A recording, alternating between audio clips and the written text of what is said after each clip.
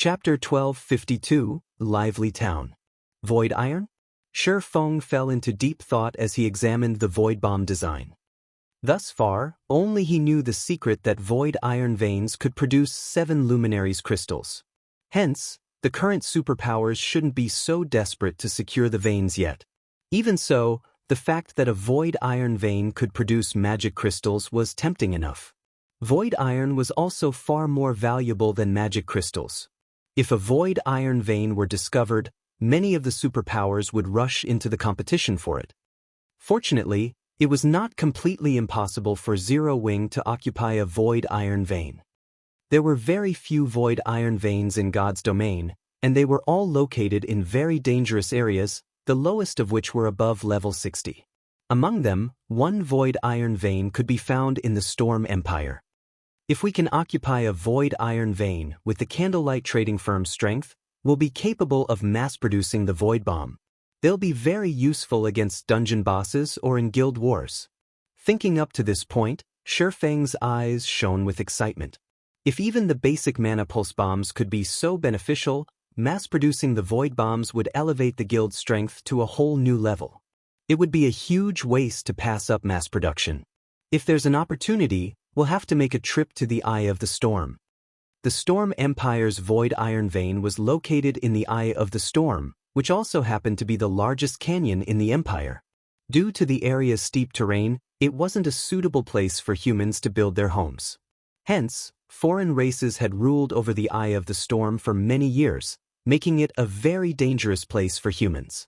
As for the map's level range, it was between level 60 to level 90. Players below Tier 2 would surely die if they explored the map carelessly.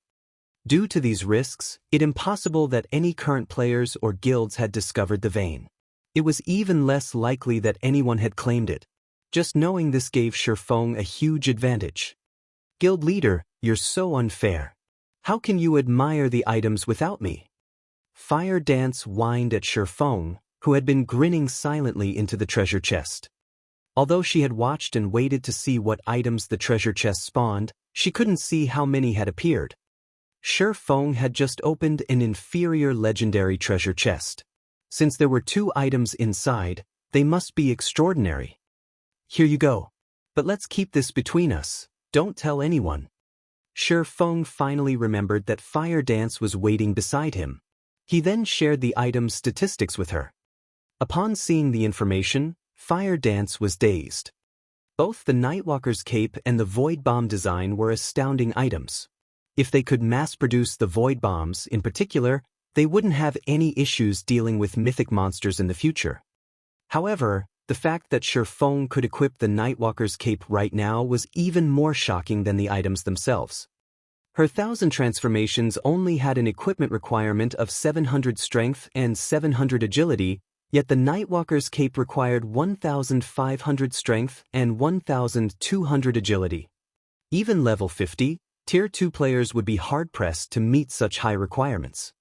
Guild leader, what level are you right now? Fire Dance asked curiously. Level 50, Shi Feng responded nonchalantly. He had no intention of hiding the truth from Fire Dance. Hearing this response, Fire Dance was speechless. She knew that Shi Feng possessed a hidden class. Moreover, leveling up his class required double the EXP of a normal class.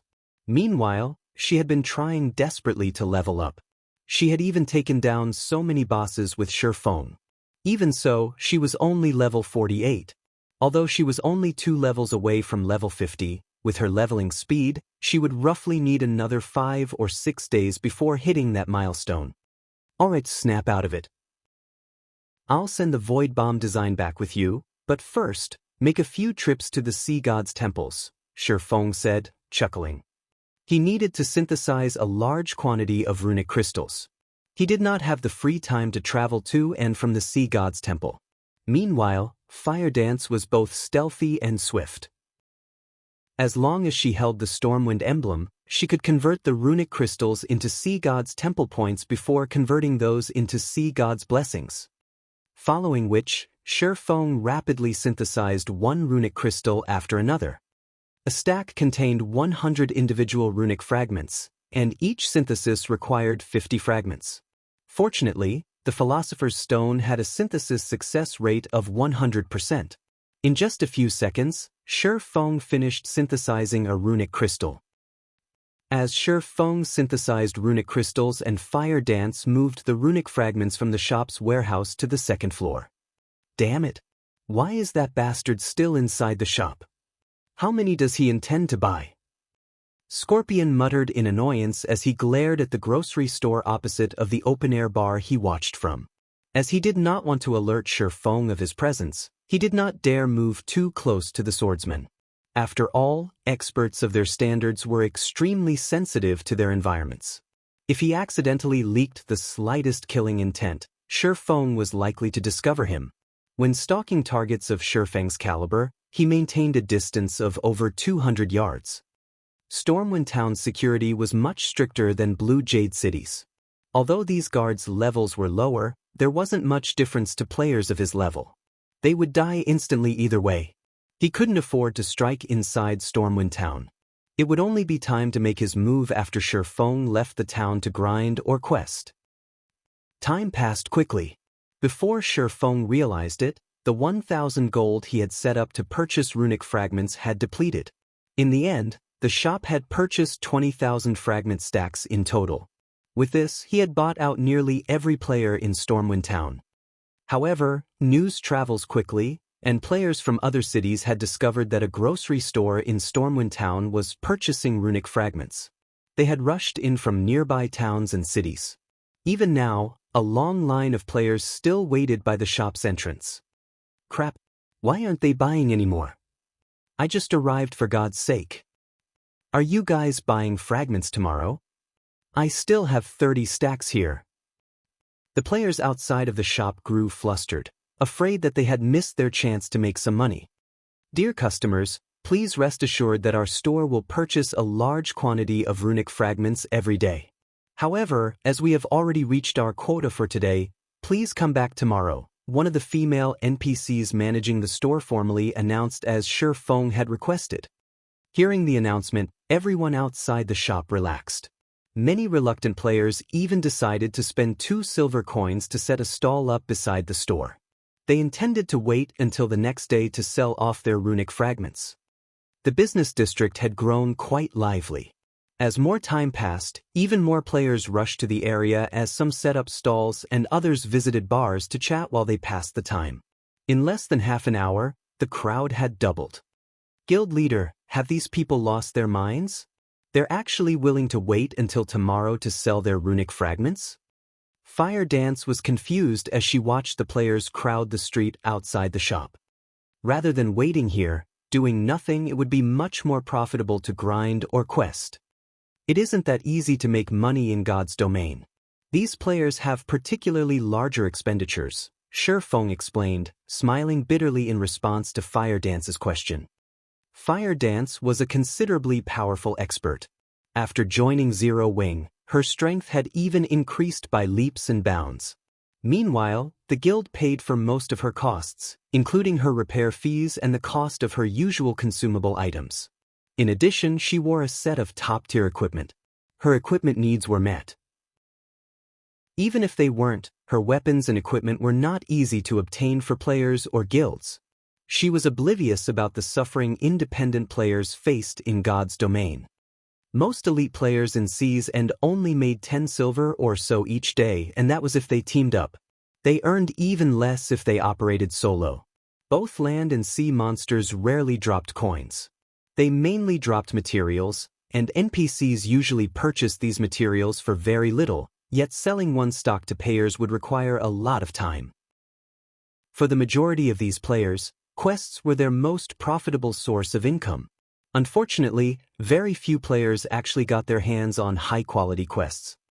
To these players, an opportunity to sell their runic fragments for 5 silver per stack was like a gift from heaven. If they had stockpiled fragments, they could easily make several gold. How could these players possibly bypass such a golden opportunity? Alright, now that we've traded for all of the sea god's blessings we can, it's time we leave this place. Chapter 1253, Money Earning Tactic. Guild Leader, are we returning to the guild? Fire Dance asked.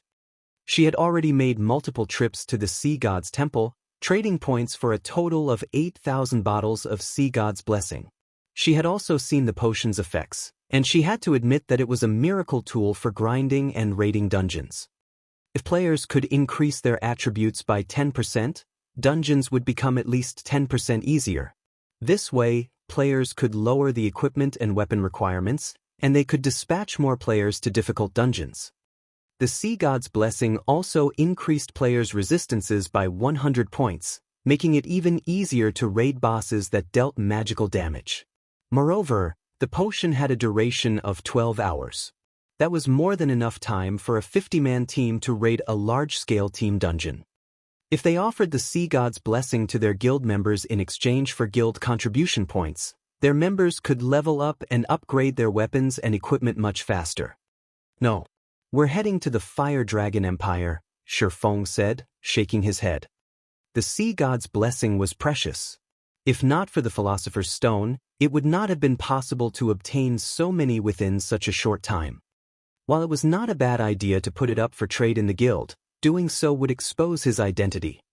Moreover, earning money was far more important right now. In the past, the Sea God's blessing had sold for a maximum of 2 gold in Sea's End and 3 gold on land during its peak. Land players hadn't discovered the Sea God's blessing yet, making this an excellent opportunity to make a fortune. If he waited until more players in Sea's End realized how important this potion was, and news of the potion spread to the mainland, he would lose the opportunity to sell it for a high price. Fortunately, there were a limited number of Sea God's temples available, and each temple only stocked 50,000 bottles of Sea God's blessing each week. It wasn't even enough to satisfy Stormwind Town's players. So, the price shouldn't be affected over much. In any case, he had to earn as much as he could while he didn't have any competition. The Fire Dragon Empire was one of the 4 great empires. The empire stood at the peak of God's domain in both quantity and quality of experts. The empire was home to plenty of powerful adventurer teams. Thus, it was an ideal place to sell the Sea God's blessing. He also had the option of selling the potions in Blackwing City. However, as the Sea God's blessing was relatively affordable, more players would fight over it in the Fire Dragon Empire. Although he would have to spend quite a bit on teleportation fees, compared to the potential profits, the expenditure was negligible. Following which, Shifeng descended the stairs. As for Fire Dance, she activated stealth and followed as they traveled to the Fire Dragon Empire together. Since Fire Dance had picked up 8,000 bottles of Sea God's blessing, Shifeng's bag couldn't store them all. He needed help transporting the potions. HM? He's finally leaving? A hint of excitement flashed in Scorpion's eyes when he saw Shifeng exit the shop. Quickly, he finished the glass of liquor he had just ordered. Overall, he had waited several hours for Shifeng to leave the shop. Although it was common for assassination experts like himself to wait several hours at a time on a mission, stakeouts were tiresome. However, before Scorpion could celebrate, he saw Shifeng head towards the teleportation hall. After traveling all the way here, he doesn't plan to go out and level? Scorpion was confused as he watched Shifeng leave the town via the teleportation hall. Suppressing his bubbling frustration, he called out the system map and checked Shifeng's current location. Flame Dragon City? Scorpion nearly cracked his teeth when he saw the location on the map. Flame Dragon City was the Fire Dragon Empire's imperial capital. The security there was several times higher than Stormwind Town's. It was even more difficult to take out a target there. Excellent. I refuse to believe you won't head out to level or quest at some point. Scorpion ground his teeth as he paid 7 gold, 20 silver to teleport to Flame Dragon City as well, his hatred of Shifeng growing ever stronger. A single teleportation fee had lightened his pockets by 20%. Sea's End was already quite far from the Fire Dragon Empire. Meanwhile, the fee for teleporting out of Sea's End was more expensive than elsewhere. Very players chose to travel to the mainland to level. Even if they did decide to do so, they would travel via a flying ship, which was much cheaper. Flame Dragon City. As the imperial capital of one of the four great empires and the venue for the Dark Arena, the player population surpassed the other empires' capitals. Moreover, the Fire Dragon Empire had a treaty of alliance with the several neighboring kingdoms, which resulted in 40% cheaper teleportation fees between these countries, attracting even more players. One could see plenty of player trading firms as they wandered through the capital's business district. Many independent adventurer teams also sold rare items monsters had dropped. It would be great if White River City were even half as impressive as this city. Shi Feng sighed ruefully as he gazed upon Fire Dragon City's business district. Two-star shops were still extremely rare. Generally, only first-rate guilds had the capacity to set one up. However, as he walked through the business district, he saw plenty of two-star shops. Moreover, Fire Dragon City had long since activated the flying transportation feature, allowing players to travel to leveling spots that could not be reached with teleportation arrays. The various trading firms displayed even more impressive merchandise. Even level 40 fine gold equipment was available for purchase. Only, the prices for such items were much higher than market value. It was clear that the shop owners did not want players to buy these items, intending to keep them on display. Only level 40 secret silver equipment and below sold normally. Even so, this was astounding. In Star Moon Kingdom, one typically only found level 40 secret silver equipment in the auction houses. After all, God's Domain's mainstream players had yet to reach level 40. Meanwhile, it was because these trading firms sold the best equipment available that adventurer teams visited so frequently. After all, they might come across weapons or equipment that suited them. However, Shi Feng wasn't here to visit these shops. Rather, he was bound for the auction house. The Fire Dragon Auction House was the largest auction house in the Fire Dragon Empire. The empire itself ran the establishment. Players throughout the empire's various major cities could view every item sold here. As long as an item was of sufficient quality, one would not have to worry about it not selling. Only, the processing fee was somewhat expensive, as high as 15% of the final selling price. In addition, the auction house charged a storage fee. The longer an item lingered in the auction house, the higher the fee would be. If one sold an item that was not particularly attractive, they might actually lose money. After arriving at the Fire Dragon Auction House, Fire Dance was amazed by the breathtaking view. The Fire Dragon Auction House was humongous. It was even larger than Blackwing City's Blackwing Auction House. It easily took up an area of 3 or 4 stadiums with a 50,000 capacity. Moreover, the auction house had 100 floors and was over 700 meters tall. A sea of players drifted in and out of the auction house. Independent players, members of small guilds, as well as members of large guilds were here to purchase materials. Shi Feng wasn't particularly moved. After all, he had seen the Fire Dragon Auction House when Flame Dragon City had been at its peak. Far more players had visited the auction house back then.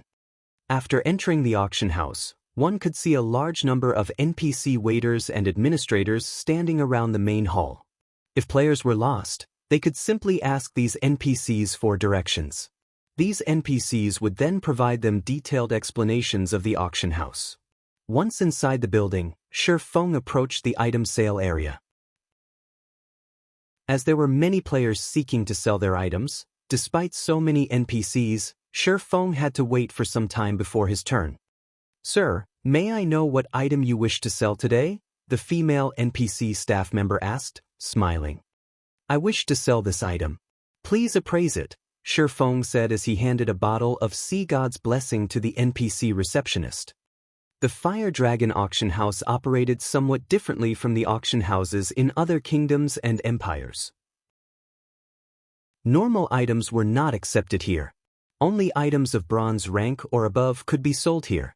Furthermore, players weren't allowed to set any random price. They had to abide by the NPC's minimum price. Of course, players could set higher prices. "Sir, the starting price for the Sea God's Blessing is set at 1 gold, 20 silver.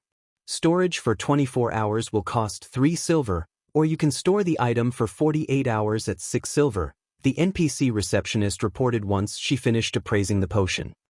I'd like to set the starting price at 1 gold, 60 silver and store the item for only 24 hours. I will sell 3,000 bottles in total. Sell 150 bottles every 1 hour, Shifeng said as he retrieved 1 bottle of Sea God's Blessing after another. Seeing so many bottles of Sea God's Blessing, the NPC receptionist was momentarily stunned. However, she recovered quickly and accepted the 3,000 bottles. Chapter 1254, Taking the Empire by Storm. After commissioning the 3,000 Sea God's Blessing bottles to the Fire Dragon auction house, Shifeng left the auction house with Fire Dance and hurried back to the teleportation hall. Guild leader, with the capabilities of the Fire Dragon Empire's players, they shouldn't have any problems using 8,000 Sea God's Blessings. Why are we setting out for another empire? Fire Dance asked, confused. We are too poor right now. With our limited stock of Sea God's Blessings, we have to employ hunger marketing if we want greater profits, Shifeng explained, smiling bitterly. If given the choice, he would sell all the potions here in one go rather than waste time running about. However, he had too many aspects that required funds.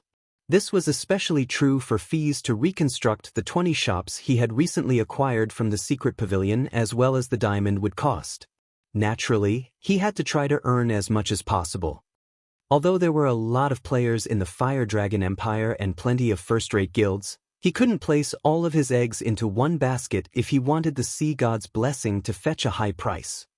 After all, despite the potion's affordable price, it was still easily affordable for ordinary players. Normally, only guilds and powerful adventurer teams could buy the potion in bulk. Yet, there was a limited number of such adventurer teams and guilds in the Fire Dragon Empire, limiting how high the Sea God's Blessings price could rise. Hence, he had decided to test the waters with 3,000 bottles first. Very quickly, Shifeng and Fire Dance traveled to the Beast Empire's Beast City. Meanwhile, Scorpion, who had been tailing Shifeng in secret, fumed with rage. Shifeng had arrived in Flame Dragon City less than an hour ago, yet he was leaving already. It wouldn't be so bad if Shifeng's destination were outside the city. However, of all the places Shifeng could have chosen, he chose the faraway Beast Empire. A one-way trip there from Flame Dragon City cost 3 gold, 74 silver. Not only had Scorpion failed to find an opportunity for his allies to ambush Shifeng, but he had also wasted over 10 gold. This was hard-earned money that he had saved to purchase a new weapon. While he was one of the Sacred Temple's peak experts, he had obtained most of his weapons, equipment, and skills himself. He was only slightly better off than the guild's elite members in that he could purchase top-tier items cheaply with coins or guild contribution points. Yet, now, he had spent nearly 1/3 of his savings just to follow Shifeng around. He even began to consider attacking Shifeng outright. Shortly after Shifeng left the Fire Dragon auction house, the Sea God's Blessing appeared in the auction house's potion window. Who's the seller? He's actually selling a potion for 1 gold, 60 silver. Has he lost his mind? Crap, does he think he's selling dragon blood? The various guilds and adventurer teams' logistic members, who had come to purchase potions, were astonished when they saw the Sea God's Blessing. The intermediate regeneration and intermediate mana recovery potions they usually purchased only cost several silver per bottle. Even the mana mixture, which was slightly more valuable, only cost a dozen or so silver coins. Meanwhile, the mana mixture could temporarily increase a player's maximum mana by 10%. Yet, someone was actually selling a potion that no one had ever heard of for 1 gold, 60 silver. Moreover, that was only the potion's starting price. However, these logistics members quickly calmed themselves as they clicked to check the Sea God's Blessing's attribute panel and read its introductory text. As logistics members, their task was to purchase all sorts of useful potions. Whenever a new potion appeared, they were required to investigate it. If they missed an opportunity to obtain a particularly precious potion, they would be severely reprimanded. However, as these players read the Sea God's Blessing's introduction, their mocking laughter died as an excited madness took its place. Leader, I discovered a super potion that increases all basic attributes by 10% and resistances by 100 points for 12 hours. If every member of our Royal Thunder team drinks this potion, we won't have any issues raiding Hell Mode team dungeons. A potion can do that. Buy them all. Quickly. But the potion isn't cheap. Not cheap? How much is it? As long as it isn't too outrageous, we'll take them all. The starting price is 1 gold, 60 silver per bottle. The various logistics members contacted their superiors. If the potion had simply cost 20 or 30 silver per bottle, they could make the decision on their own. However, the Sea God's Blessing's starting price was too high. They did not have the authority to approve such a large purchase. When they learned of the potion's starting price, the superiors in both the large guilds and the adventurer teams were stunned into silence. However, after a moment of silence, every one of these upper echelons issued the same command. Buy them all. While the price was indeed very high, its effects were astonishing.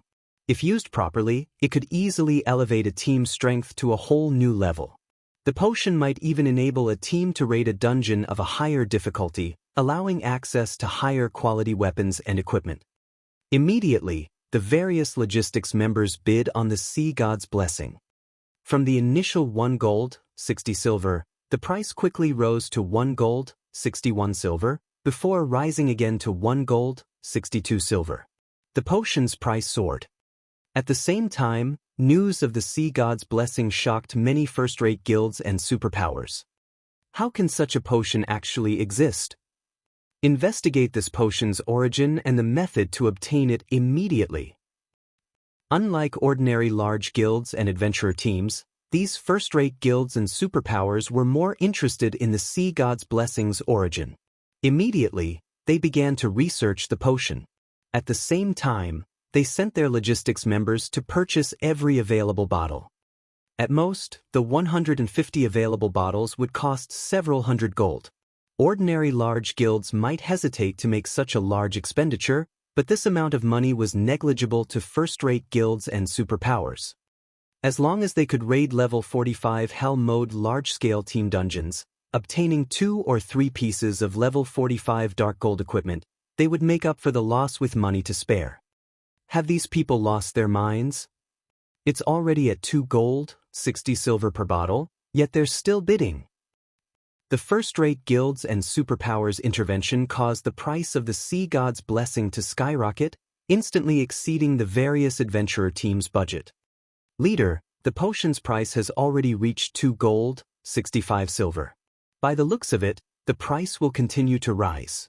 I no longer have enough coins on hand to buy all of the potions. Damn it. This is definitely those first-rate guilds doing. But this is our best opportunity to take down a Hell Mode team dungeon. We cannot miss this chance. I'll have someone send you some money later. We don't need to purchase all of them. 50 bottles should be enough. Understood. At the end of the day, an adventurer team could not compete with a large guild's financial strength. Fortunately, adventurer teams didn't need all 150 bottles. They could manage with 1/3 of that. Unfortunately, while the various adventurer teams discussed their options, none of the large guilds intended to let the potions fall into anyone else's hands. Very quickly, the price of the Sea God's Blessing broke past the 4 gold threshold, exceeding the record high in Shifeng's previous life. Once the auction for the 150 Sea God's Blessing bottles concluded, Shifeng was stunned. System: the Sea God's Blessing you placed in the auction house has sold. After deducting the procedural fees, 5 gold, 16 silver has been sent to your bag. System: the Sea God's Blessing you placed in the auction house has sold. After deducting the procedural fees, 5 gold, 24 silver has been sent to your bag. System: the Sea God's Blessing you placed at the auction house has sold. After deducting the procedural fees, 5 gold, 19 silver has been sent to your bag. A series of 150 system notifications bombarded Shifeng. In the blink of an eye, he had gained nearly 800 gold. Chapter 1255, Competitors. Guild Leader, what happened? Fire Dance asked when she noticed Shifeng's joyful smile. It's nothing. I just made a small profit, that's all, Shifeng replied, chuckling. In the past, the Sea God's Blessing had only sold for 3 gold during its peak. Now, he had managed to sell the potion for an average of 5 gold, 20 silver. That was nearly double the price back then. Moreover, this had only been the first batch. As the potion's fame spread, its price would continue to rise. The only problem was the attention from the various large guilds. By now, the various large guilds should have begun their investigation into the potion. With a little effort, it wasn't hard to learn about the Sea God's Blessing. After all, the Sea God's Blessing was one of the basic items available for trade in the Sea God's Temple. Once the various large guilds discovered the potion's origins, they would try to obtain it for themselves by any means necessary, rather than purchase the bottles from the auction house. After all, it was much cheaper to obtain the potion from the Sea God's Temple. With enough runic fragments, they could hire an NPC master alchemist to synthesize runic crystals. Employing a master alchemist might be difficult for ordinary players, but that was not the case for large guilds. Even if a master alchemist only had a 10% synthesis success rate, with each stack of runic fragment only costing 5 silver, the potion's total cost wouldn't exceed 1 gold, 50 silver. It was much cheaper than buying the potion from Shifeng. With the potion's growing popularity, I need to hurry. Thinking up to this point, Shifeng rushed back to Stormwind Town with Fire Dance. Now that the various guilds had caught wind of the Sea God's Blessing, they would find a way to obtain them in Sea's End. However, the Sea God's Blessing was not available indefinitely. Each Sea God's temple only stocked 50,000 bottles each week. If he secured all of the available Sea God's Blessings, even if the other guilds had the required points, they wouldn't be able to trade for the potion. Meanwhile, throughout Sea's End, players had only discovered 10 Sea God's temples. As long as he had the funds, it wasn't impossible to clear the temple's stock. After all, he had already earned some funds from the first batch of Sea God's Blessings. However, when Scorpion realized Shifeng was returning to Stormwind Town, he very nearly lost consciousness. After traveling around the continent, he returned to where he had begun. In total, he had spent more than 24 gold on teleportation fees. Scorpion wanted nothing more than to rip Shifeng apart with his own hands. Stormwind Town. When Shifeng returned to the grocery store, he discovered far more players in the business district. These players watched the grocery store like hawks, waiting for the NPCs to hang the wooden signboard that announced the purchasing of runic fragments. The shop really has become quite famous. I should be able to collect a lot of fragments. Shifeng smiled as he entered the grocery store. Upon his return, Shifeng also received the profits from the first round of sales in other empires. Although the potions were not as popular as they were in the Fire Dragon Empire, each bottle still sold for 5 gold or more. Overall, the 600 bottles that had sold in 4 other empires had earned Shifeng an additional 3,000 plus gold. Without hesitation, Shifeng equipped the grocery store with 3,000 gold and began to purchase runic fragments once more. Meanwhile, Fire Dance headed out to purchase the Sea God's Blessing. Quick look, the signboard is up again. Ha! I knew it wasn't a waste of time to wait. I've purchased a ton of runic fragments from other cities. I'll make a fortune. When the waiting players saw the signboard, they charged into the shop. Among them, there were a few merchant players trying to make a profit through the price spread. After purchasing runic fragments in other NPC cities, these merchant players would come running to the grocery store to sell the fragments for 5 silver per stack.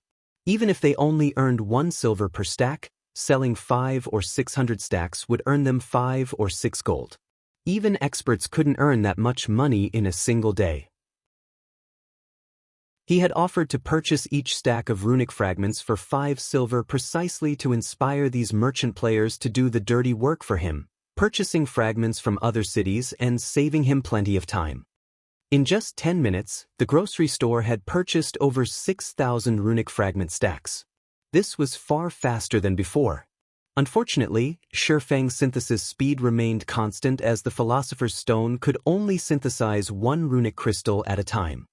Time passed quickly. Despite players' rush to sell their fragments, Shifeng's funds didn't decrease in the slightest. On the contrary, he continued to gain more coins.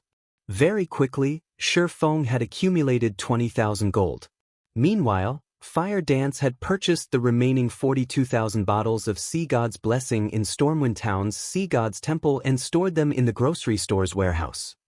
Following which, Shifeng sent the 20,000 gold he earned to Melancholic Smile, contacting her and saying, "Melancholic, I just sent you 20,000 gold. Once you receive it, start the new shop's reconstruction." The sooner those 20 shops were complete, the sooner they could purchase diamond wood. After all, if the other guilds learned about the diamond wood's value, it would become extremely difficult to purchase even if Zero Wing had the funds. 20,000. Guild leader, how did you get so much money? Melancholic Smile was momentarily dumbfounded.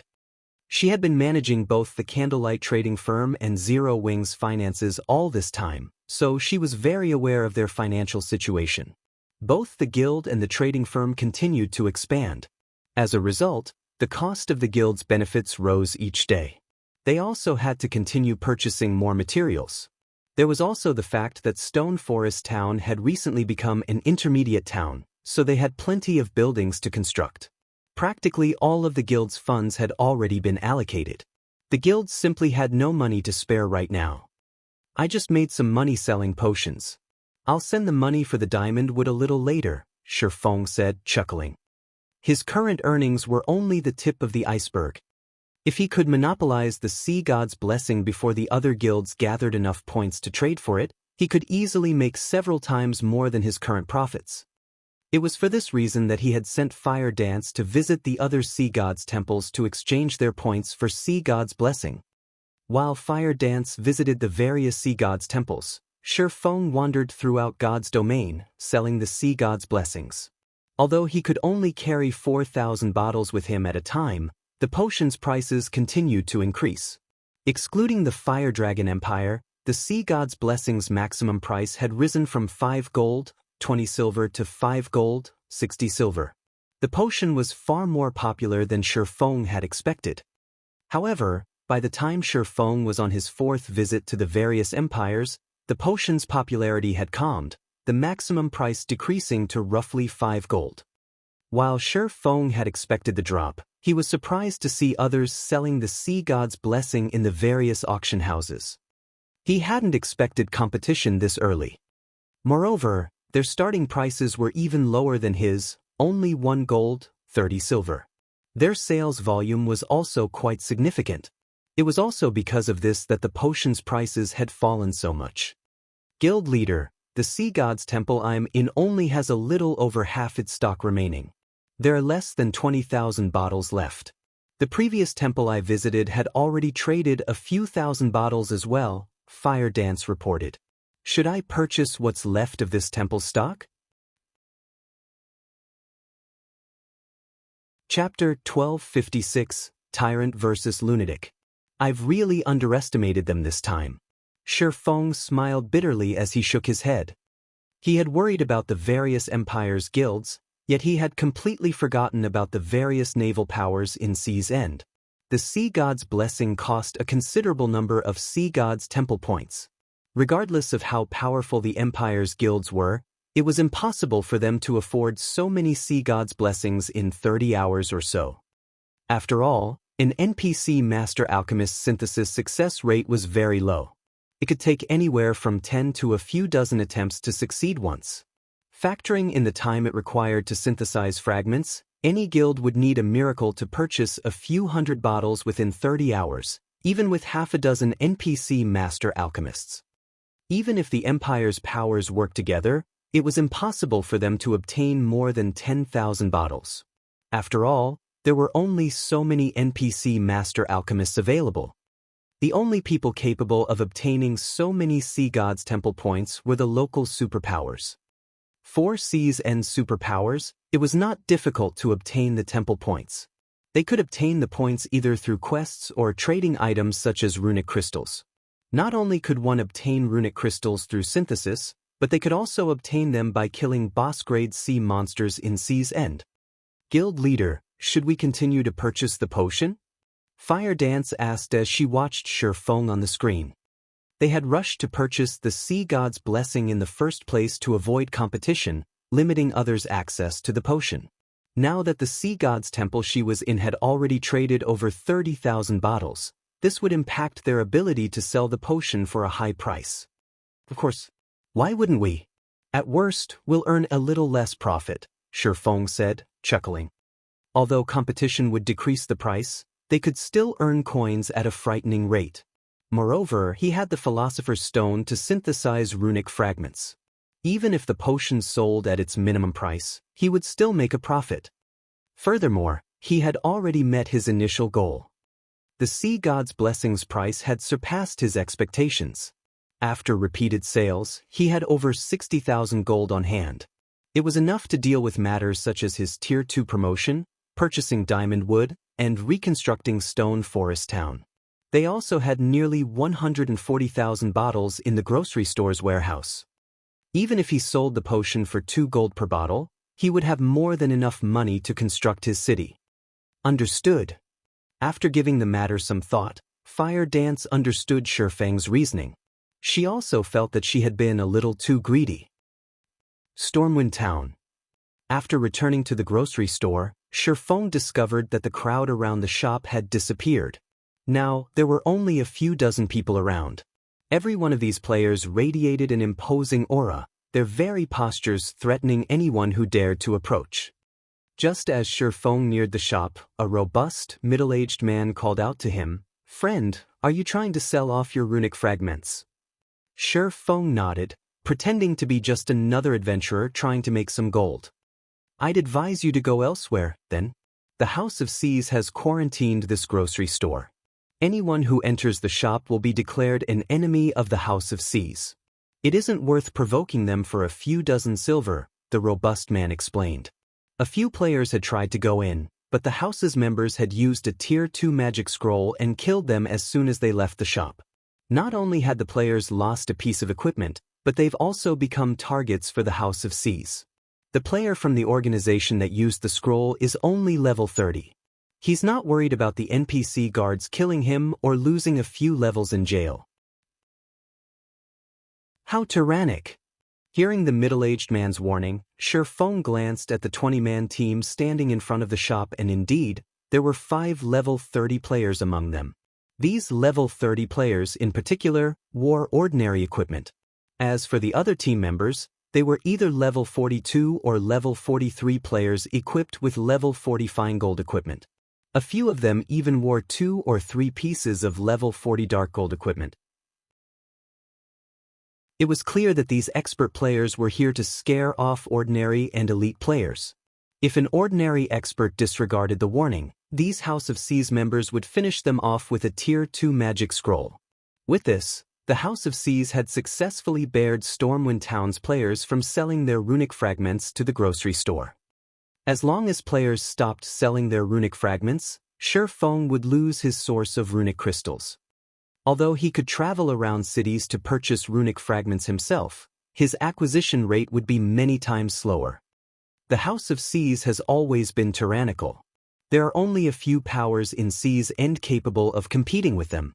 If independent players like us provoke them, we won't survive in Sea's End, the middle-aged man said, sighing. The House of Seas is searching madly for the shopkeeper. They've announced that the shopkeeper will have to operate under their management if they wish to continue in Sea's End. I feel bad for the guy. Just by opening a shop, he earned the ire of the House of... Huh, you're going in. Don't be stupid. Several people have already tried and failed. The middle-aged man suddenly noticed Shifeng approach the grocery store. If they target you, your life here will be over. Target? Shifeng chuckled. They've wanted me for a while now. You're already a target? The middle-aged man suddenly realized a possibility. His eyes widening, he stammered, "Could you be the person they are?" "That's right. I'm the player you feel bad for," Shifeng nodded, grinning. He then continued towards the shop, leaving the middle-aged man behind. Has he lost his mind? The middle-aged man muttered, stunned. The House of C's had searched frantically for the grocery store's shopkeeper, yet this shopkeeper decided to reveal himself. It wasn't long before Shi Feng reached the shop's entrance. Immediately, several House of C's members blocked Shi Feng's path. "Brat, this store under the House of C's control. Get lost," a level 43 shield warrior shouted. "What if I don't?" Shi Feng asked, smirking. "Kid, do you want to die? You dare to challenge the House of C's authority?" The shield warrior bellowed. He then turned to the several level 30 players beside him, ordering, "Kill this kid. I want to see who would dare approach this shop after watching this one die." A level 30 Cursemancer revealed a Tier 2 magic scroll and began to activate it. Immediately, a black magic array appeared behind the Cursemancer. 20 pitch-black blades then surfaced from the array and shot at Shi Feng. Although a Tier 2 magic scroll was ineffective against great lords of the same level, it could kill current players, who had yet to reach Tier 2, instantly. Unless the target used an invulnerability skill of some sort, there was no escaping death. Boom. When the pitch-black blades collided with their target, the resulting impact threw dust and dirt into the air for several yards. The players wandering about the business district were stunned. What a fool! The level 43 shield warrior wore a contemptuous expression as he watched the cloud of dust and dirt. However, as soon as the shield warrior finished speaking, a familiar voice reached his ears. "Are you sure about that?" The shield warrior spun towards the voice's source. Before anyone had realized it, Shi Feng had moved behind the level 30 Cursemancer. His blue longsword, which emitted arcs of electricity, protruded through the Cursemancer's heart. Although the Cursemancer tried to speak, his HP had already fallen to 0. His head rolled to the side as his body collapsed to the ground. A pair of level 30 bronze boots dropped beside his corpse. Chapter 1257, Declaration of War. Impossible! The bystanders watching from afar were shocked when they saw They couldn't believe what they had just seen. Even an agile assassin couldn't dodge so many of those pitch-black blades. Not only was Shi Feng unharmed, but he had also appeared behind the level 30 Cursemancer, killing the player instantly. It was unbelievable. "This can't be real, right? Is he an NPC?" The middle-aged man, who had warned Shi Feng, muttered. The House of C's members surrounded Shi Feng while everyone recovered from their shock. "Kid, you really do want to die." The level 43 shield warrior assumed Shi Feng must have used a skill to avoid the incoming spell, surprised by the swordsman's performance. He turned to the level 30 players beside him and said, "You four attack together. I refuse to believe that this kid has any more skills to save himself." The 4 level 30s promptly took Tier 2 magic scrolls from their bags and activated them. 2 of the 4 Tier 2 spells were single-target spells. The others were AoEs. All 4 spells bombarded Shi Feng, leaving him no room to dodge. "Let's see how you dodge these attacks," the shield warrior sneered. They had long since familiarized themselves with the rules of combat inside towns and cities. The system wouldn't deem an attacking player's spell channeling to be aggressive until it locked onto a specific target. If the target retaliated, attacking first, the system would deem them the aggressor. The target had to wait until the magic scroll locked on before counterattacking. Normally, players would have no choice but to dodge, block, or use a life-saving skill to protect themselves. Shi Feng had already used his life-saving skill. He would die, facing 4 magic scrolls, if he didn't have another. "Want to run?" "I don't think so," Shi Feng said, smiling when he noticed the players around him slowly back away to avoid the incoming assault. These people were 10 years too early if they thought they could use the game's rules against him. He sheathed Killing Ray and leaned forward to grab the retreating players, pulling them to his position. The retreating crowd gathered around Shi Feng once more, forming a human shield. "Damn it! He wants us to perish together." The level 43 shield warrior had never expected Shi Feng's strength to be so high. No matter how they struggled, Shi Feng still drugged them to his sides, using them as shields. It was already too late for them to dodge. They had no choice but to activate their life-saving skills to survive the incoming Tier 2 spells. Boom. 11 House of C's experts died as the series of explosions echoed throughout the district. All of the survivors' HP had dropped to critical levels. What's going on? Everyone was dumbfounded. Am I hallucinating? Friendly fire? The House of C's members had used a similar strategy to attack other experts that had tried to enter the grocery store. They would surround the disobedient expert before attacking with Tier 2 magic scrolls. They would back away quickly after launching the spells. The experts were utterly helpless as they died. Now the House of C's members hadn't retreated once the spells had been launched as if they had developed Alzheimer's. On the contrary, they had moved closer to the target. Meanwhile, Shifeng had moved over a dozen yards away from his original position. He looked like a spectator, quietly observing the commotion. The Nightwalker's cape's effects really are impressive. As expected of a fragmented legendary item, Shifeng gazed at the battered House of C's members with satisfaction. The increase to his physique, reaction speed, and starting speed had felt pleasant as he moved. Who are you? Why are you trying to go against the House of C's?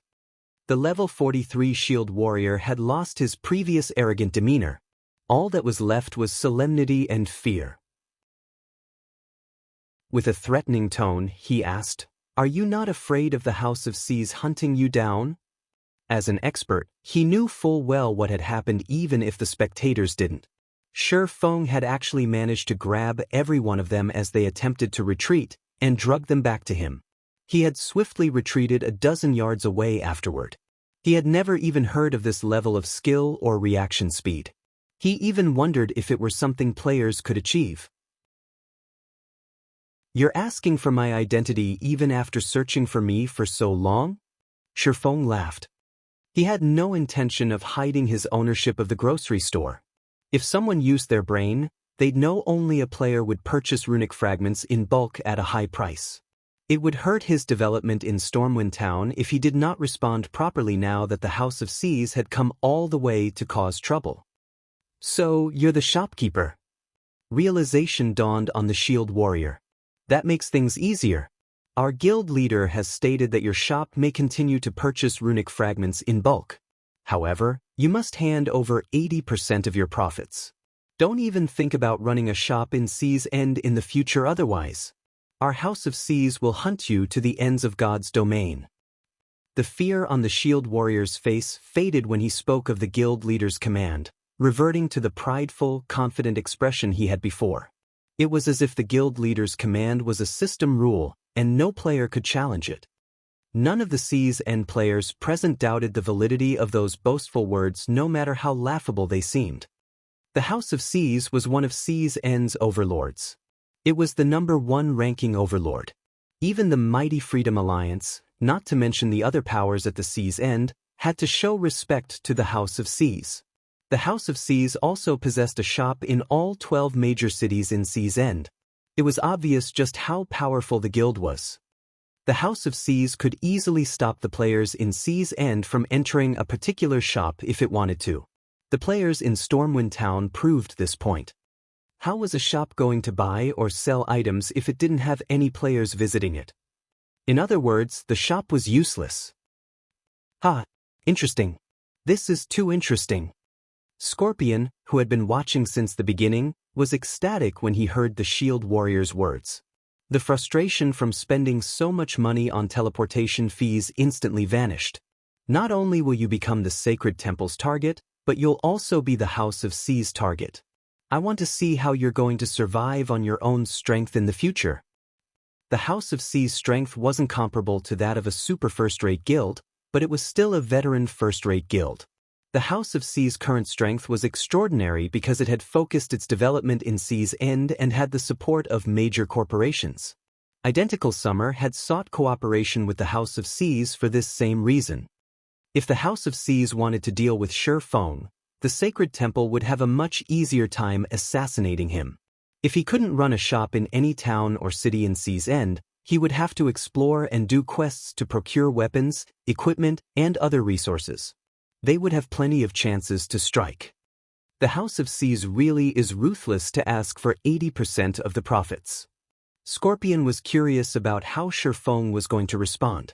In his opinion, Shifeng would most likely give up on the shop altogether. At least he could avoid provoking the House of C's that way. The likelihood of agreeing to the House C's demands was very low. It would be no different than working for the House of C's for free if he gave them 80% of his profits. Is this all your guild leader has to say? Shifeng asked. That's right. You need to give a reply today. Otherwise, we'll take your silence as a refusal to our invitation and a declaration to make the House of C's your enemy, the shield warrior said proudly. You want a reply today? Shifeng smiled. Alright then. Go back and tell Tyrant Serpent that if he wants to play, I'll play with him until the end. Chapter 1258, Disturbance at Sea. Although Shifeng's tone had been casual, the entire business district had fallen silent when they heard his words. The spectating players stared at Shifeng with dumbfounded expressions on their faces. A lunatic. He's a lunatic. He actually dares to challenge the House of C's by himself. Does he know what he just said? The bystanders started excitedly chatting about the situation. The House of C's was one of C's End's overlords. Only a handful of powers in C's End were bold enough to provoke the organization, yet now, a lone player had declared war against this overload. This was the first time such an incident had occurred in C's End. Normally, the most they had heard was certain expert players killing an elite or expert member. Even so, such incidents became hot topics, independent players revering the player in question. Now that someone had openly declared war on the House of C's, the various spectators commended him, even if it were just a boastful declaration. It was enough to shock players throughout C's End. Meanwhile, news of this matter quickly spread to C's End's official forums. Mysterious expert openly declares war on the House of C's. The instant this post published, it sent waves throughout C's End. Does this guy want to die? Or does he plan to delete his account and start a new one? After receiving such a challenge, the House of C's will never live this down if they don't kill that player back to level 0. I heard that the House of C's is trying to take 80% of that player's profits. Anybody in their position would retaliate. He's still a fool. The House of C's has plenty of members and influence. They even have ways of hunting down assassin players. Since he's just a swordsman, he will have a hard time going out to level up from now on. That shouldn't be the case. The player has hidden his identity and appearance. Causing trouble for him won't be so easy. What do you know? Don't you know that the various large guilds have tracking experts?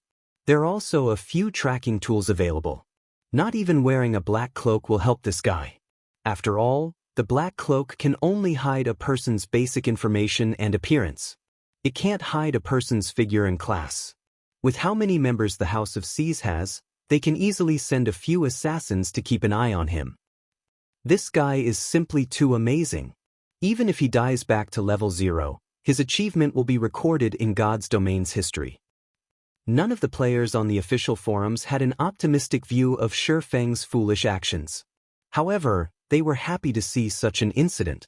At the very least, the event would spark conversations during their daily visits to the bar. Meanwhile, back in Stormwind Town's business district, the several surviving members of the House of C's were dazed for a long moment upon hearing Shifeng's reply. They even wondered if they had heard wrong. What a joke! They were the House of C's, one of C's End's overlords. Only a handful of superpowers in C's End would dare to declare war against them. Even if they wanted to, they'd have to spend a long time considering the consequences before making a decision. They would avoid war unless it was absolutely necessary. Yet, now, the proprietor of a measly grocery store had declared war on the House of C's. This was simply a mockery. "This is your reply?" the level 43 shield warrior asked in a chilling tone. "That's right. No matter how many times you ask, my answer will be the same. If you want a war, then let's do it," Shifeng said nonchalantly. While the House of C's possessed an extraordinary background, unfortunately, Sea's end was simply too far away from Star Moon Kingdom. Even if his identity were exposed, Shi Feng would not be afraid to declare war. Moreover, he needed to rely on the sea god's blessing as a long-term source of income. He also planned to stock some of the potions for the guild. Hence, he intended to purchase runic fragments long-term. If the House of Seas were just a business competitor, he wouldn't mind a fair competition. However, since the House of Seas dared to hinder his path to riches, he did not mind giving them a broken nose. "You have a death wish." The level 43 shield warrior revealed a sinister expression. He then waved his hand. Immediately, 200 players suddenly surged onto the street. These players all wore the House of Seas guild emblem, and they were all level 41 and above. Quite a few had even reached level 43. The most inferior equipment they wore was level 40 fine gold rank, while quite a few had 4 or 5 pieces of level 40 dark gold equipment.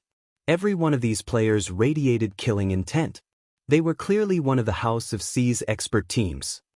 Without paying heed to the NPC guards that had already reached the business district, they formed a tight circle around Shi Feng. Unlike the House of Seas members that had blocked off the grocery store's entrance, these experts had originally been leveling and questing around Stormwind Town. They were not originally tasked to deal with Shi Feng. Only, after Shi Feng's declaration of war, they had no choice but to take action. Meanwhile, Scorpion, who watched from afar, was overjoyed. Now that this concerns the guild's reputation, the House of Seas won't let you get away even if they have to sacrifice their expert team. Scorpion was thrilled as he watched at Shi Feng. Immediately, he contacted Uncle Lee and said, "Uncle Lee, I found an opportunity to strike. The target is currently in Stormwind Town's business district and is surrounded by the House of Seas expert team. If Uncle Lee's party tried to assassinate Shi Feng normally, the battle would likely drag on. If the fight drug on for too long and the NPC guards arrived, killing Shi Feng would become even more difficult. Moreover, they wouldn't be able to escape, perishing alongside Shi Feng. Although they might have achieved their objective, their side would similarly suffer heavy losses. This was not a trade they were willing to make. After all, they were at least peak experts, not ordinary experts. Even if they had to die, at the very least, they had to make it worth it, trading one life for another rather than an entire party for one unknown player. Now, with the House of Seas members serving as a shield, not only would they distract the NPC guards, but they could also help expose Shi Feng's weakness, giving Uncle Lee and the others an opportunity to strike a fatal blow. No need to tell me. I've already seen the video on the forums. We're making our way there right now. If you see an opportunity and are confident, don't wait for us to take action, Uncle Lee instructed. Uncle Lee, rest assured. That brat has made me waste over 100 gold. If I get a chance, I will take his life, Scorpion said. So far, he had toured the continent of God's domain with Shi Feng 4 times. To continue his mission, he had even been forced to borrow over 100 gold from 100 Leaves. If he could not complete his mission, he would be saddled with debts. How could he possibly miss a chance to kill Shi Feng? Despite Shi Feng being a peak expert, against 200 experts from the House of Seas, he would undoubtedly lose his life. And in the event that he survived, he'd be forced to flee. As for the swordsman's powerful AoE skills, he couldn't use them easily inside the town. If he accidentally attacked any bystanders, the NPC guards would pounce. When the battle began, Shi Feng would definitely be forced to exercise caution, preventing him from using many of his skills. Even a domain expert would expose gaps in their defense. As Scorpion contemplated the situation, the 200 House of Seas experts were finally in position. 3 level 43 shield warriors at the forefront immediately activated charge, rushing at him from 3 directions and giving Shi Feng no room to dodge. Chapter 1259, First Strike. Melees, distract him. Ranged players, get ready to attack. The black-clad ranger leading the House of Seas expert team commanded as he glared at Shi Feng, who remained motionless. Use a magic array to suppress the NPC guards. Do not give him any chances to escape. Almost immediately after the ranger issued the command, a golden magic array appeared in the business district. 36 magical class players maintained the array, and it instantly enveloped the 10 or so NPC guards that had been making their way towards the battle. Like a steel wall, the golden barrier only trembled slightly when the NPC guards attacked it. The barrier showed no signs of cracking. Seeing this, the spectating players revealed solemn expressions. While they were shocked by the magic array's performance, they were even more afraid of the House of C's capabilities. The NPC guards in Stormwind Town were all level 120. To players like them, these NPCs were invincible. A single hit was all these NPCs needed to finish them off. These NPCs also safeguarded independent players like themselves. It was because of this that they dared to relax and rest in Stormwind Town. Yet now, a single magic array had trapped these invincible NPCs. They suddenly realized how easily the House of C's could deal with independent players. Is this the House of C's true strength? They are actually capable of taking out a magic array that can suppress the NPC guards' movements. What a powerful magic array! Even if that guy tries to buy time, he won't last long enough for the guards to save him. Seeing the trapped NPC guards, everyone became even more afraid of the House of C's. Many inwardly celebrated the fact that hadn't made an enemy of the House of C's. Otherwise, the consequences would be unimaginable. Meanwhile, Scorpion, who had stealthily approached the center of the battlefield, was similarly shocked. He hadn't expected the House of C's to possess such a powerful foundation. However, the magic array also overjoyed Scorpion. Without the NPC guards, killing Shifeng and getting away safely would be even easier. Meanwhile, in the center of the battlefield, 3 level 43 shield warriors charged towards Shifeng from 3 different directions. As Scorpion watched the 3 shield warriors, he assumed Shifeng would counter or dodge the attack, but contrary to his expectation, Shifeng didn't move. However, when the shield warriors were only 8 yards away, starlight suddenly glittered around Shifeng. Ping! 3 crisp clangs resounded. Immediately, the 3 level 43 shield warriors flew backward, their bodies slamming into the ground. Their HPs fell at a rate visible to the naked eye as well, only stopping after reaching the halfway point. What did he do? The players observing the battle from a distance were stunned. None of them could comprehend what had just occurred. In the next moment, several streaks of blue light spread out from Shifeng's body, striking the 3 shield warriors and sending them flying again, critically injuring them. Just how much strength does he possess? Scorpion, who waited for an opportunity to strike, could not help his astonishment. Others might not have seen what had just happened, but he, as a peak expert, barely perceived what Shifeng had done. Just as the 3 shield warriors were about to close in on Shifeng, the latter had brandished his 2 swords. Without activating any berserk skills, Shifeng had sent each of the shield warriors flying with a single hit. Ordinary players wouldn't necessarily understand what this meant, but Scorpion, who had experienced many battles, understood. Shifeng's strength was already on par with a level 45 Great Lord. Although he had already known that Shifeng possessed frightening attributes after watching the man's previous battles, he never imagined that it would be this high. Just who is he? Fear flashed in Scorpion's eyes as he looked at Shifeng. He no longer believed that he was capable of killing the swordsman on his own. If Shifeng were only a player that possessed the strength of a level 45 Great Lord, he might not fear the swordsman this much, but Shifeng also had the combat standards of a peak expert. It would not be a trivial matter overcoming the combined factors. Such a high-strength attribute. The black-clad ranger leading the House of C's team was also surprised. This was the first time he had encountered a swordsman capable of sending a shield warrior flying. After repelling the first attack, Shifeng did not hurry to launch a counterattack. Instead, he silently evaluated his current strength. After all, he had recently donned the Nightwalker's cape. He still did not have a concrete idea of how much he had improved. Only through actual combat would he understand his current capabilities.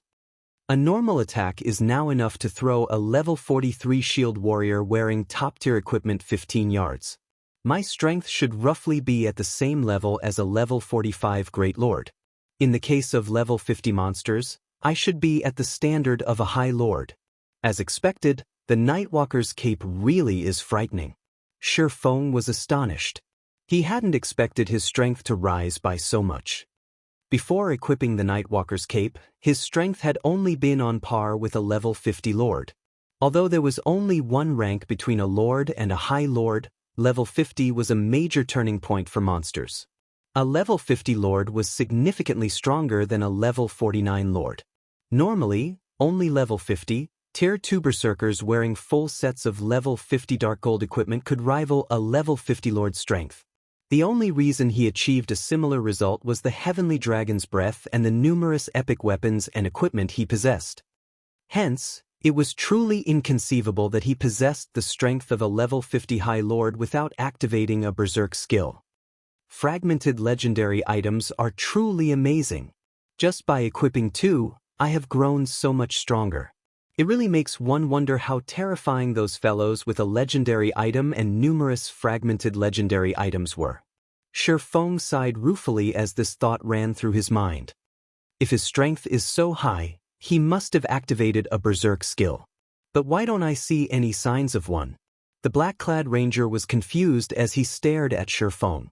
However, he quickly shook the thought from his mind. Forget it.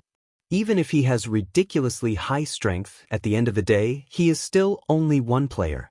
He can't fend off our attacks too many times. The second MT group, advance. Coordinate your movements with the first group to pin him down. Activate all of your life-saving skills and Berserk skills.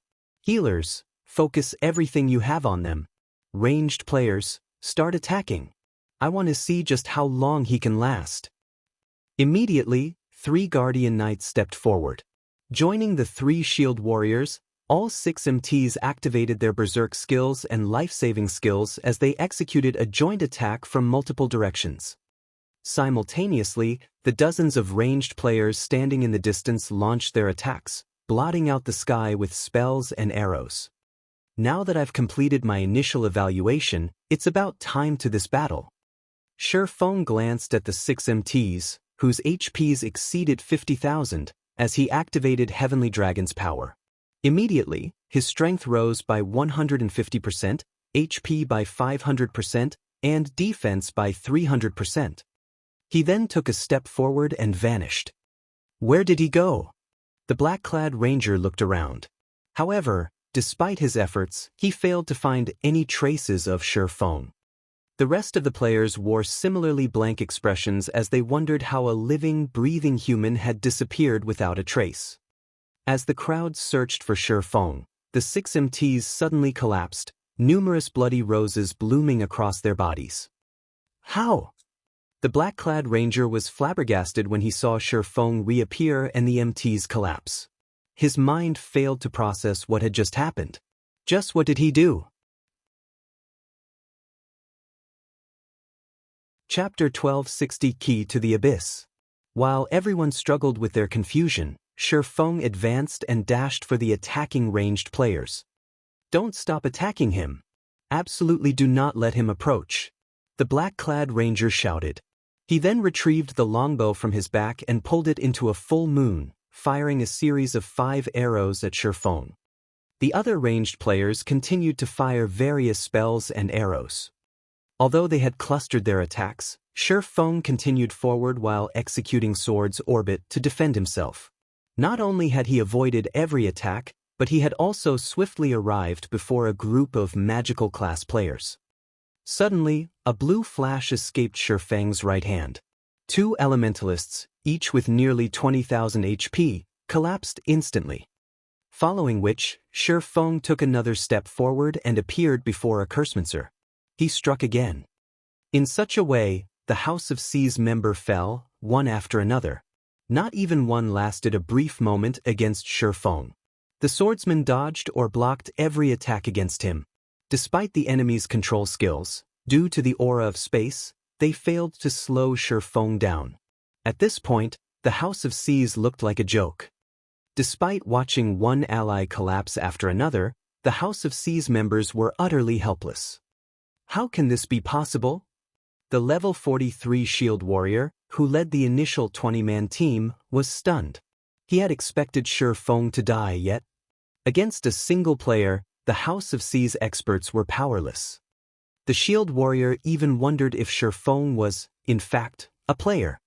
Compared to the House of C's members, the surrounding spectators were truly dumbfounded, their eyes nearly falling from their sockets. The House of C's was one of C's N's overlords. Not only did the guild have plenty of experts, but many of these experts were ridiculously strong. Any one of them could easily slaughter the crowd. Yet, in front of Shi Feng, these experts were little more than balloons. With a single poke from Shi Feng's blades, these experts popped. Sure enough, it is too much to ask the House of C's to defeat him. Scorpion could not help but sigh and shake his head as he watched the House of C's members die. The gap in attributes between both sides was simply too vast. One needed more than numbers to bridge this gap. Shi Feng fought like a humanoid great lord. Moreover, he was a great lord that had reached the Void Realm. With his sharp senses, Shi Feng could easily predict the movements of those around him and counter in time. In contrast, none of the players surrounding Shi Feng could cope with his attacks. In this battle, the House of C's members basically faced a great lord of the same level that could prevent them from blocking, dodging, or parrying. All they could do was throw their lives away. Among those present, who could possibly receive a direct attack from a great lord of the same level and live to tell the tale? Furthermore, Shi Feng had activated his berserk skill. Scorpion was relieved that he hadn't joined the fray earlier.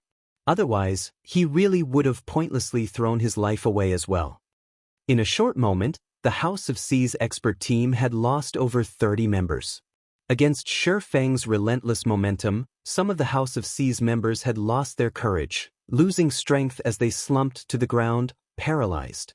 The difference between their strength and their opponents had taught them the meaning of despair. How can such a player exist? The black-clad ranger wore an ugly expression. His was an expert team from the House of C's. Even against a Grand Lord, they would not end up in such a miserable state. Moreover, their guild's prestige was on the line. If they allowed Shi Feng to have his way today, the House of C's influence in C's End would plummet. The ranger even regretted coming to Stormwind Town. Had he gone elsewhere, he wouldn't have been dragged into this mess. With things as they are now, I can't hold anything back. As the black-clad ranger watched Shi Feng massacre his allies, he reluctantly took an ancient, gray scroll from his bag. He then unfurled it and began to chant the activation incantation. This magic scroll contained a Tier 3 curse, which he had saved for an important quest in the future. The curse was called Heaven's Punishment Blade. It was even capable of severely injuring mythic monsters. Even with invulnerability, the curse could not be avoided. The curse also deals physical and magical damage. Die! The ranger shouted as he activated Heaven's Punishment Blade. Immediately, a pitch-black magic array formed above Shi Feng. A massive, pitch-black sword gradually emerged, exuding a peerless aura. Heaven's Punishment Blade. Shi Feng's expression darkened when he saw the pitch-black sword in the sky. The Heaven's Punishment Blade was a famous spell in God's domain because it could penetrate invulnerability. It was a super-rare scroll specifically used to kill abyssal guards. As the name suggested, abyssal guards defended the abyss passages. If outsiders opened a passage to the abyss and tried to enter, they would encounter the abyssal guards. Not only were the abyssal guards extremely strong, but when their HP fell to a critical level, they also became invulnerable. If one could not remove their invulnerability, they wouldn't have any hope of defeating these monsters. Hence, Heaven's Punishment Blade had become the key to the abyss. The curse was the equivalent of an entry ticket to the abyss. The abyss had a harsh environment and very few resources. However, while the abyss lacked most resources, 2 items could be found in abundance.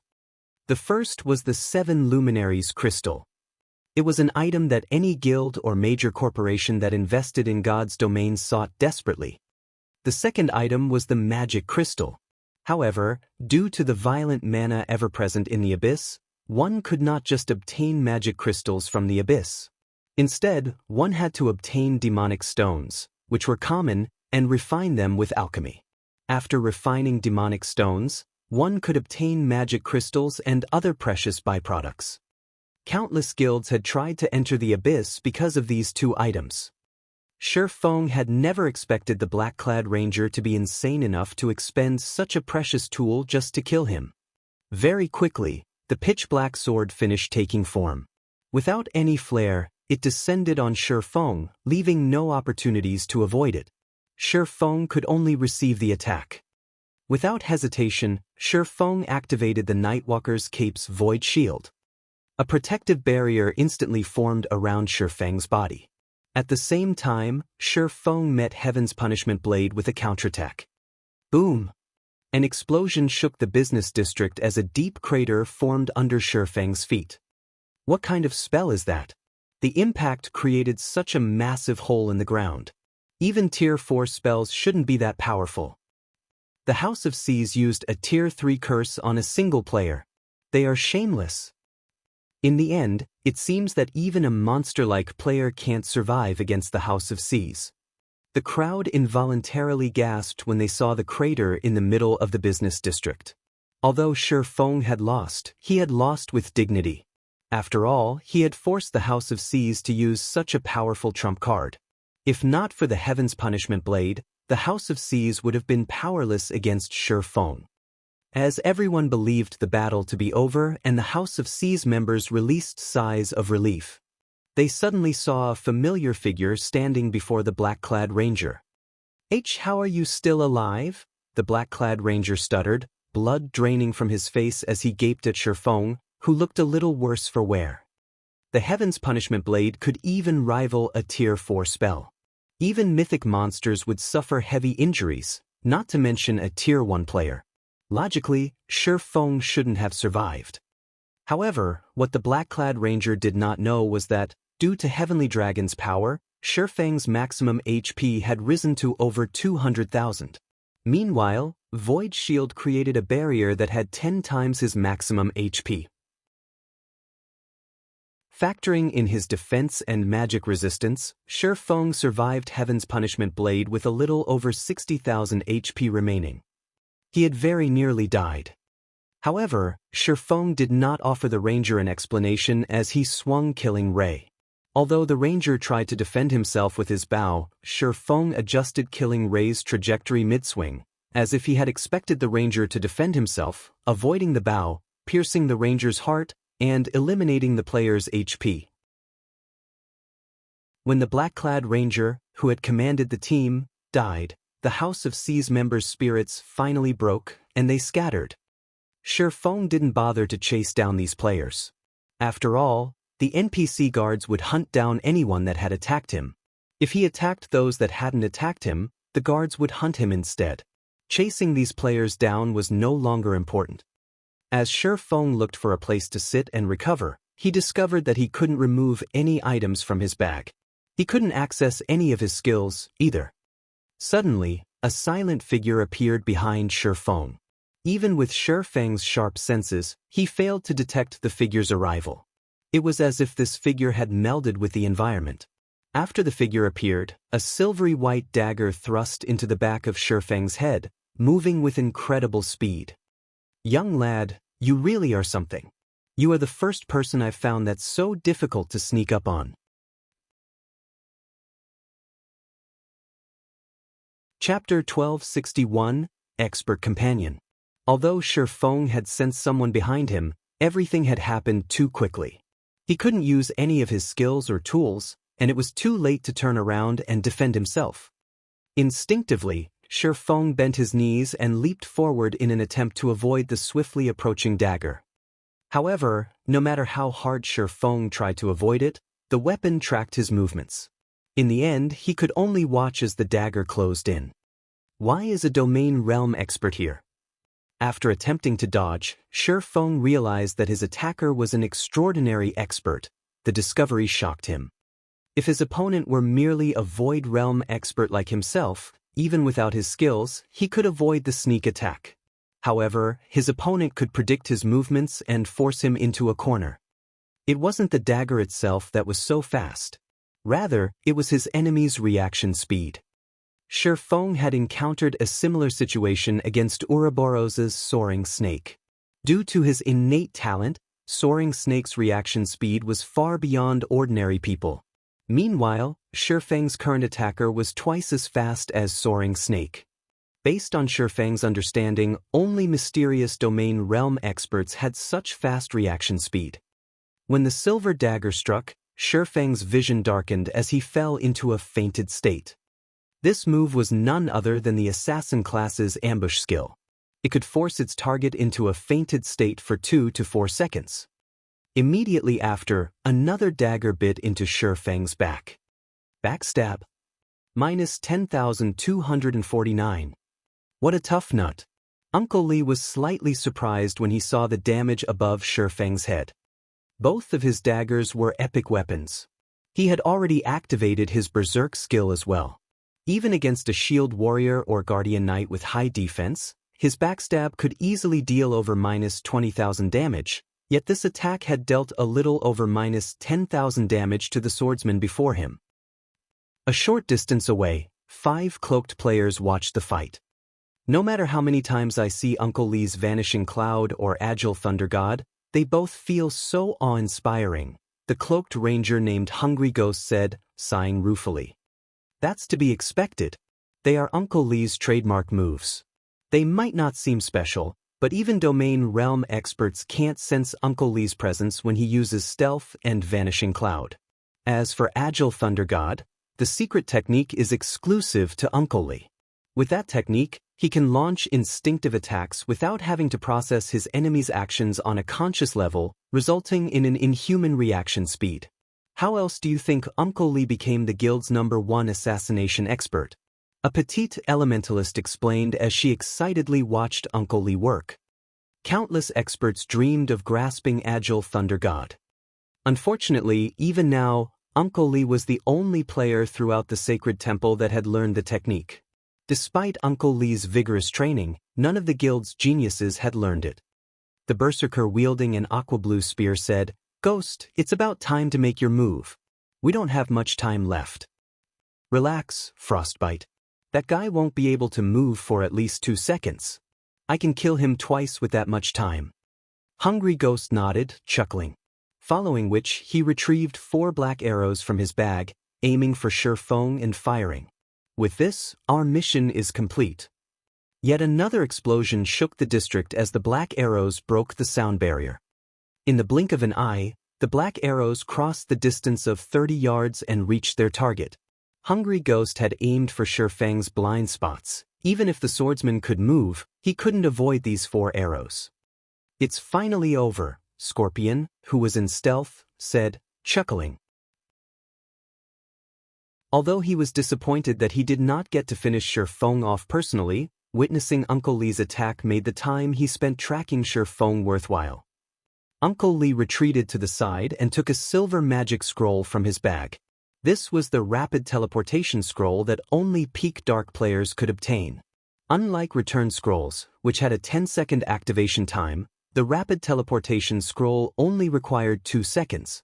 Moreover, the activation process could not be disrupted. At the same time, the scroll would form a magic barrier around the user that could both protect the user and prevent NPCs from sensing them. Right now, he needed to retrieve the items Shifeng would drop on death and leave Stormwind Town as fast as he could.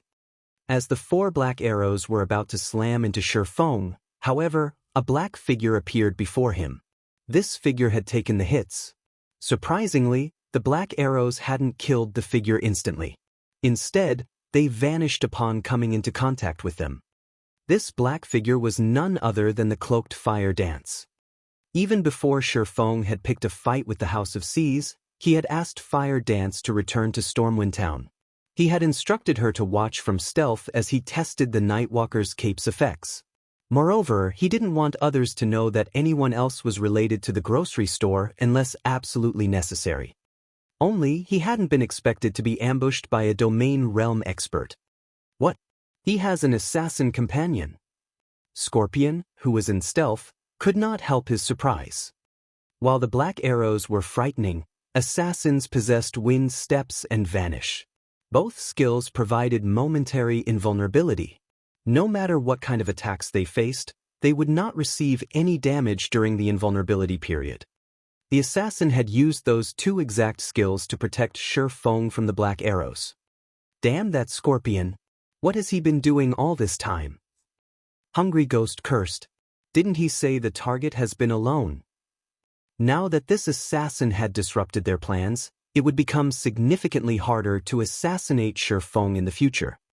Uncle Li, who stood a short distance away from Shi Feng, remained extremely calm despite the unexpected development. Without hesitation, he dashed forward, his daggers ready to end Shi Feng. Although they had to change their plan, it did not change the fact that Shi Feng was still in a fainted state and unable to move. Even without the black arrows, he had other means of taking Shi Feng's life. After all, Shi Feng only had around a quarter of his HP remaining. The black arrows were only overkill. Meanwhile, Hungry Ghost and the others regained their composure and assaulted Shi Feng from all directions. Although Shi Feng now had an assassin protector, the assassin class specialized in single targets. Against so many attackers at once, she couldn't protect the swordsman. However, as Uncle Li and his teammate were about to reach Shi Feng, 5 more figures appeared around him. Why does he have so many companions? Hungry Ghost and the others were stunned. 6 players now surrounded Shi Feng, a full party. At this point, Scorpion's surveillance was a joke. What Hungry Ghost and the others did not know was that this was one of 1,000 Transformations' additional skills, Phantom. It allowed Fire Dance to create 5 copies of herself. However, Fire Dance had not activated Phantom to shock her opponents. She used the skill to cope with so many enemies. Phantom allowed her to switch places with any of her doppelgangers without a cooldown. Even without moving, Fire Dance could protect her guild leader from any direction. Moreover, thanks to illusory power and 1,000 Transformations itself, Fire Dance's strength was only inferior to Shi Feng's. Ding, ding, dang! Following which, Fire Dance easily blocked the incoming arrows and spells.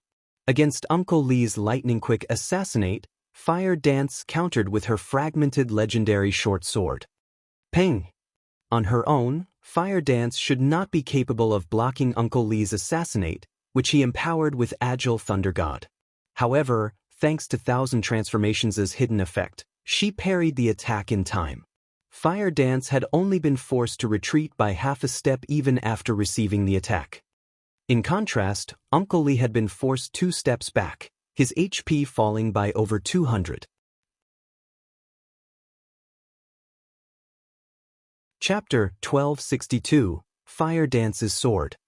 She blocked it? Hungry Ghost and the others were momentarily stunned. Not only had Shi Feng's companions blocked all of their attacks, but one of his companions had even parried Uncle Li's assassinate. Even Domain Realm experts had a hard time against Agile Thunder God. After all, not only did the technique massively increase attack speed, but it also prevented the opponent from predicting the attack's trajectory. The technique was impossible to react to. Throughout the sacred temple, there were only a handful of people that could block Uncle Li's Agile Thunder God. Moreover, that was only if their mental clarity were at its peak, yet this assassin had blocked the old man's attack effortlessly. Why wouldn't they be surprised? Just who are these people? Scorpion was flabbergasted as he watched from a safe distance. It wouldn't have been terribly surprising to see an expert like Shi Feng in Sea's End, but he had been joined by an expert capable of blocking Uncle Li's attacks. No one would believe that these two weren't backed by some superpower. After all, experts of such standards were rare even in super guilds. Meanwhile, Fire Dance focused on Uncle Li, who stood before her, her mind clear like never before. Her instincts constantly warned her that, against this expert, the slightest slip-up would cost her life. If not for 1,000 Transformations' hidden effect, she would have fallen prey to Uncle Li's assassinate. Interesting. Although Uncle Li was slightly surprised that Fire Dance had blocked his attack, His resolution to kill Shi Feng had not wavered in the slightest. Immediately, Uncle Li used shadow steps and appeared behind Shi Feng, his dagger aiming for the swordsman's kidneys. Because he didn't use any skills this time, he could attack with both daggers simultaneously. With this, he drastically reduced the likelihood of Fire Dance blocking the attacks. Despicable! Although Fire Dance knew that Uncle Li had used shadow steps, she reacted a moment too late.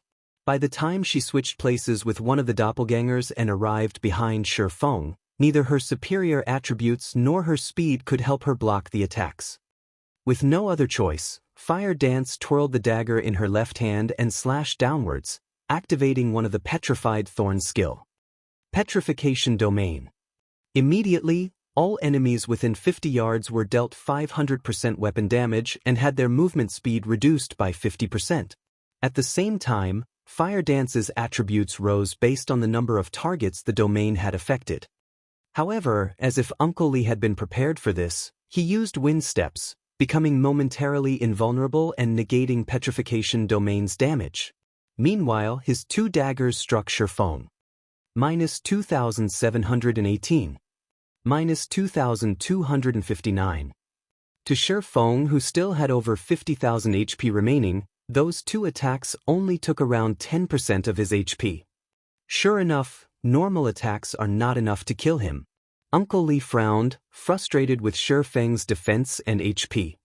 As Uncle Li was about to use the 5-star eviscerate he had accumulated, Fire Dance, who was faster, slashed 1,000 transformations at the man.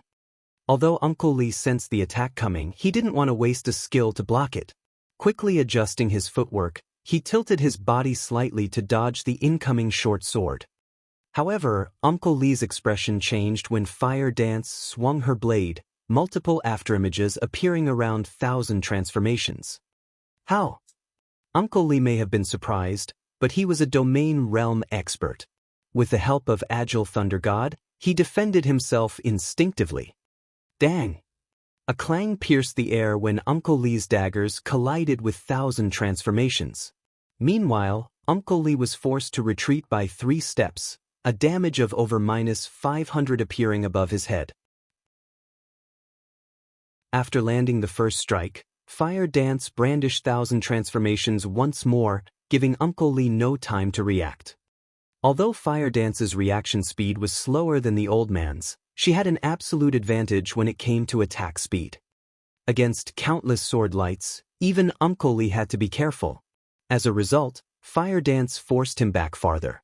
Uncle Li tried his best to counterattack, brandishing both daggers simultaneously, but Fire Dance simply responded by swinging 1,000 transformations.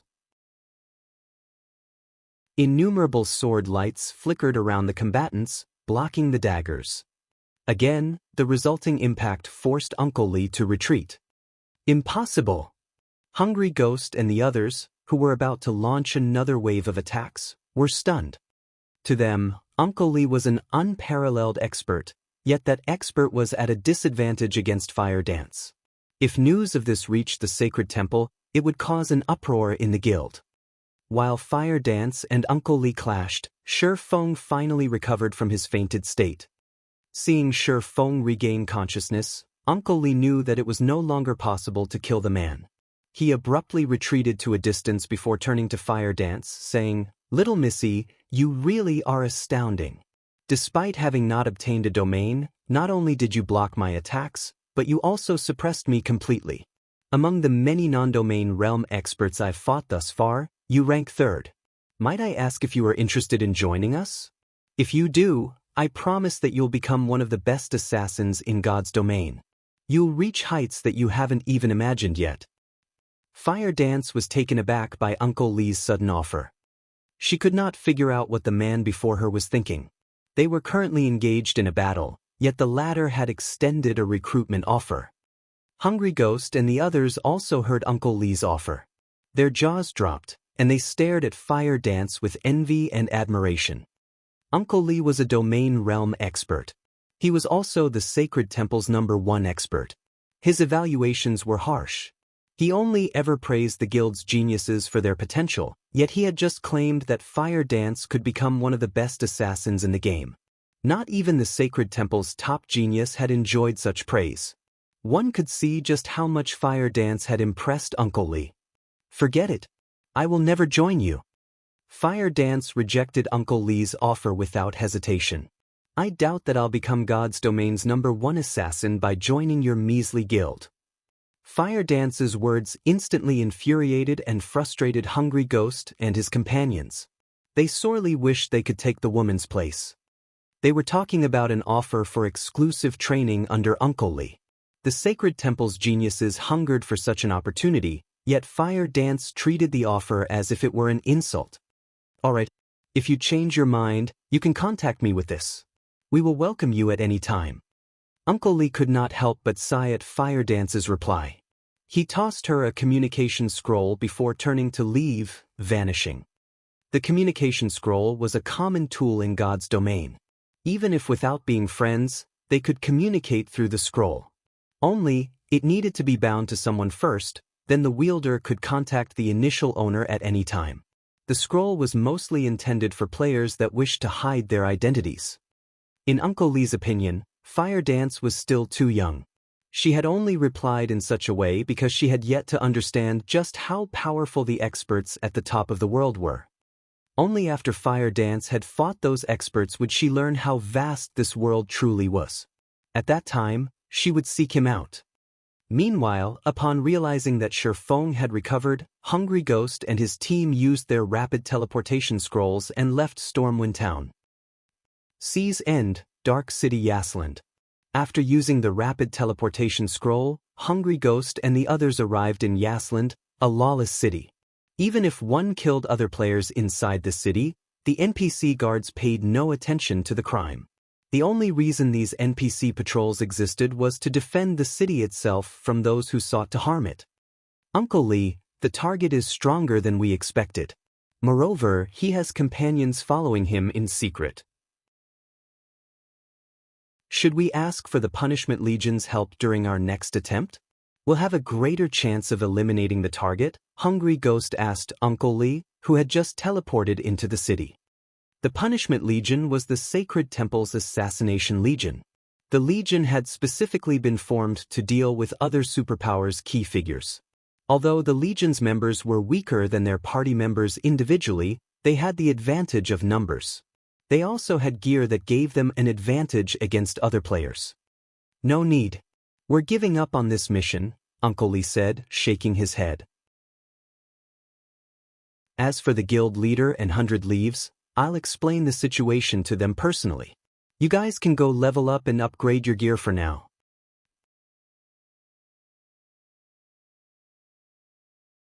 Chapter 1263, Becoming Famous at Sea. The Reef Sea, famed for its coral reefs, pearls, and other precious materials, was a level 40 to level 55 high-resource map. A short distance away from Reef Island, dozens of speedboats attacked a massive, level 53 sea monster. Unlike normal sea monsters, this was a boss, a chieftain-rank sea monster. It was also one of Reef Sea's overloads. Right now, this overlord had very little HP remaining. Its HP is at 20%. Advanced speedboats, back away. Let the bronze speedboats tank it. 100 Leaves commanded through the team chat. After the Freedom Alliance redistributed the leveling maps, the 8th Fleet's members traveled to the Reef Sea and Echo Canyon to level. The first thing they needed to do was kill the map's field bosses. The first reason was to guarantee their ship's safety when exploring these maps, allowing their members easy access to towns and leveling spots. The second reason was to obtain the weapons and equipment these bosses dropped. Each map had a limited number of field bosses. Once these bosses were killed, they could take anywhere from 1 to 3 days to respawn. Each time players killed these bosses, they dropped fewer top-tier weapons and equipment when they respawned. Hence, when the area's major powers discovered a field boss, they swarmed to kill it immediately. This was also why conflict was so common in leveling maps. As independent players passed, they watched the 8th Fleet with shock and envy. The Freedom Alliance's 8th Fleet is so strong. They're actually challenging a 9-claw squid so soon after arriving. Even the Freedom Alliance's Second Fleet never dared to challenge this boss. Haven't you heard? There's been a huge shift in the Freedom Alliance's ranks. The 8th Fleet currently ranks the second strongest. As for the Second Fleet, it's ranked 10th. We really got lucky this time. If they kill the 9-claw squid, it'll be easier to get to Reef Island. The passing players chatted as they watched the battle.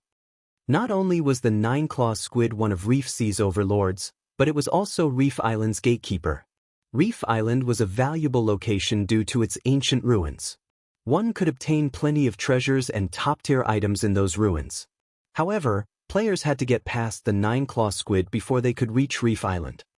Sometime later, the 9-claw squid shrieked as its body slammed into the water. A large number of items then dropped around its body. The spectators drooled when they saw the loot.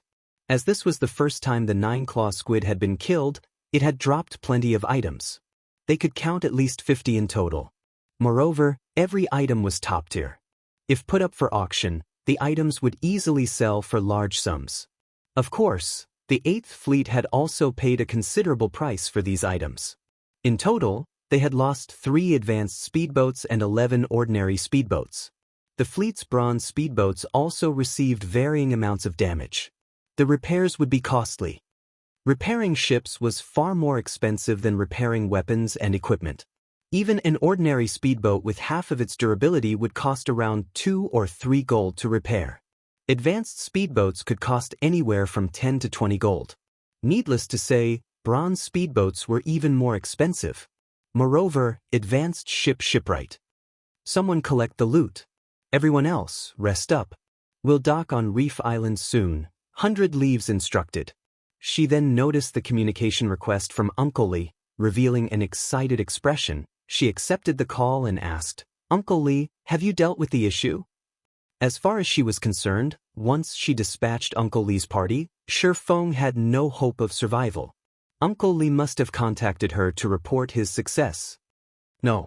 The assassination failed," Uncle Lee said, shaking his head. "Failed?" 100 Leaves was momentarily stunned. Quickly, she reacted and asked, "Is he that strong?" Uncle Lee was the Sacred Temple's #1 assassination expert. Both Vanishing Cloud and Agile Thunder God were advanced techniques that even Domain Realm experts struggled to learn. Agile Thunder God, in particular, allowed one to become practically invincible in melee combat, giving the player the upper hand in every exchange. That's not the case. When we attacked, his companions showed up to protect him. When Uncle Lee thought about Fire Dance, he was disappointed that he couldn't recruit the woman. "Uncle Lee, whatever you need for the next assassination attempt, just ask. I can even hire other assassination experts to help you." After hearing about Feng's companions, 100 Leaves had a rough guess as to what had happened. Usually, assassination attempts were carefully planned. An unexpected factor would significantly decrease the chances of success. Unfortunately, now that the first attempt had failed, Feng would be on guard, making it even more difficult to kill the swordsman. "I've already discussed this with the guild leader, and we have agreed to give up this mission for the moment," Uncle Lee said. "Give up?" 100 Leaves demanded. "The target and his companions are all extremely powerful. I believe that they are supported by some superpower. Although we still don't know which superpower is moving in secret, our Sacred Temple has other matters to attend to. We don't have enough energy to fight another superpower," Uncle Lee said seriously. "My guild leader had decided to ignore them temporarily. We'll decide what to do after we take control of the Freedom Alliance." The guild leader said that? Although 100 Leaves was hesitant, she had to obey the guild leader. "I understand. I'll make sure to secure the first fleet position in the next siege battle." "Alright. Also, the target has declared war on the House of Seas. Don't poke your nose into this matter. Let them wear each other down," Uncle Lee warned her before disconnecting the call. "He declared war on the House of Seas? Has he lost his mind?" 100 Leaves gaped, wondering if she had heard wrong. The House of Seas was even stronger than the entire Freedom Alliance. It also had the support of a major corporation. It had both financial strength and manpower in abundance. Moreover, although it wasn't as powerful as a super first-rate guilds, due to the situation in Sea's End, it was much stronger than veteran first-rate guilds. Yet Shifeng had openly declared war against the guild. She wasn't sure if Shifeng was brave or just foolish. Immediately, 100 Leaves launched an investigation into the matter. Before, she had focused on commanding the battle against the Nine-Claw Squid, so she had been oblivious about anything outside of the battle. Who is this guy? When 100 Leaves received the information her subordinates had collected, she was astonished. Shifeng was simply overbearing. He actually intended to fight the House of Seas to the bitter end. Meanwhile, a storm brewed in the House of Seas' main headquarters in Meteorite City. Great! A single player dares to declare war against the House of Seas. Now we're a laughingstock in Sea's End. Pass the word. Use everything we have to take down Stormwind Town. I want him obliterated. Send the Blood-Drinking Legion to keep an eye on him as well. If he sets foot outside of the town, kill him. I want everyone in Sea's End to know that no one gets away with provoking the House of Seas. Tyrant Serpent, the House of Seas guild leader, laughed in anger after watching the declaration of war video on the official forums. Since he wants to sell the Sea God's Blessing, I'll give him a chance. From now on, sell our Sea God's Blessings in our shops. Sell them at 1 gold per bottle. Didn't he recently purchase a large stock? I want to see just how much money he can afford to lose.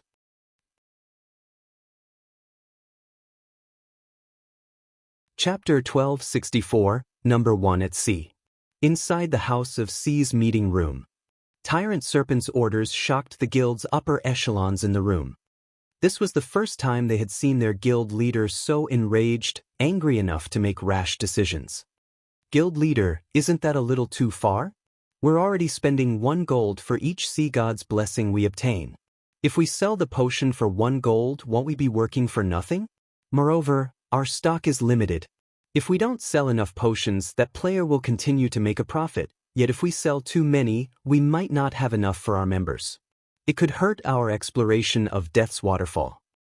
The House of Seas had stumbled upon the secret land, Death's Waterfall, by coincidence. The area's resources were beyond abundant. It was even home to quite a few ancient ruins. The small corner of Death's Waterfall they had explored thus far had already boosted the guild's strength significantly. Among their initial harvest, they had obtained over a dozen bronze speedboats. They had also obtained a mysterious iron speedboat. There was even less need to mention the number of top-tier weapons and equipment they had found. The areas of Death's Waterfall they had explored thus far were only the tip of the iceberg. The farther they ventured, the more frightening the treasures they encountered. However, the secret land's environment was severe. If players did not possess sufficiently high magic resistance, survival was out of the question. Hence, the House of Seas had purchased the Sea God's Blessing in bulk. Fortunately, the House of Seas had met an NPC Grandmaster Alchemist, which allowed them to synthesize runic crystals at a much higher success rate. However, while the cost of synthesizing the runic crystals had decreased significantly, it still wasn't cheap. To explore Death's Waterfall, the House of Seas invested tons of coins and resources each day. Moreover, the guild increased its investments by the day. The more players they could send into the secret land, the faster they could explore the area. Naturally, they would send as many players as they could. This was also why their guild was in short supply of coins. However, after seeing the popularity of the Sea God's Blessing in the various empires, they had found a solution to their money problem. They could sell some of their stock to fund the exploration. But selling the Sea God's Blessing at cost would gain them nothing. Don't worry. Previously, we only purchased runic fragments for 6 silver per stack to prevent others from synthesizing runic crystals. If we purchase the fragments in bulk for 4 silver per stack, that brat won't have any hope against us, Tyrant Serpent said, chuckling. You just need to focus on finding an opportunity to kill that player. Hearing this, realization dawned on the upper echelons. After all was said and done, Stormwind Town was only a town. The teleportation fees to get there weren't cheap. Meanwhile, the House of Seas had shops in all of the 12 major NPC cities as well as numerous NPC towns in Sea's End. If players only planned to sell a small number of fragments, they could earn far more by selling them for 4 silver per stack rather than traveling to Stormwind Town to sell them for 5 silver per stack. By doing this, not only could they hinder Shurfeng's financial progress, but they could also lower their cost of obtaining the Sea God's blessing, killing 2 birds with 1 stone. They doubted that Shurfeng had the assistance of a Grandmaster Alchemist. If this competition persisted long-term, Shurfeng would eventually fail to make any money with the Sea God's blessing, suffering losses instead. Guild leader is the best. If that brat had agreed to cooperate from the very beginning, he could have kept 20% of his profits. Now, he'll be kicked out of the competition and hunted endlessly. Following which, the House of Sea's upper echelons left to fulfill Tyrant Serpent's orders. As the House of Seas had discussed Shurfeng's situation, players also discussed the matter on Sea's End's official forums. Someone had long since uploaded Shurfeng's declaration video against the House of Seas. No one had ever expected this outcome. Despite the House of Seas sending hundreds of experts at Shurfeng, the guild suffered a miserable defeat, its experts either dying or running away with their tails between their legs. Shurfeng's battle video had also mesmerized many independent players. Whether it was his positioning, dodges, or attacks, compared to the other expert battle videos they had seen, this video was worlds apart. In prior battle videos, they had seen experts take on 20 opponents at most. Moreover, those crowds usually consisted of ordinary players with poor equipment and low levels. The higher quality videos usually only recorded a single expert taking on 3 or 4 elite players. Even so, the videos were educational and helped them to learn many combat techniques. However, Shurfeng's battle video showcased a fight against the House of Sea's 200-man expert team. Even if some were not true experts, they were not that far off from it either. Just one of these players could easily overwhelm multiple independent players like themselves, yet Shurfeng had suppressed all 200. If these players were distracted in the slightest while watching the battle video, they'd miss how the House of Seas members had died. Some of them had even opted to play the video in slow motion. Their eyes couldn't keep up with Shurfeng's speed, after all. Such a mythical battle completely redefined their definition of expert. Compared to Shurfeng, the usual experts were nothing than a joke. The boss of this grocery store is invincible. He actually killed close to half of the House of Seas' 200 experts by himself. I wonder if he'd accept an apprentice? I have to ask him to teach me his ways. I wonder if that shopkeeper plans to establish an adventurer team or guild. If he does, I have to join even if I go bankrupt. How can he move so fast? Is he even human? He's a monster. There isn't a single player in Sea's End that's a match for him. Even those famous experts can't block one of his attacks. Ha! The House of Seas is in trouble this time. They've provoked such an expert. If this expert wants revenge, the House of Seas members will have to be careful. The House of Seas has indeed knocked on the wrong door this time. However, it won't be easy for this expert to cause trouble for the House of Seas. After all, the guild has nearly 1 million members. Even if he can kill a player each second, it would take him days to annihilate the guild. Even if he goes out of his way to hunt them down, what about his level and equipment? At the end of the day, one man's power is limited. At most, this player can annoy the House of Seas and damage its reputation. Even so, he's still pretty impressive. The House of Seas is one of Sea's End's overlords. Have you ever seen the House of Seas suffer such a miserable defeat before? The forums buzzed with conversation regarding Shurfeng. The most debated topic was about who would emerge victorious. Would it be Shurfeng? Or would the House of Seas triumph? Although the outcome was unknown, everyone agreed on one thing. The grocery store's proprietor was undoubtedly the #1 expert in Sea's End. For a time, many players dreamed of being Shurfeng's students. Because of this, the grocery store's popularity skyrocketed. By now, practically everyone in Sea's End knew about it. In just half an hour after Shifeng's battle with the House of Seas experts, Stormwind Town was packed with players, the town's player population increasing by several times. Many had come out of admiration, while some had come to convince Shifeng to teach them. There was also a portion that had come to sell their runic fragments. Players swarmed the shop. Even getting through the entrance was now a problem. Guild leader, too many players are trying to sell their runic fragments. The grocery store's warehouse is nearly at full capacity. Why don't we start renovating the shop? We can bring in some of Candlelight's products, Fire Dance excitedly suggested after entering the second-floor room. While she had been out purchasing Sea God's blessings, she had gained a general understanding of Sea's End. She had to admit that the business standards here were significantly inferior to the Star Moon Kingdoms. The area's lifestyle players were also low quality. If they sold the Candlelight trading firm's merchandise here, the items would definitely be in high demand.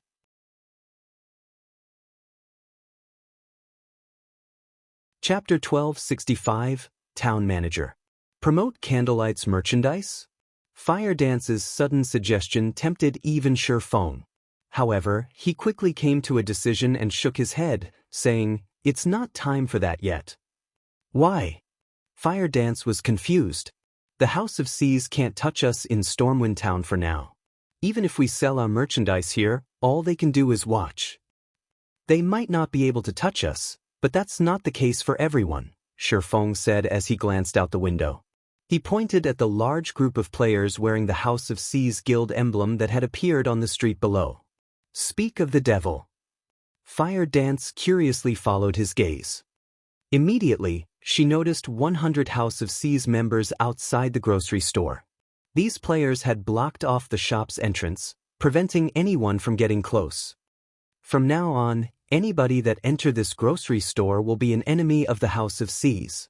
Anybody that ignores this warning will reap the consequences as soon as they leave the town. The House of Seas will also start purchasing runic fragments without limit for 5 silver per stack. The leading House of Seas member announced. The representative instantly had the attention of every player in the business district. They hadn't expected the guild to adopt the stick-and-carrot approach. Rather than provoking the House of Seas, they'd be safest to sell their fragments to the guild. Fire Dance also realized what Shifeng had meant. The House of Seas might not be able to attack them, but the guild could easily deal with other players. As Fire Dance considered the situation, several more groups appeared on the street. These players were all House of Seas members, and they were all level 41 and above. They were decorated with excellent weapons and equipment, the most inferior of which was level 40 secret silver rank. After making their appearance, these players marched towards Stormwind Town's entrance. It was obvious they intended to grind in Stormwind Shelter. The House of Seas sure moves quickly. Shifeng smiled faintly as he watched the House of Seas elite teams leave town to grind. It seems we need to hurry. Guild leader, leave this to me. Even if the House of Seas bars players from selling us their fragments in Stormwind Town, I can set up stalls in other towns and cities. I refuse to believe they can corner us completely, Fire Dance said confidently. She was an assassin. She was also incredibly strong. It would be very difficult for the House of Seas to keep track of and assassinate her. Although it would be tiresome running about numerous towns and cities, and she could only carry so many runic fragments in her bag space, they could still purchase quite a few Sea God's blessings with 4,000 fragment stacks. The House of Seas was dreaming if it thought it could stop them from purchasing runic fragments. No. We'll stop collecting runic fragments temporarily. Our priority is to secure ownership of Stormwind Town, Shifeng said, chuckling. Secure ownership? Fire Dance was surprised. That's right. The towns in Sea's End are slightly special. If we want to develop a shop here, we need to manage the town, Shifeng said, nodding. The town managers wield powerful authority. Although they cannot banish players from the town, they can prevent players from setting up shops. Players would have to sign a contract with the town manager before doing so. This is why there are so few shops in Sea's End and why the business development here is so poor. Currently, Stormwind Town isn't under any player's control. If we want to establish a shop, we need to take control of Stormwind Town quickly. If we let the House of Seas get there first, we'll be doomed. This was also why the House of Seas had dispatched several elite teams to grind in Stormwind Shelter. To become a town's manager, one first needed to have the most contribution points of any player in that town. They would then have to take the manager's test and pass it. Only then could they become the town's manager for a single month. Once the month ended, if the player still had the highest contribution points, they could continue to serve as the town's manager. If not, they would be replaced. It was a brutal competition. In contrast, the player towns on land did not have time limits. As long as no one else conquered the town, they could hold the position. Should I summon the Dark God's Legion to help? Fire Dance asked. If they wanted to obtain contribution points quickly, they needed more manpower. Currently, the Dark God's Legion was only second to Zero Wing's main force. Although the members were not as high-leveled as Sea's End's experts, when it came to combat standards, they could easily triumph. If it came to a fight, the Dark God's Legion members would have no problems taking on 3 of the House of Sea's experts. No need. We're more than enough for this, Shifeng said, waving his hand. While having the Dark God's Legion wasn't a bad idea, this problem couldn't be resolved with more manpower. After all, the requirement to become a town's manager depended on an individual player's contribution points, not the contribution points of a guild or team. Part of the reason that he had spent 10,000 gold to purchase a Stormwind emblem was to obtain Stormwind Town. Only, the House of Seas had given him no choice but to accelerate his plans. With the Stormwind emblem, players were granted authority within Stormwind Town. With this authority, players could accept advanced town quests, which would allow them to gain town contribution points far more quickly. After all, a large fraction of the TCPs players obtained came from quests. Moreover, the higher a quest's rank, the more TCPs it awarded. This was why the various powers fought for town emblems. Synthesizing runic crystals is boring. Let's pay a visit to the Sea God's Temple, Shifeng said as he stood. In the past, Stormwind Town had been a miniature holy land, which God's domain's various superpowers had fought over. War had been common here, each conflict reaping easily over 500,000 lives. To take control of the town, these powers first had to grind for contribution points. Aside from the daily town quests, plenty of hidden advanced quests and rare quests were available. However, only players with the town emblem or a particular level of authority could accept these quests. In the past, the Sacred Temple had obtained Stormwind Town in part due to a rare quest. Players could accept this quest repeatedly as long as they could pay the price. Every time players completed it, it awarded more contribution points. Many players with authority had known about this quest. However, almost all of them had disregarded it as a waste of both time and manpower. To them, the contribution point reward wasn't worth the price. For a while, no one had accepted it. However, one player from the Sacred Temple had persevered and stubbornly completed the quest, again and again. After his 9th completion, he had more contribution points than any other player in Stormwind Town. This was a shortcut to collecting contribution points. Although everyone eventually learned the truth about this quest, no one else had ever completed it 9 times. Stormwind Town's Sea God's Temple. Shortly after Shifeng entered the main hall, he noticed quite a few players following him. The crowd even included a stealthed assassin. Although none of these players wore a guild emblem, it was obvious that they were from the House of Seas. They sure are diligent. Well, continue following. That is, if you can. Shifeng simply smiled as he noticed the House of Seas members. He walked up to an NPC receptionist and said, "Hello. I wish to meet with Vice Temple Master Arnold." "Sir, please follow me." Upon seeing the Stormwind emblem on Shifeng's chest, the NPC receptionist nodded before leading Shifeng to the 2nd floor. Fire Dance waited for him in the 1st floor hall.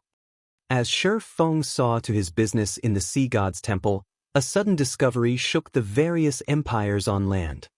Some shops were actually selling the Sea God's Blessing. Moreover, the potion only cost 1 gold per bottle.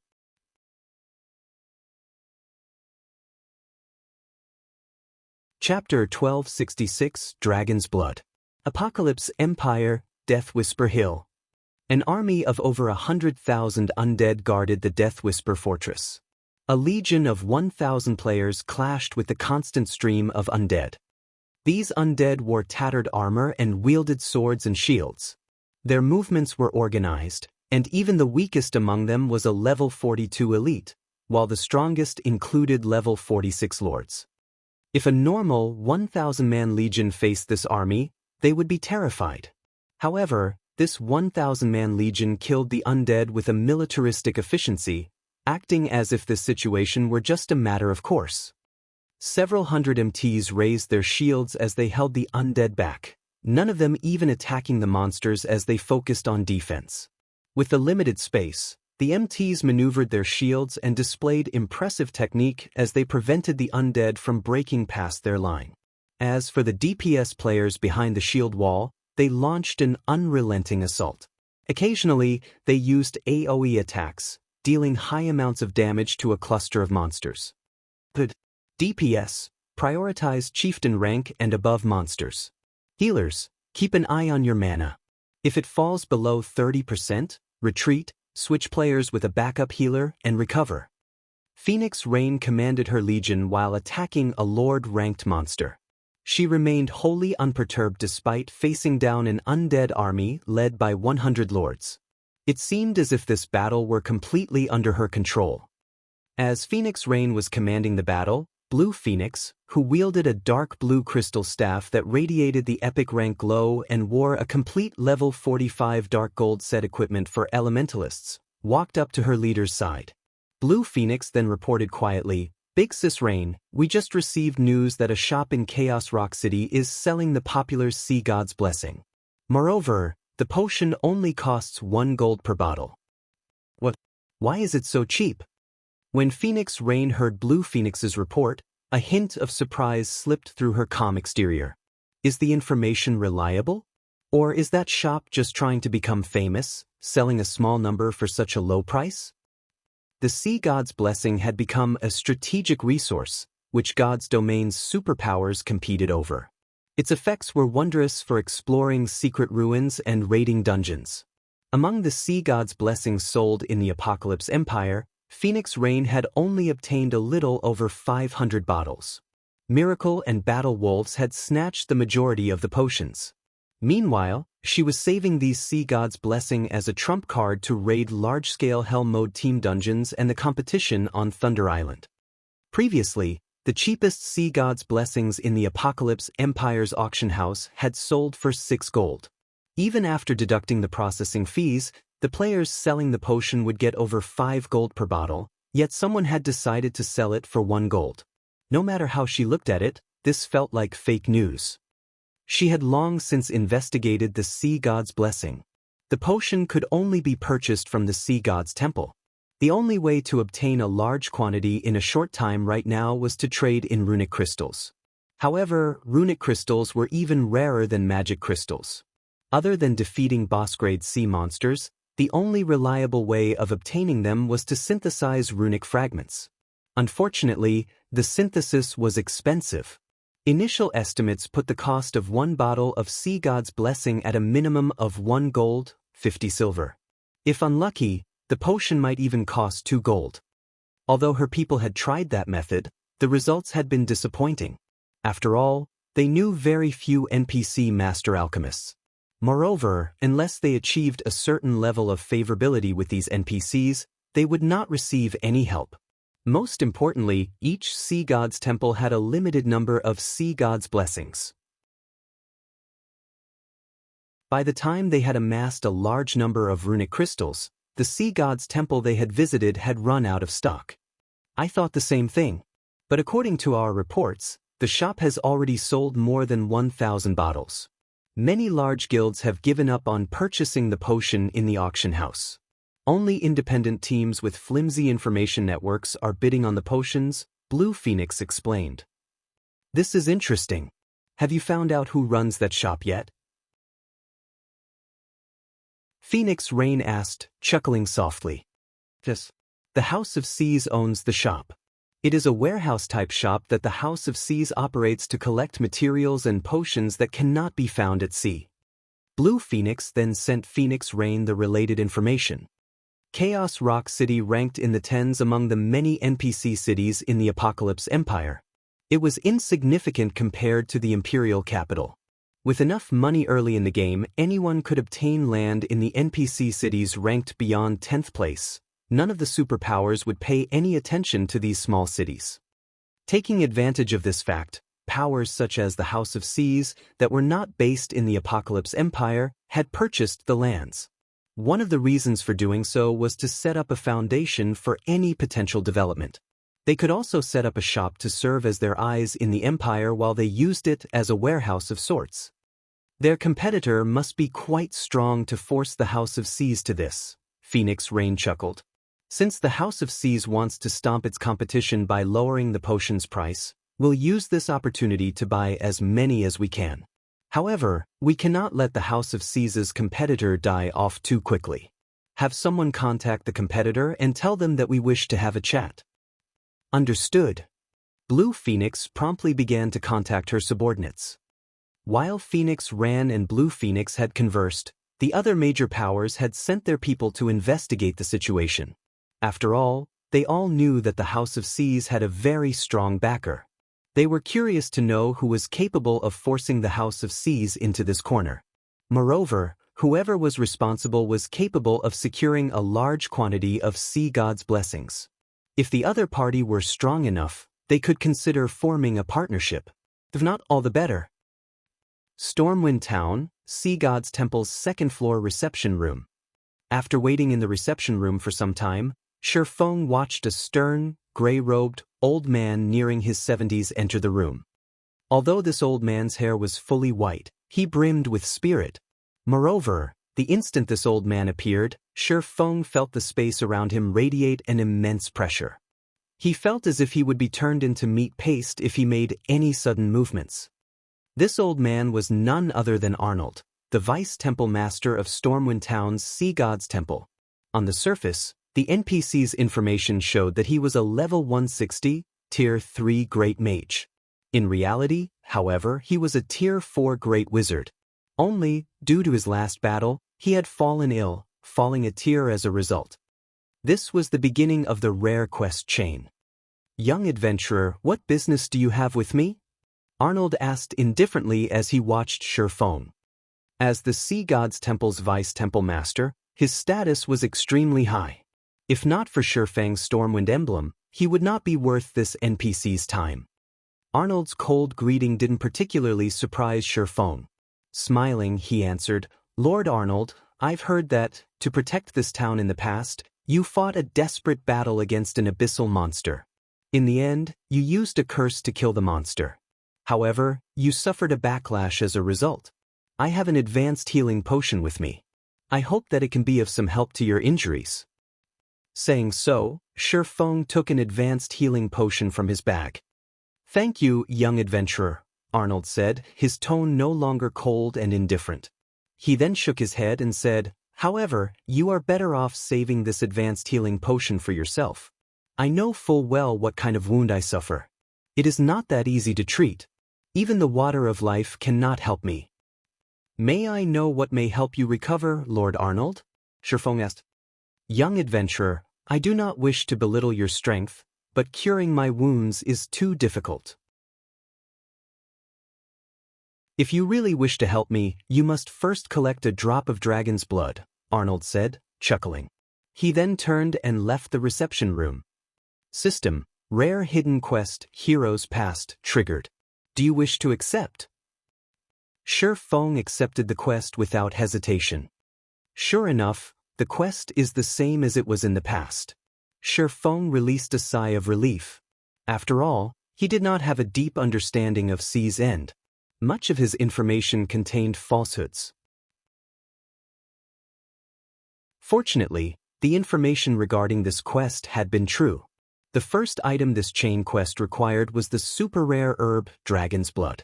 When consumed, players would permanently gain anywhere from 10 to 20 strength. Very few players were willing to trade such a precious item for a few TCP. Following which, Shi Feng left the reception room and headed downstairs.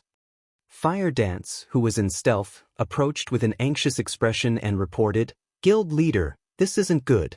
The House of Seas is selling a large number of sea gods' blessings in shops throughout the various empires. Moreover, they are selling them for 1 gold per bottle. Everyone has stopped buying the potion from the auction house. In addition, the House of Seas is purchasing runic fragments without limit in the various towns and cities for 4 silver per stack. I'm afraid that it won't be long before they buy out all of the runic fragments other players have accumulated. If that happens, it won't be easy to purchase fragments in bulk anymore."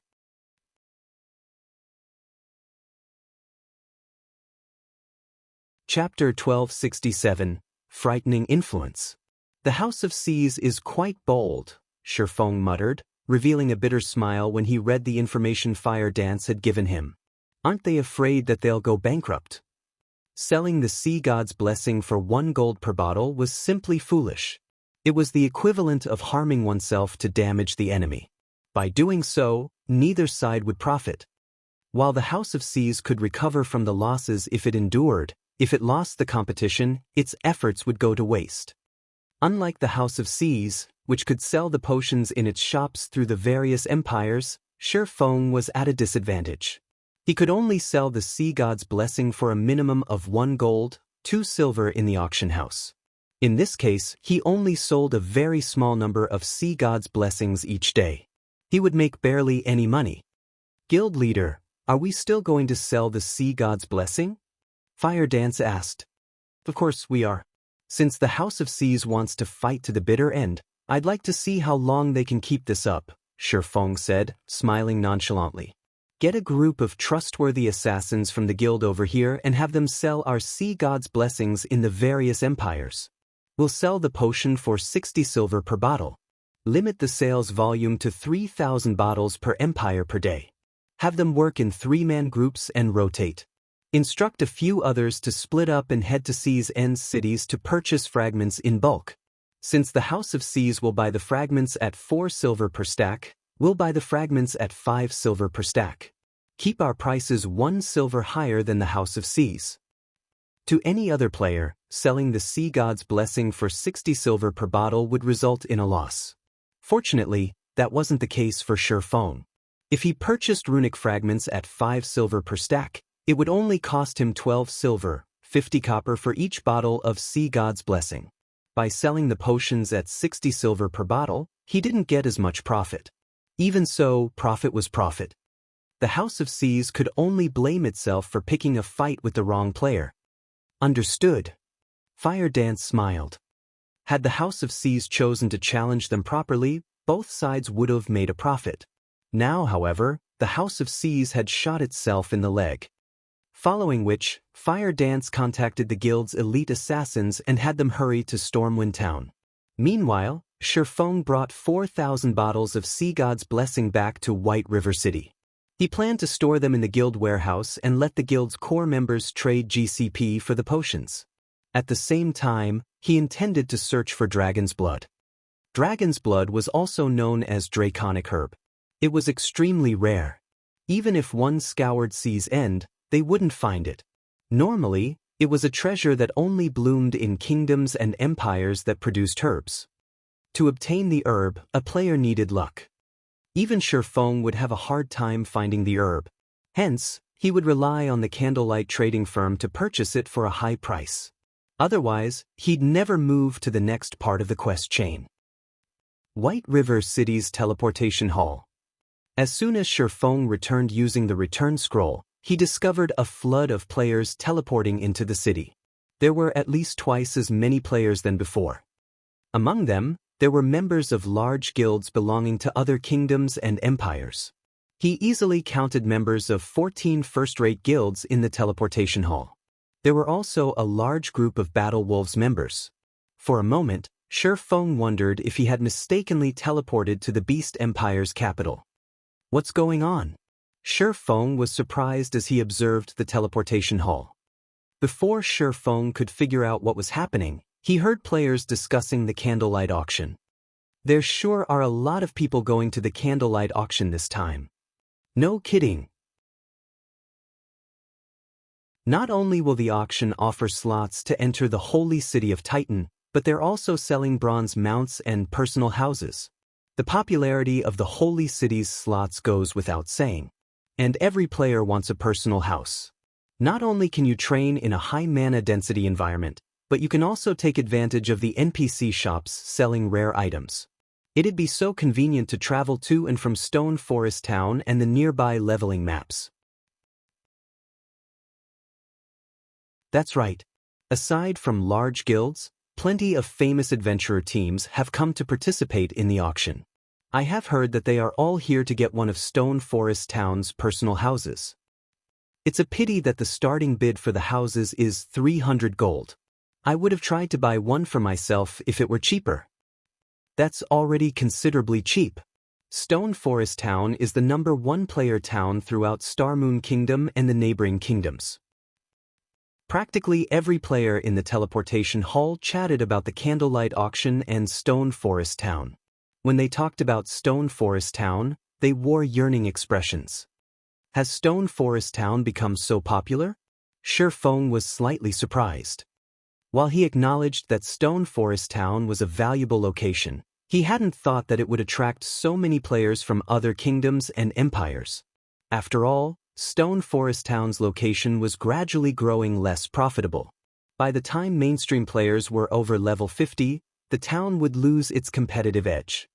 The only advantage the town would have at that time would be its mana density and the NPC shop's rare items.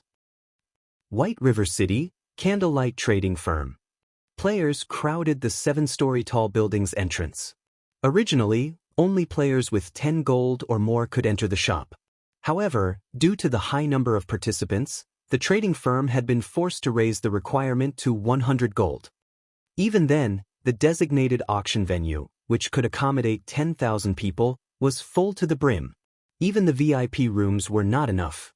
Originally, only those carrying over 2,000 gold qualified to use the VIP rooms. Now, only those with 10,000 gold or those from superpowers could use the rooms. Most first-rate guilds didn't have 10,000 gold lying around, yet the 30 VIP rooms were occupied. The candlelight auction was more popular than anyone had expected. Melancholic Smile, the auction's host, was stupefied. She found it truly hard to imagine that a mere auction, held by a player-operated shop, could attract so many superpowers and famous adventurer teams. Melancholic Smile wasn't the only one surprised. Even the various powers that had come to attend the auction were shocked to discover so many competitors. Normally, only superpowers auctions attracted so much attention, yet an upstart guild had achieved the same results. Moreover, these powers had all come of their own volition. None of them had been invited.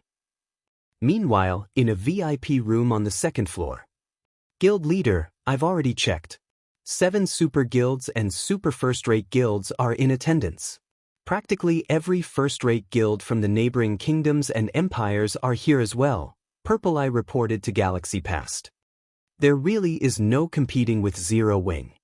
Galaxy Past smiled bitterly as he watched the sea of players in the first-floor hall. Only after many years had Galaxy Past developed the Star Alliance into a first-rate guild. However, if the Star Alliance held an auction right now, they'd be lucky if even 5 or 6 first-rate guilds attended. In contrast, Zero Wing had only begun its development after God's Domain launched, yet it had surpassed his many years of effort. Galaxy Past had to admit that the comparison was odious. What kind of reaction will Singular Burial have if he finds out about this? Galaxy Past muttered. Some time ago, Heaven's Burial had announced that it would hold an auction at the same time as the Candlelight Trading Firm. However, Heaven's Burial had become a laughingstock.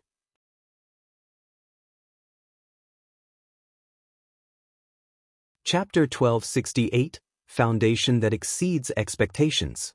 The candlelight auction's turnout exceeded everyone's expectations.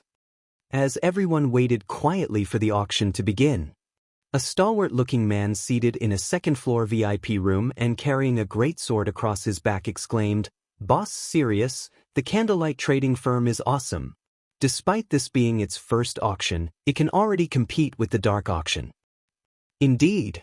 Although the candlelight auction is no match for the dark auction, in terms of the number of major powers participating in this auction, I'm afraid that it is already nearing the level of Super Guild's auctions. Sirius, who sat beside the stalwart man, nodded. He too was surprised.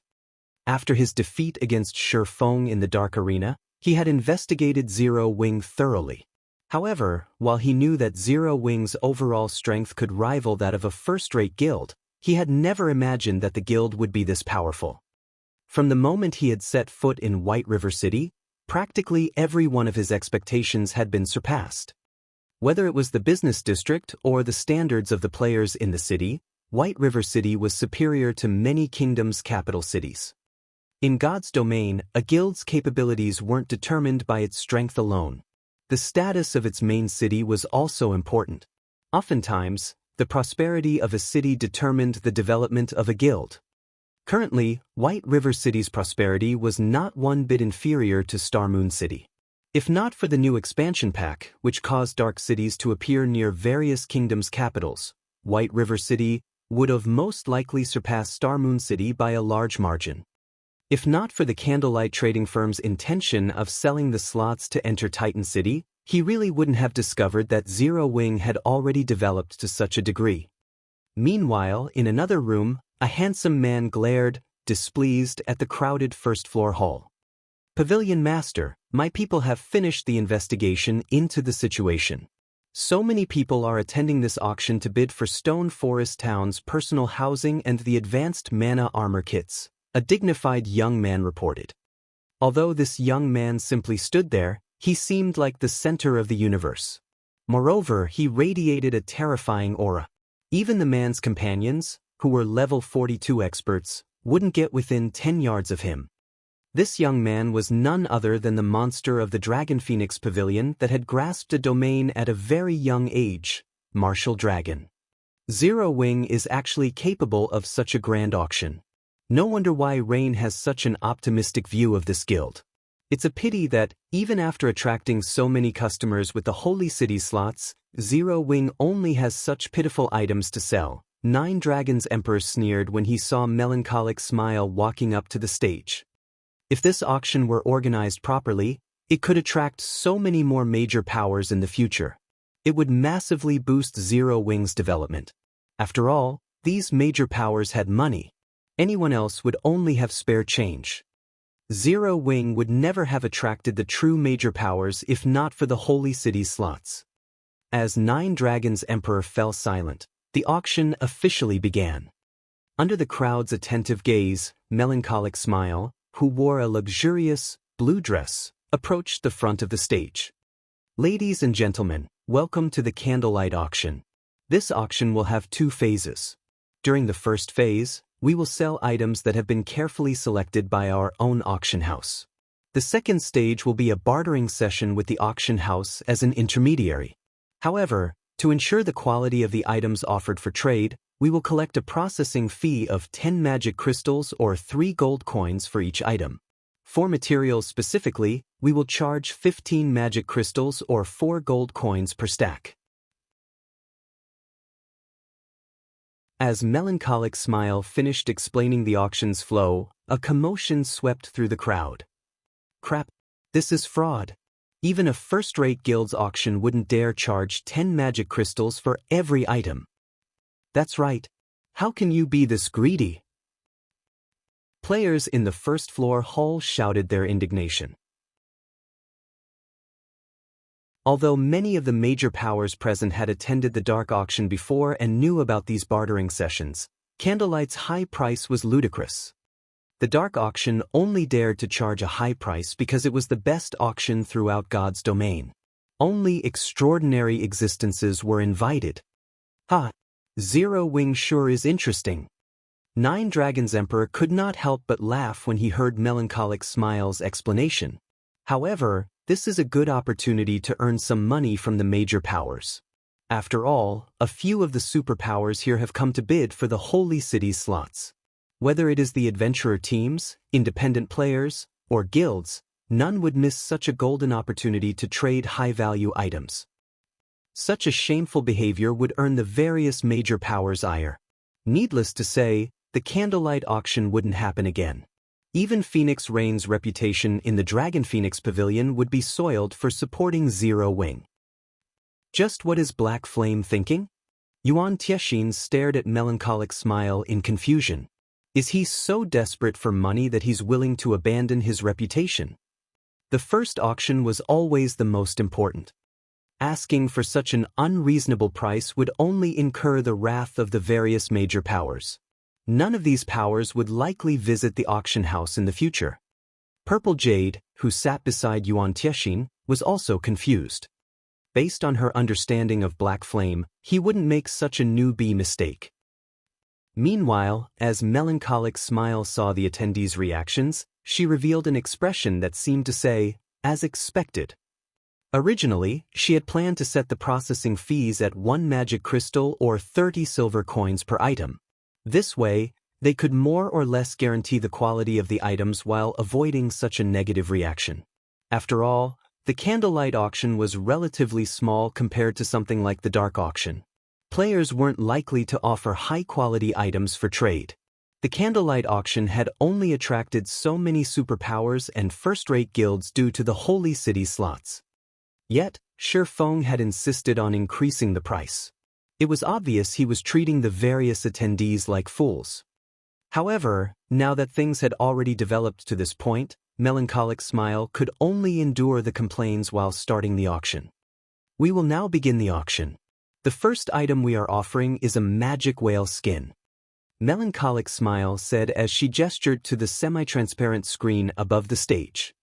The screen displayed an image of the magic whale skin as well as its attribute panel.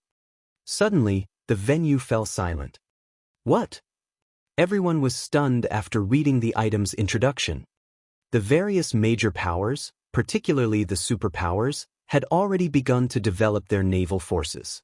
Hence, they understood just how important ships were and were madly investing manpower and resources into obtaining high-ranking ships.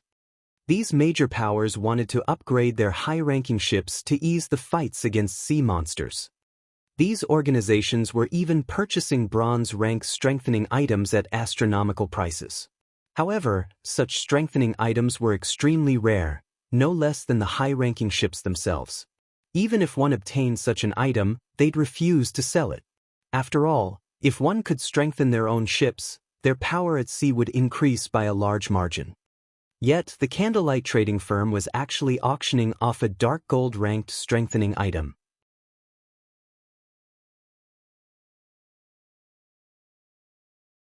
Chapter 1269, Crazy Start. The candlelight auction has even obtained a dark gold strengthening item. These attributes are ridiculous. I've heard that bronze strengthening items can only increase a ship's durability by 2 points, yet the magic whale skin can increase a ship's defense by 10% and durability by 10 points. It can even increase movement speed by 3%. The various guilds' upper echelons in the first floor hall panted as they stared at the magic whale skin. Ordinary players might not yet understand the game's ships, but the various large guilds present understood them very clearly. If an item like the magic whale skin were used to strengthen a bronze speedboat, it could improve the speedboat's performance significantly. Meanwhile, a speedboat could be enhanced to a total of 5 times. If one fully enhanced a bronze speedboat with magic whale skins, the speedboat's performance might even exceed mysterious iron speedboats. However, strengthening a bronze speedboat with a magic whale skin would be the epitome of luxury. At the very least, only mysterious iron ships would qualify for such a powerful strengthening item. Black Flame is quite generous. He has decided to use such a valuable item to open the auction. Yuan Tiexin was slightly astonished when he saw the magic whale skin. The various major powers had spared no effort to get ahead of others at sea, yet Zero Wing was giving such a wondrous item away. In another VIP room, Nine Dragons Emperor's eyes shone as he stared at the magic whale skin. There were still a few days until the contest on Thunder Island began. If he could purchase the magic whale skin, he could upgrade one of his bronze speedboats. With this, he would have an easier time killing boss-grade sea monsters and obtaining thunder passes. When Melancholic Smile saw the crowd's excitement, she quietly released a sigh of relief. Now that everyone has seen the magic whale skin's attributes, let us proceed to the bidding. We will sell 3 sheets at a time. The starting price is 10,000 magic crystals, and each increment must not be lower than 500. Let us begin. As soon as Melancholic Smile announced the starting price, many players gasped. According to the current market price, 10,000 magic crystals was the equivalent of 2,500 gold. With that amount of money, one could purchase a relatively good plot of land in an NPC city. Moreover, magic crystals were far more precious than coins as they were more difficult to obtain. However, the high price wasn't the only reason these players were shocked.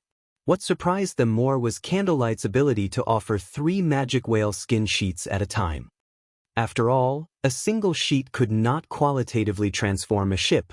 However, 3 sheets could. What a ruthless price. Sirius chuckled as he shook his head. It seems Candlelight is going to take our money today. The competition at sea grew more intense with each passing day.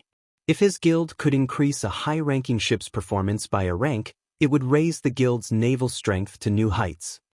While Sirius sighed, the price of the magic whale skins rose rapidly. 10,500 crystals. 11,000 crystals.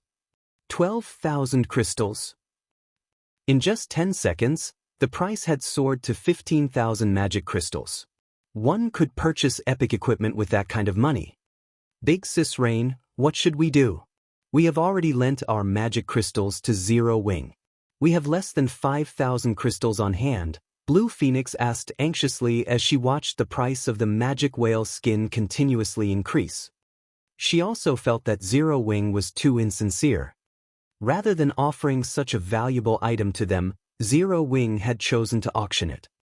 Phoenix Rain could only reveal a bitter smile in response. She had been racking her mind to figure out a way to increase her fleet strength.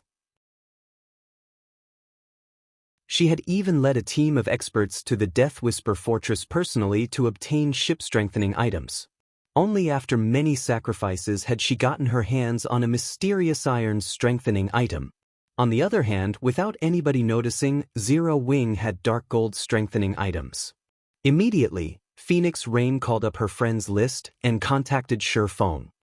Team leader Yi Feng, I wish to use the magic crystals I lent you to purchase the magic whale skins that are currently on auction. Will that be possible? Phoenix Rain asked. Of course. That won't be a problem. I'll notify the auctioneer right away. However, your maximum limit will be the 250,000 magic crystals you lent our guild. I can't make the decision if the price is higher than that, Shi Feng said earnestly.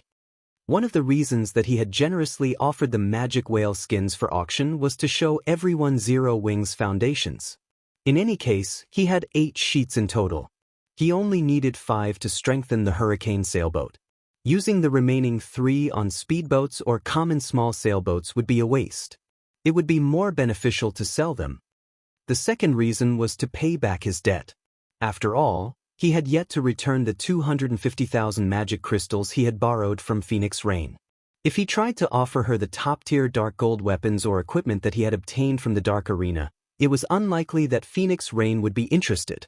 Only something like the magic whale skin, which could increase one's naval strength, would garner Phoenix Rain's attention. Hearing Shi Feng saying so, Phoenix Rain relaxed. There were still 5 days until the debt was due. Zero Wing could easily reject her request. 20,000 crystals. Phoenix Rain instantly placed a frightening bid. As expected of the players in the VIP rooms, they can afford to place such insane bids casually. Both independent players and guilds in the first-floor hall were astonished by Phoenix Rain's bid. Even first-rate guilds were fortunate if they had a stockpile of 60,000 magic crystals. After all, there were too few sources. Moreover, their daily consumption was considerably high. It was impossible to stockpile so many. Spending 20,000 magic crystals just to strengthen a single ship was simply too much of a luxury. Only super first-rate guilds and super guilds were capable of such a thing. 21,000 crystals. 9 Dragons Emperor frowned as he placed a new bid. The Holy City slots were his main goal. Hence, He hadn't prepared many magic crystals. He currently had 24,000 crystals on hand. After all, a small guild like Zero Wing should not be capable of offering anything worth his while. Now, however, it was too late for him to send his subordinates to collect more magic crystals. Ha! It seems the other powers haven't come prepared. Yuan Tiexin chuckled. Following which, he shouted, 30,000 crystals. The secret pavilion had prepared plenty of coins and magic crystals for the candlelight auction.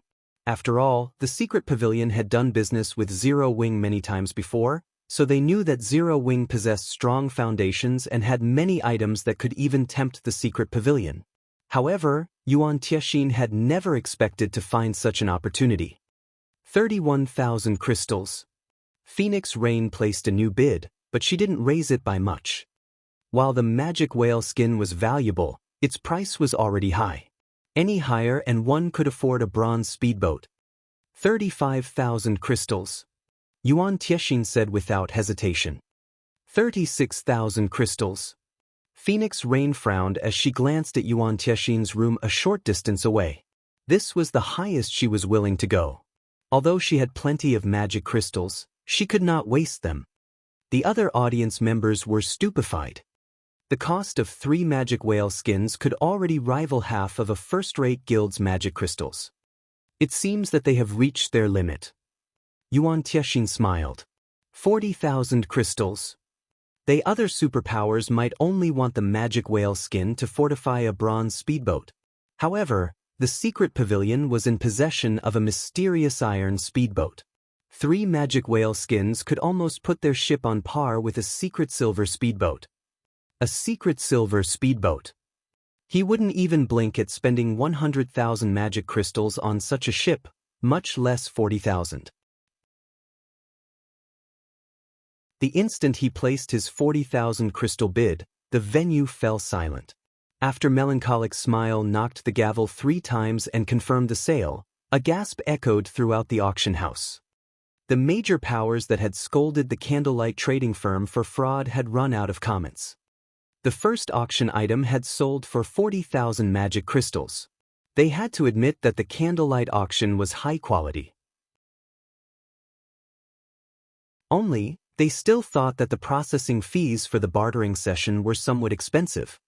However, not long after these major powers had such thoughts, the second auction item was revealed above the stage. Every one of these major powers stared in silence. Even the various superpowers were no exception. The reason for such a reaction was that the second item was none other than the Thunder Pass.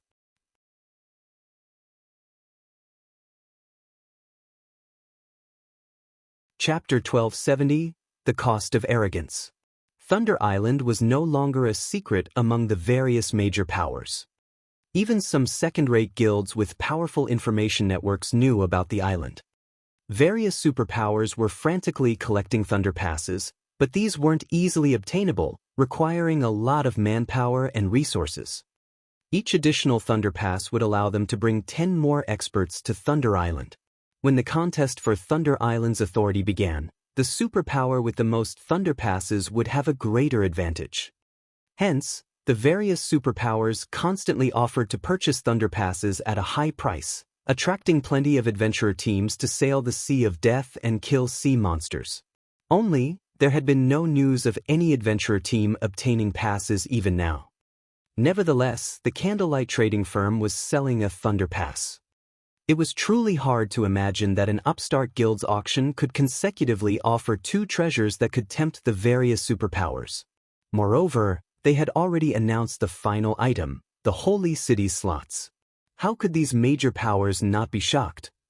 Now that everyone has seen our second auction item, without further ado, we will begin the bidding at 3,000 magic crystals. Each increment cannot be lower than 100 crystals. Begin. Melancholic Smile announced the starting price. This price surprised many of the players in the first floor hall. They all thought it was outrageously high. However, the various superpowers on the second floor made nothing of it. On the contrary, they all felt it was considerably cheap. After all, they normally offered 1,000 gold per pass. 4,000 crystals. 4,300 crystals. 5,000 crystals. As soon as Melancholic Smile opened the floor for bids, the various superpowers, which initially had little interest in the candlelight auction, contested madly for the Thunder Pass. These superpowers gave the players in the first floor hall no opportunities to intervene, raising the price again and again. Even the participating second-rate guilds felt out of their league in this auction. As for the players and guilds that had scolded the candlelight trading firm for being fraudulent, none of them dared to make a peep. Eventually, Phoenix Rain won the Thunder Pass for 8,300 magic crystals. Pavilion Master, are we letting Phoenix Rain have the pass just like that? Martial Dragon asked curiously. It doesn't matter. Any higher and the pass wouldn't be worth it. In any case, Rain has 10 extra slots. They're not enough to make a difference, Nine Dragons Emperor growled, sneering. After giving the matter some thought, Martial Dragon agreed with his guild leader. They had far more slots than Phoenix Rain. Even if she had 10 more, the increase wouldn't be enough to affect the big picture. Following the end of the second item's bidding, Melancholic Smile gestured to the image above the stage once more. However, the image remained the same as before. Smiling, she said, "Let's begin the auction for the third item." The third item is another Thunder Pass. Like before, the starting price is 3,000 magic crystals. Begin. What? There's more? Gasps echoed throughout the venue. Thunder Passes were extremely difficult to obtain. Obtaining one was already an amazing feat, yet Zero Wing had another to offer. Even Phoenix Rain was surprised. Of course, she was also elated. Although it was only one more entry pass, there was a huge difference between 10 and 20. Fortunately, among the superpowers present, she had the most magic crystals to spend. As soon as the auction began, the Thunder Pass's price instantly rose to 8,000 magic crystals. Unlike before, the various superpowers paid more attention to the Thunder Pass this time. They, too, realized what kind of consequences they would suffer if another power had 20 additional slots. The competition for the second Thunder Pass intensified. Eventually, however, Phoenix Rain obtained the second Thunder Pass for 15,400 magic crystals. Although the price was astoundingly high, Phoenix Rain felt that the money had been well spent. Just when everyone believed that the competition for the Thunder Passes had ended, Melancholic Smile pointed at the Thunder Pass's image once again. This is insane. Just how many Thunder Passes do they have? The players in the auction venue involuntarily shuddered. This was especially true for the various superpowers in the second-floor VIP rooms. They could tolerate a single power obtaining 1 or 2 passes as it wouldn't significantly impact the outcome. However, if the candlelight trading firms sold too many Thunder Passes, the balance would change, affecting the contest. Contrary to everyone's expectations, Melancholic Smile did not immediately start the next round of bids. Instead, she took 3 Thunder Passes from her bag, stupefying everyone present. How did they have so many passes? Nine Dragons Emperor shook as he stared at the 3 Thunder Passes in Melancholic Smile's hand. He found it truly unbelievable that Zero Wing had obtained so many passes. Despite the scarcity of Thunder Passes in the Sea of Death, Zero Wing had 5. The Dragon Pavilion Master previously had only 60 slots more than Phoenix Rain. He could ignore losing the 2 Thunder Passes as he still had a considerable advantage over Phoenix Rain even then. However, if Phoenix Rain won these 3 Thunder Passes as well, the difference between their teams would be negligible. This won't do. I must obtain these passes. Nine Dragons Emperor commanded, "Notify Bell and have him send all our magic crystals immediately." Pavilion Master, I've already notified him. However, it will take at least 10 minutes before they arrive, Martial Dragon reported. 10 minutes? Damn it. Why so long? Regret and anger filled Nine Dragons Emperor's eyes as he stared at the 3 Thunder Passes. Notify Zero Wing's auctioneer. Tell her that we request a delay. Had the candlelight trading firm stated beforehand that such items would be sold, he never would have been caught off guard. In reality, Nine Dragons Emperor wasn't the only person to react that way. Even guilds such as Pantheon, Miracle, King's Return, Battle Wolves, and Sacred Temple were caught flat-footed. After all, nobody would have imagined that there would be such frightening items offered at the candlelight auction. They had prepared only the lands required to purchase the Holy City slots. Almost at the same time, the representatives of the various superpowers all reported back to the upper echelons of their respective guilds, having their guilds send magic crystals over. Aside from this, they also contacted the candlelight trading firm asking for a delay in the auctioning of the Thunder Passes or permission to use other items as collateral. This scene stunned the various major powers and adventurer teams present. After all, asking for a delay in the auctioning of an item was a relatively humiliating thing to do, as this would show that one had insufficient funds. Despite that, the various superpowers of God's domain were actually willing to cast away their reputation. It was truly inconceivable. Guild leader, are we going to delay the auction of the Thunder Passes? Melancholic Smile asked after contacting Sherfone. Currently, 5 superpowers had requested a delay, something not commonly seen. If it were any other first-rate guild holding this auction right now, they would definitely acquiesce without hesitation. We can delay the auction, but tell them that they need to compensate us for the time lost. Every minute's delay will cost them 300 gold. They are welcome to delay the auction for as long as they want, Sherfone replied nonchalantly. Guild leader, this? Melancholic Smile's heart skipped a beat when she heard his answer. Don't worry about it. Just tell them as is, Sherfone said, chuckling. There were only a few days left until the contest over Thunder Island. At this point, practically all boss-grade sea monsters that could be killed had already been killed once before. Even if one killed the boss-grade sea monsters that respawned, the likelihood of a Thunder Pass dropping would be very low. After all, only a limited number of Thunder Passes could drop during each contest cycle. The only reason he had managed to obtain so many Thunder Passes was the King-class sea monster he had killed. If he did not make a killing off these superpowers now, he would be doing that King-class sea monster a disservice.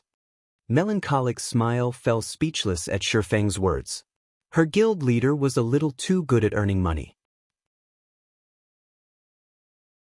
However, since it was a command from her guild leader, Melancholic Smile had no choice but to repeat Sherfang's words to the 5 superpowers.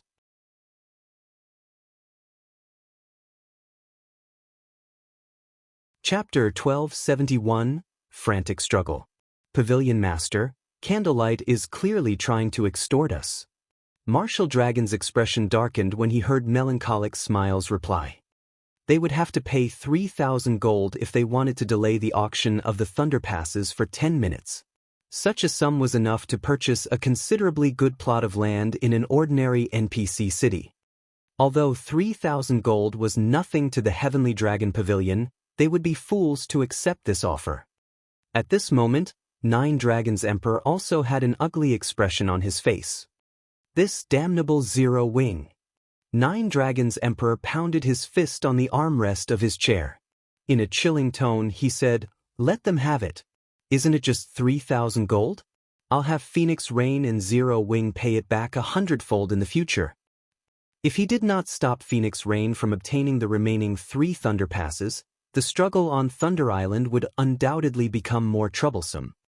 Meanwhile, the other 4 superpowers also paid the 3,000 gold without hesitation.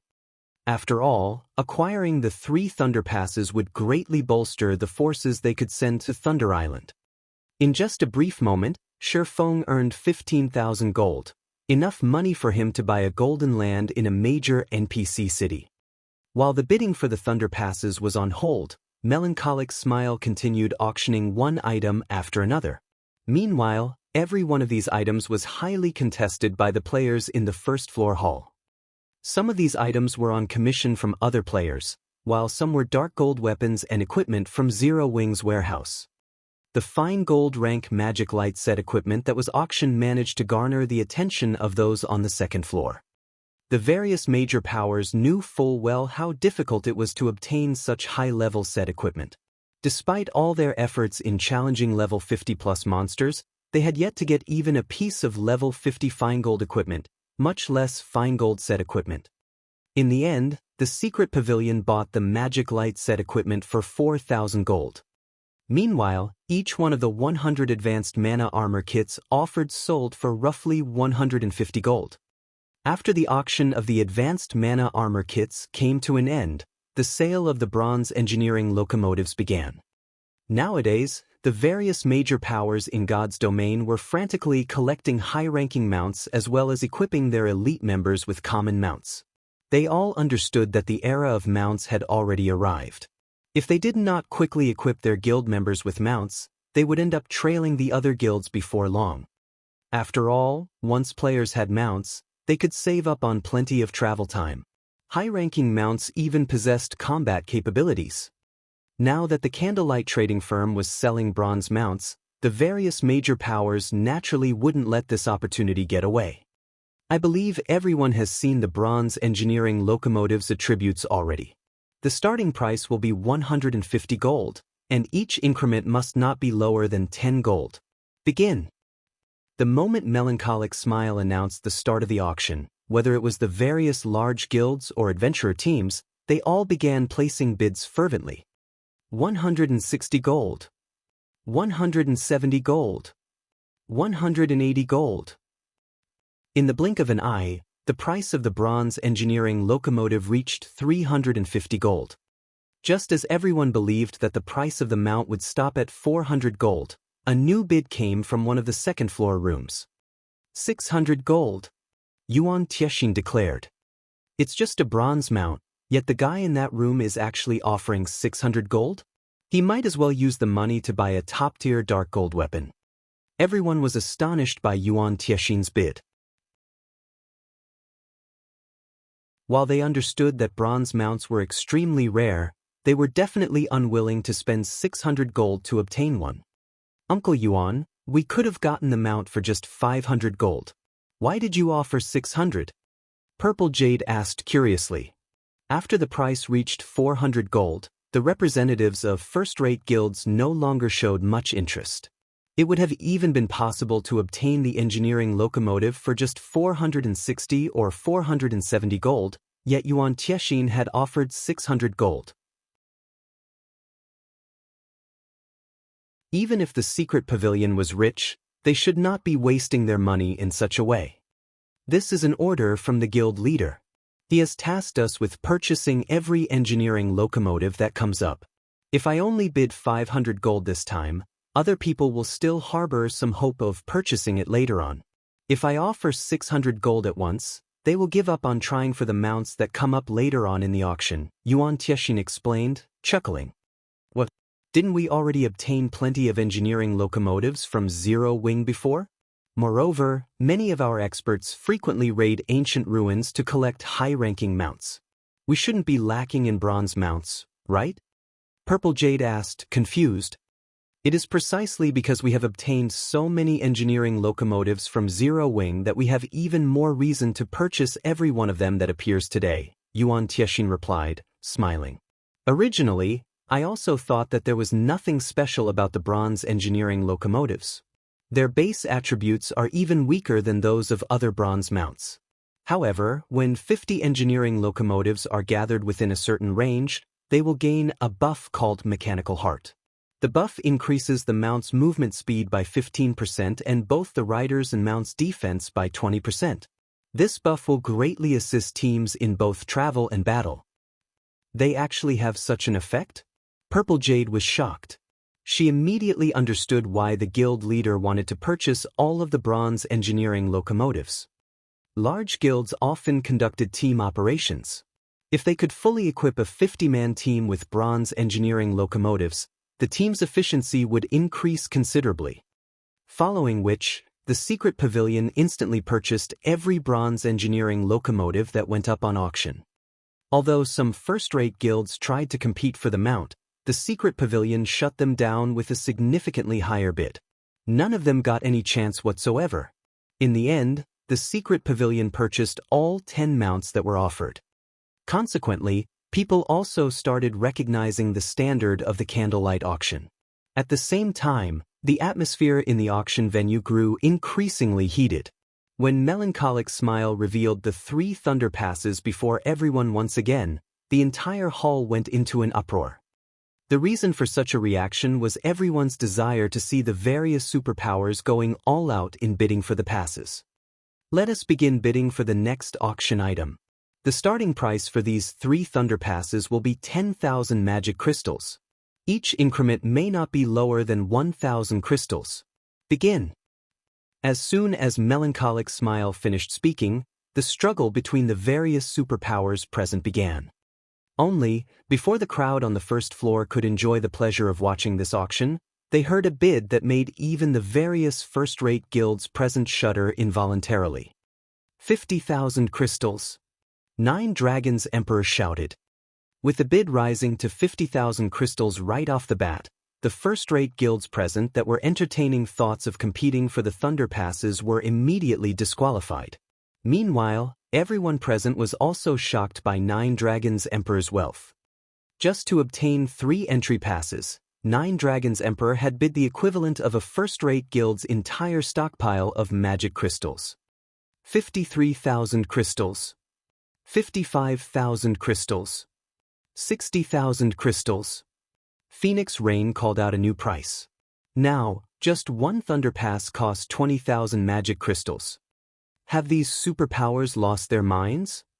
The players on the first floor hall were stupefied. Melancholic Smile was also shocked.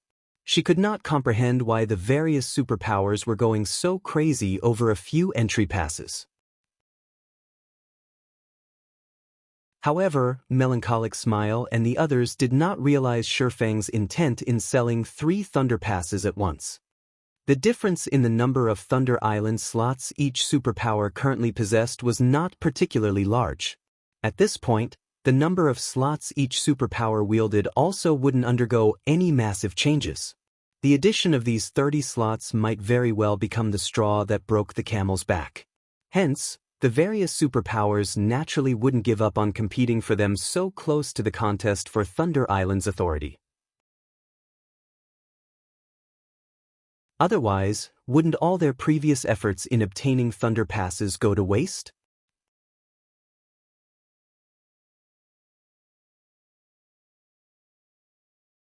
Chapter 1272, Growth of the Guild.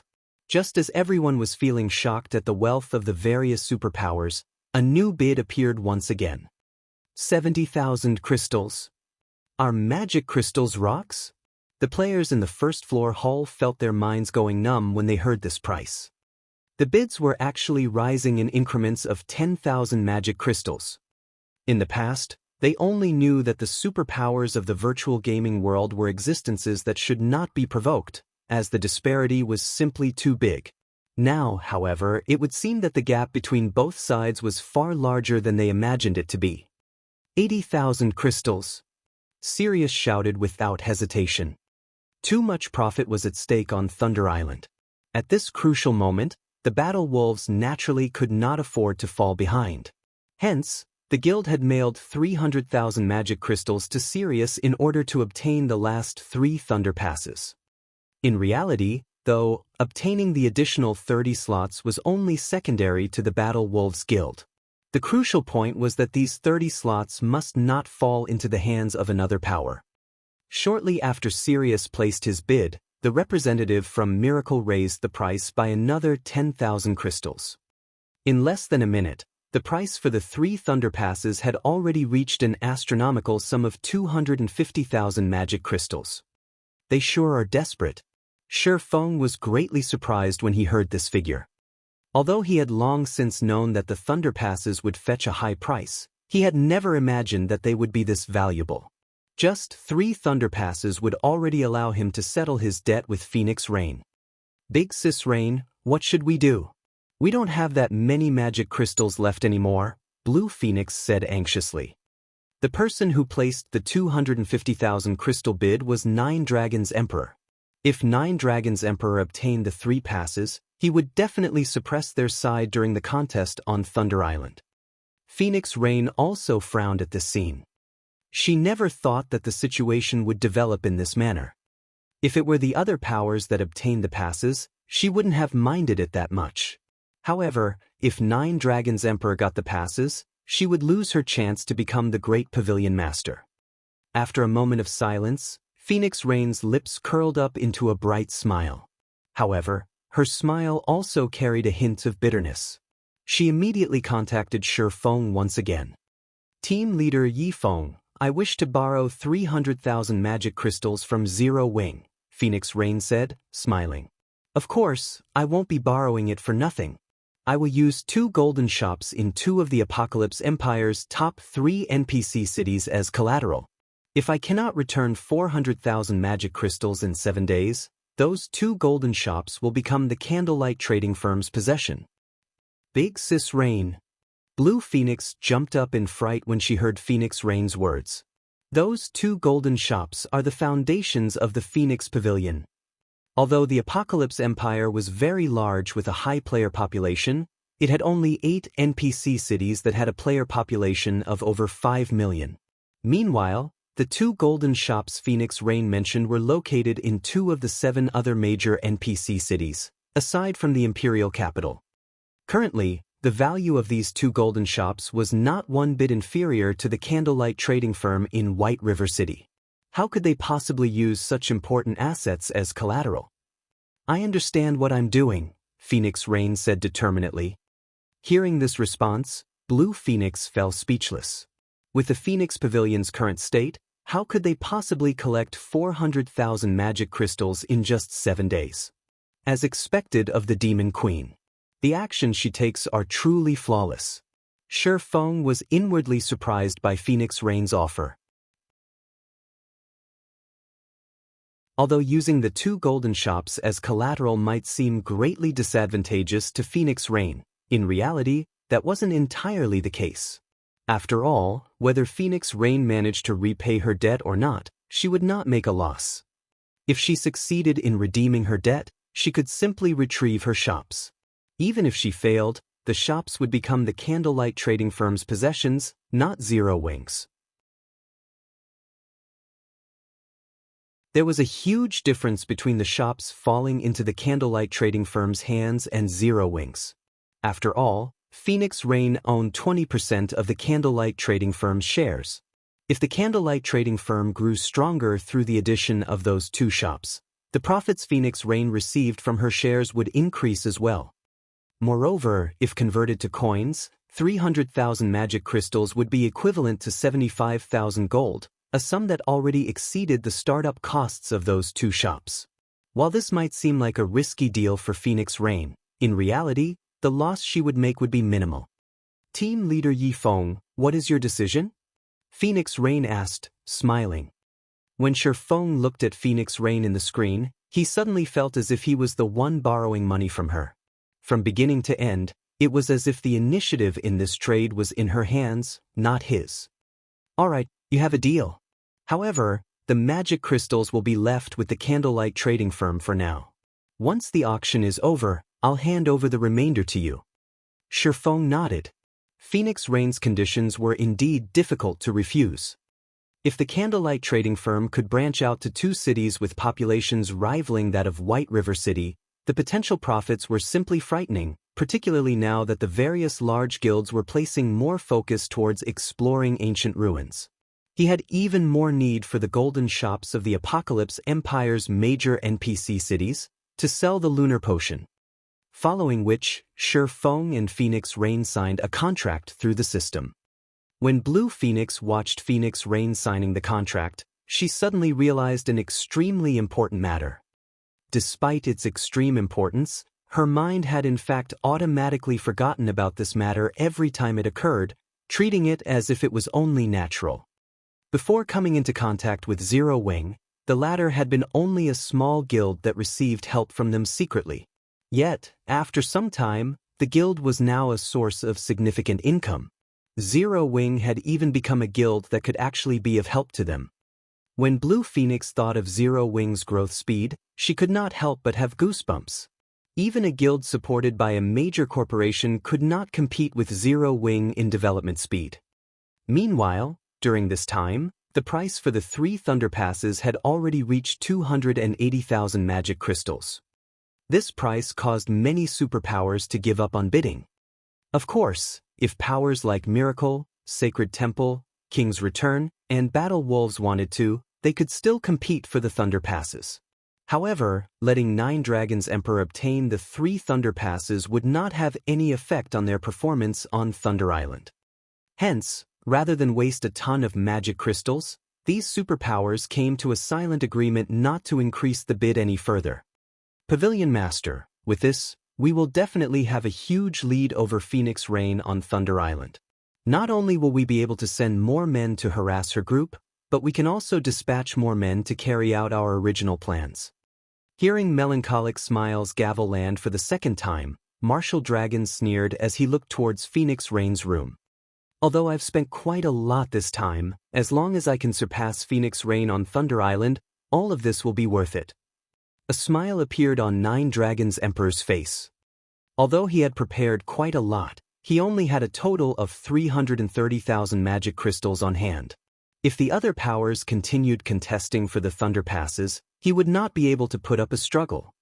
Just as the gavel was about to land for the 3rd time, however, a new bid appeared in the auction venue. 300,000. Didn't she run out of magic crystals already? Nine Dragons Emperor was confused as he looked at Phoenix Rain's room. However, a possibility very quickly occurred to him. Damn that Zero Wing. They actually lent magic crystals to her. 310,000. However, Nine Dragons Emperor was also helpless to do anything about this situation. He had no choice but to continue bidding. As for the other superpowers, they had already given up on fighting over this bottomless pit, because regardless if Phoenix Rain or Nine Dragons Emperor obtained these 3 Thunder Passes, the 2 of them would not be able to affect their results on Thunder Island at all. 320,000. 330,000. 340,000. Phoenix Rain continued increasing her bid without hesitation. When the price reached 340,000 crystals, Nine Dragons Emperor was thoroughly defeated. He could only watch as the gavel in Melancholic Smiles' hand landed one time after another. In the end, the 3 Thunder Passes fell into Phoenix Rain's hands. Seeing this outcome, the various major powers grew exceedingly envious of Zero Wing. Zero Wing had managed to earn 340,000 magic crystals just by selling 3 Thunder Passes. This was practically even more profitable than robbing a bank. After the auction for the Thunder Passes came to an end, the remaining items that came up did not garner much interest from the various superpowers. Only the players seated in the first floor hall bid for them. Although the prices of the items were not particularly high, the quantity was much higher. Time passed quickly. As one item after another sold for a high price, one of the highly anticipated finale items finally appeared before everyone. The personal houses of Stone Forest Town.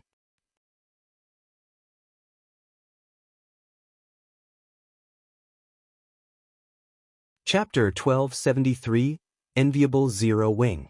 The moment the image of Stone Forest Town's personal houses appeared, the players in the first floor hall grew restless. Apart from the Holy City slots, these players had come to the candlelight auction to see Stone Forest Town's personal housing. The various major powers might ignore the personal houses, but to independent players, these houses were extremely important. If I can get a house, I can easily travel to Stone Forest Town's battle arena. I can definitely surpass those other experts. Using the houses in Stone Forest Town as a training ground isn't a bad idea either. Many independent experts and adventurer teams' eyes shone with excitement when they saw the personal houses introduction.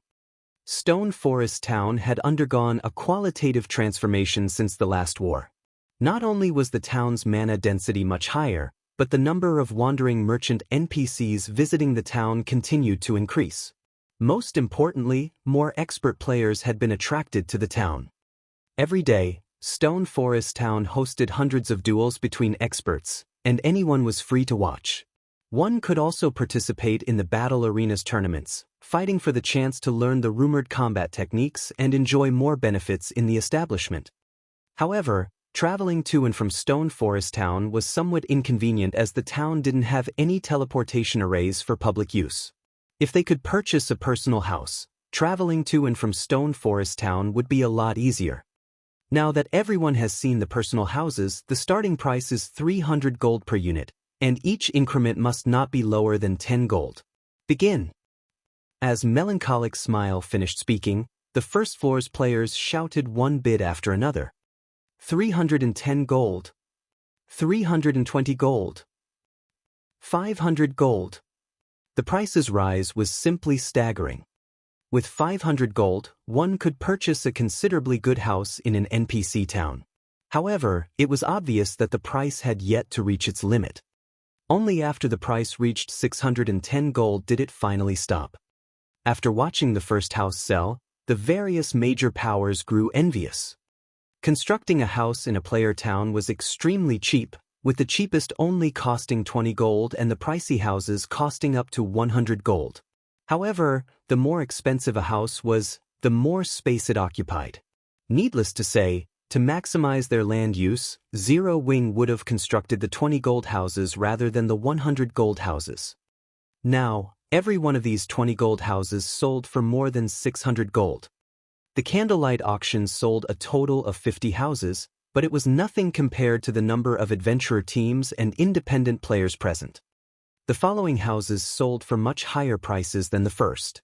Among the 50 houses, the most expensive had sold for 740 gold. On average, the houses had sold for 650 gold. By auctioning the 50 houses, Zero Wing had made 32,500 gold.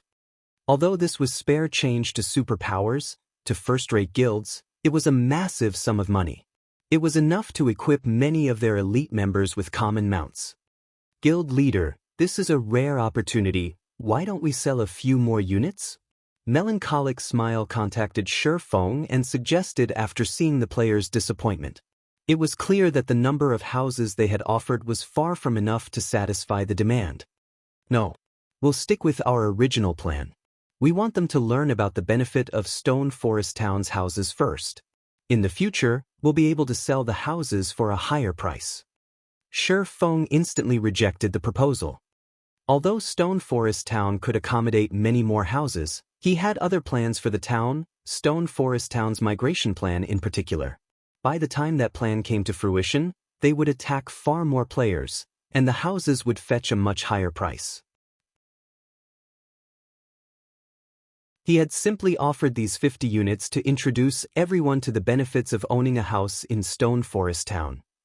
When the auction for the personal houses came to an end, the various superpowers in the second-floor rooms focused on the stage.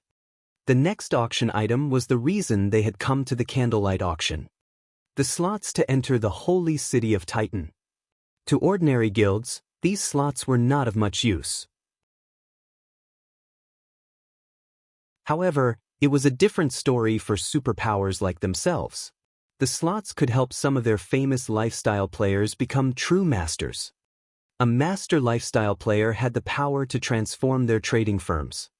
Their trading firms would earn ample profits. Naturally, this would increase their guild's development as well. So, this is the holy city of Titan?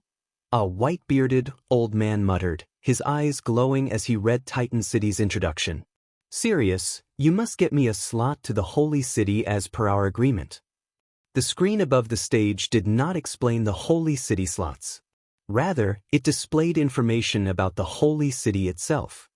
One such detail was the Titan Lifestyle Association.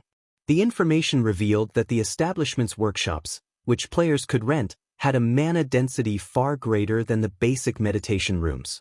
Moreover, the floating island contained research rooms, and players could use these rooms to study various materials. There were also plenty of Master Rank production videos. There were even Grandmaster Rank production videos available. However, players were required to enter the advanced research room to gain access.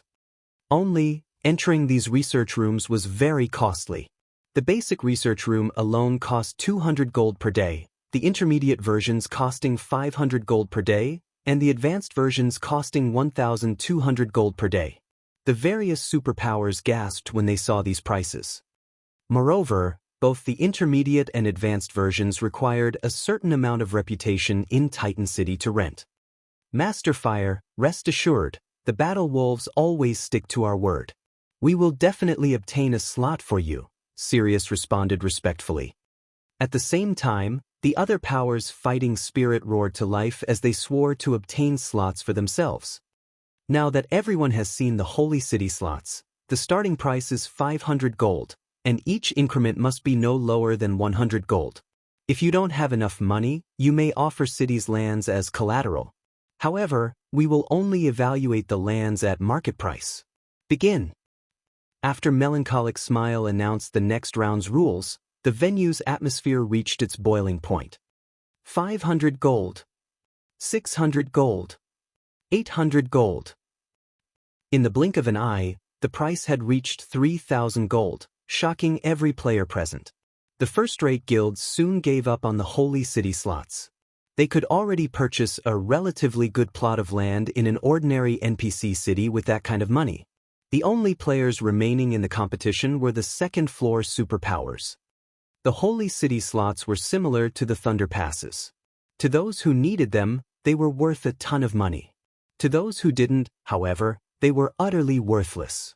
Every superpower had a batch of lifestyle players who were so close to their master ranks.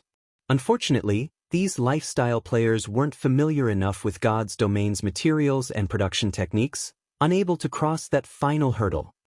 As long as they obtained the Holy City slots, these superpowers were confident in nurturing a master lifestyle player and improving their respective trading firms.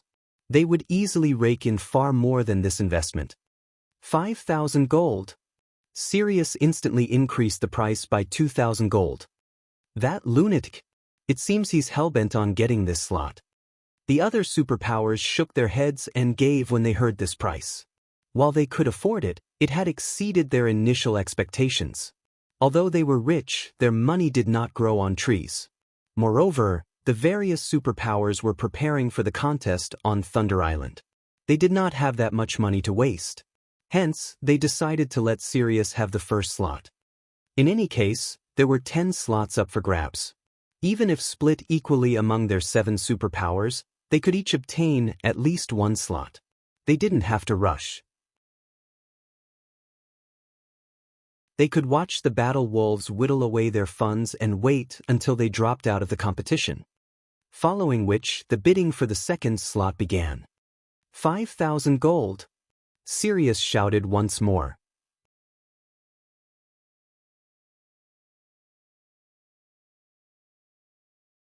Chapter 1274, Frightening Wealth.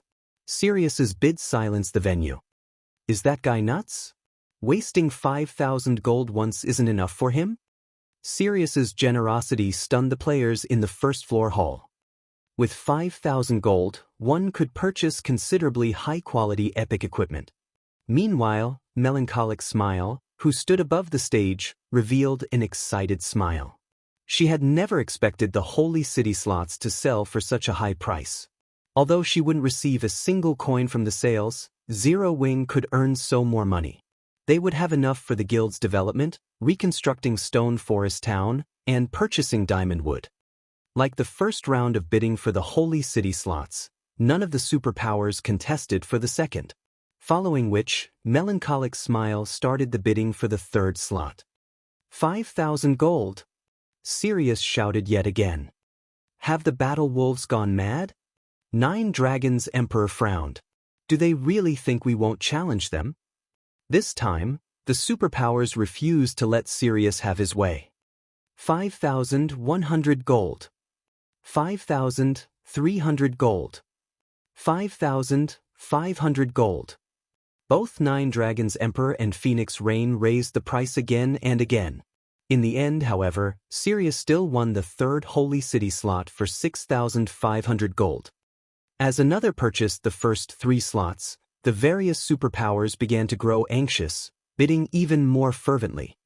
In the end, among the 7 remaining slots, the cheapest had sold for 6,100 gold, while the final slot sold for 7,000 gold. The players in the venue were stunned. Meanwhile, the various first-rate guilds turned green with envy. Zero Wing made 62,400 gold by selling 10 slots. If Singular Burial knew about this, he would go mad. Galaxy Past smiled bitterly as he watched the Candlelight Auction's first phase come to an end. I'm afraid that it won't be long before Zero Wing becomes Star Moon Kingdom's overlord. It seems we'll still have to shift the Star Alliance's development to other kingdoms. A guild's strength was reflected not only in its expert and elite players, but also in its financial prowess. Although Zero Wing had been acknowledged the #1 guild in Star Moon Kingdom, it had far fewer elite players than first-rate guilds. Zero Wing was only superior regarding tools of war and peak experts. In terms of management and deterrence force, wasn't in the same league. The guild's range of influence, in particular, couldn't compare to Blackwater's, for example. After Blackwater's withdrawal from Star Moon Kingdom, Heaven's Burial and the kingdom's second-rate guilds had rushed to take control of the abandoned territory. Even the Star Alliance had gotten in on the action in hopes of replacing Zero Wing as the kingdom's overlord. The dark guilds in Star Moon Kingdom had also harbored such thoughts as they frequently killed Zero Wing's members and the players heading into Stone Forest Town. Zero Wing had always walked the path of the elite and as a result, lacked manpower. However, now that the guild had obtained so much funding during the Candlelight Auction, it wouldn't be long before the guild could recruit a large number of high-quality elite members, compensating for its flaws. If any guild wanted to challenge Zero Wing's Star Moon Kingdom, they had to think twice. After all, with so much money, Zero Wing would not fear a battle of attrition. Once the auction's first phase ended, the second phase quickly began. Fortunately, no one had anything more to say about Zero Wing's processing fees, obediently retrieving their prepared treasures and putting them up for trade. Due to the 10 magic crystal or 3 gold processing fees, only items worth at least 10 gold were accepted for trade. This guaranteed the item's quality and made it easy for players to find what they wanted. Even the various major powers on the second floor found quite a few items they needed. As the event died down, everyone's final evaluation of the Candlelight Auction was quite high. The Candlelight Auction could definitely stand on the same stage as Superpowers auctions. Shi Feng similarly browsed the trade list in the hopes of finding the Draconic Herb. Players from numerous countries had attended the Candlelight Auction. Among those present, many were either major powers representatives or independent experts. The likelihood of finding the Draconic Herb here was much higher than searching for the herb elsewhere. After all, to obtain the Draconic Herb, one needed both sufficient luck and sufficient strength. Players of this caliber weren't necessarily willing to sell the Draconic Herb they obtained.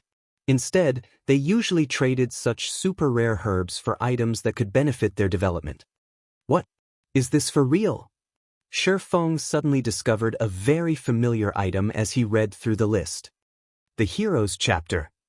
Although this item was a tattered piece of parchment, not particularly useful to ordinary players, it was a treasure highly sought after by the various large guilds. Moreover, the Heroes Chapter did not consist of a single page. Rumors had it that if one completed the Heroes Chapter, it would be more valuable than a legendary item. In reality, a single page was already worth more than an epic item. In the past, one page easily sold for 15,000 gold. The Heroes Chapter had only one purpose: to summon a hero to defend a town or city. The summoned hero functioned like guardian NPCs in an NPC city. In the past, Shi Feng had obtained a page and summoned a hero to defend Shadow's main city. Shi Feng had never imagined that the Heroes Chapter would show up in the Candlelight Auction. The owner sure knows how to drive a hard bargain. Shi Feng was astonished when he saw the player's price. The other party requested a top-tier, level 45 dark gold greatsword and top-tier, level 40 dark gold plate gauntlets and boots. Aside from epic and growth-type weapons, level 45 dark gold weapons were the best available. As the various large guilds players had yet to reach level 45, it was very difficult to obtain level 45 weapons, not to mention top-tier, level 45 dark gold weapons. Such a weapon could easily fetch over 1,000 gold on the market. As for the level 40 dark gold equipment, Each piece could easily fetch over 400 gold. Shifeng even began to wonder if the seller knew the Heroes chapter's true value. The Heroes chapter's introductory text was very simple. It only stated that one could recruit a hero that was tier 3 and 10 levels higher than the summoner to defend a town or city. From the introduction, one could surmise that the Heroes chapter was on par with a tier 3 summoning scroll. Only, this summoning scroll did not have a duration. However, it could only help protect towns or cities, not help players grind or raid dungeons. Hence, the chapter's value should be limited. At this stage of the game, it'd be surprising if it could sell for 600 gold. If it were an actual tier 3 summoning scroll, though, it could go for a little more as it could help fight powerful bosses. What the introductory text had not mentioned was the fact that the tier 3 hero could grow. The introductory text only revealed the hero's base attributes. Moreover, unlike personal guards, it was much easier to level heroes. Even the weakest among them could grow to level 180, tier 4, while the more powerful heroes could grow to level 200, tier 5. Forget it. I'll just have Melancholic Smile trade for it. Shifeng then contacted Melancholic Smile. Shortly after, Shifeng found the Draconic Herb. Similarly, the other party had asked for the high price of a piece of level 45 top-tier dark gold equipment. Fortunately, this wasn't an issue for Shifeng. There was plenty of level 45 dark gold equipment in Zero Wing's guild warehouse. Time passed quickly. Soon, the auction's second phase ended as well. Although each player had not put up many items for trade, a lot of players had attended. Shifeng earned over 2,000 gold and 150,000 magic crystals during the second phase. Only, as Phoenix Rain had borrowed quite a bit, he hadn't earned as much as he would have liked. After the auction ended, news of Candlelight Auction's wealth spread to the various major powers. Damn it! How could this have happened? Singular Burial, in the distant Starmoon City, felt himself age by several years when he read the report. He hadn't thought that the Candlelight Auction would be such a huge success. Starmoon City's auction was a joke in comparison. Moreover, now that Zero Wing had earned a fortune, Heaven's Burial's development was at risk. Following which, Singular Burial contacted Flame Blood and asked, "Blood, how are things going on your side?" Guild Leader, I've tried my best to lure the small guilds and adventurer teams over. Although some of them have started to wise up and grow suspicious, things on Abandoned Wave's side are developing smoothly. I don't believe it will be long before Heaven's Burial owns Starmoon Kingdom, Flame Blood said excitedly. Notify Abandoned Wave that Zero Wing has secured a lot of funding. If we don't hurry, the guild will be even more difficult to deal with in the future, Singular Burial commanded sternly. Also, think of a way to help Abandoned Wave hasten his progress. I don't care if you're exposed in the process. Understood. Hearing Singular Burial saying so, Flame Blood could not help his surprise. Just how far has Zero Wing developed to make the guild leader so nervous?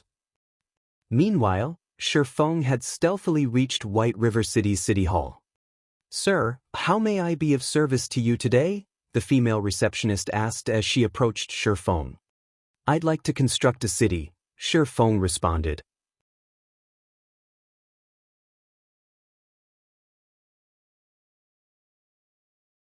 Chapter 1275, Building a City. In a VIP reception room on the City Hall's second floor. A middle-aged man in exquisite clothing slowly opened the door and entered the room.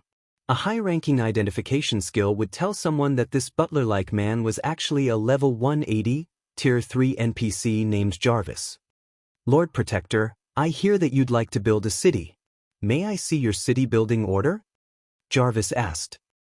"Here." Shifeng took out a tattered parchment. "This is indeed a city-building order that the royal family gave out over a century ago. May I know where you wish to construct your city to give you an accurate estimate, my lord? However, I have to remind you that the high-level locations require higher construction fees," Jarvis explained. He then presented a magic scroll and allowed Shifeng to choose the location for his city. "Understood. I wish to construct it in Witch's Hill." Shi Feng pointed to Witch's Hill on the scroll. The Witch's Hill could definitely lure plenty of players as a level 50 to 70 large map. It was also close to the Mournful Ruins. The Mournful Ruins was a Hell mode regional dungeon, and like the Stoneclaw Mountains, it produced an abundance of magic crystals. Witch's Hill itself had the entrance to an otherworld. Witch's Hill had still been popular among players even a decade after the game launched. Alright, may I know exactly where you want to build your city? Jarvis asked.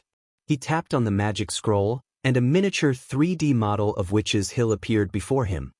The exact location? Shi Feng carefully examined the model before him. He had only asked about the cost to construct a city during his last visit.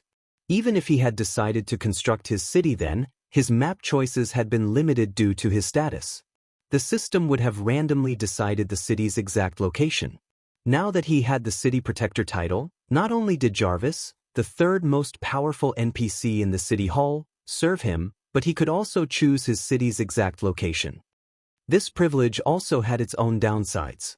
The construction fees would fluctuate depending on the terrain of the location he chose.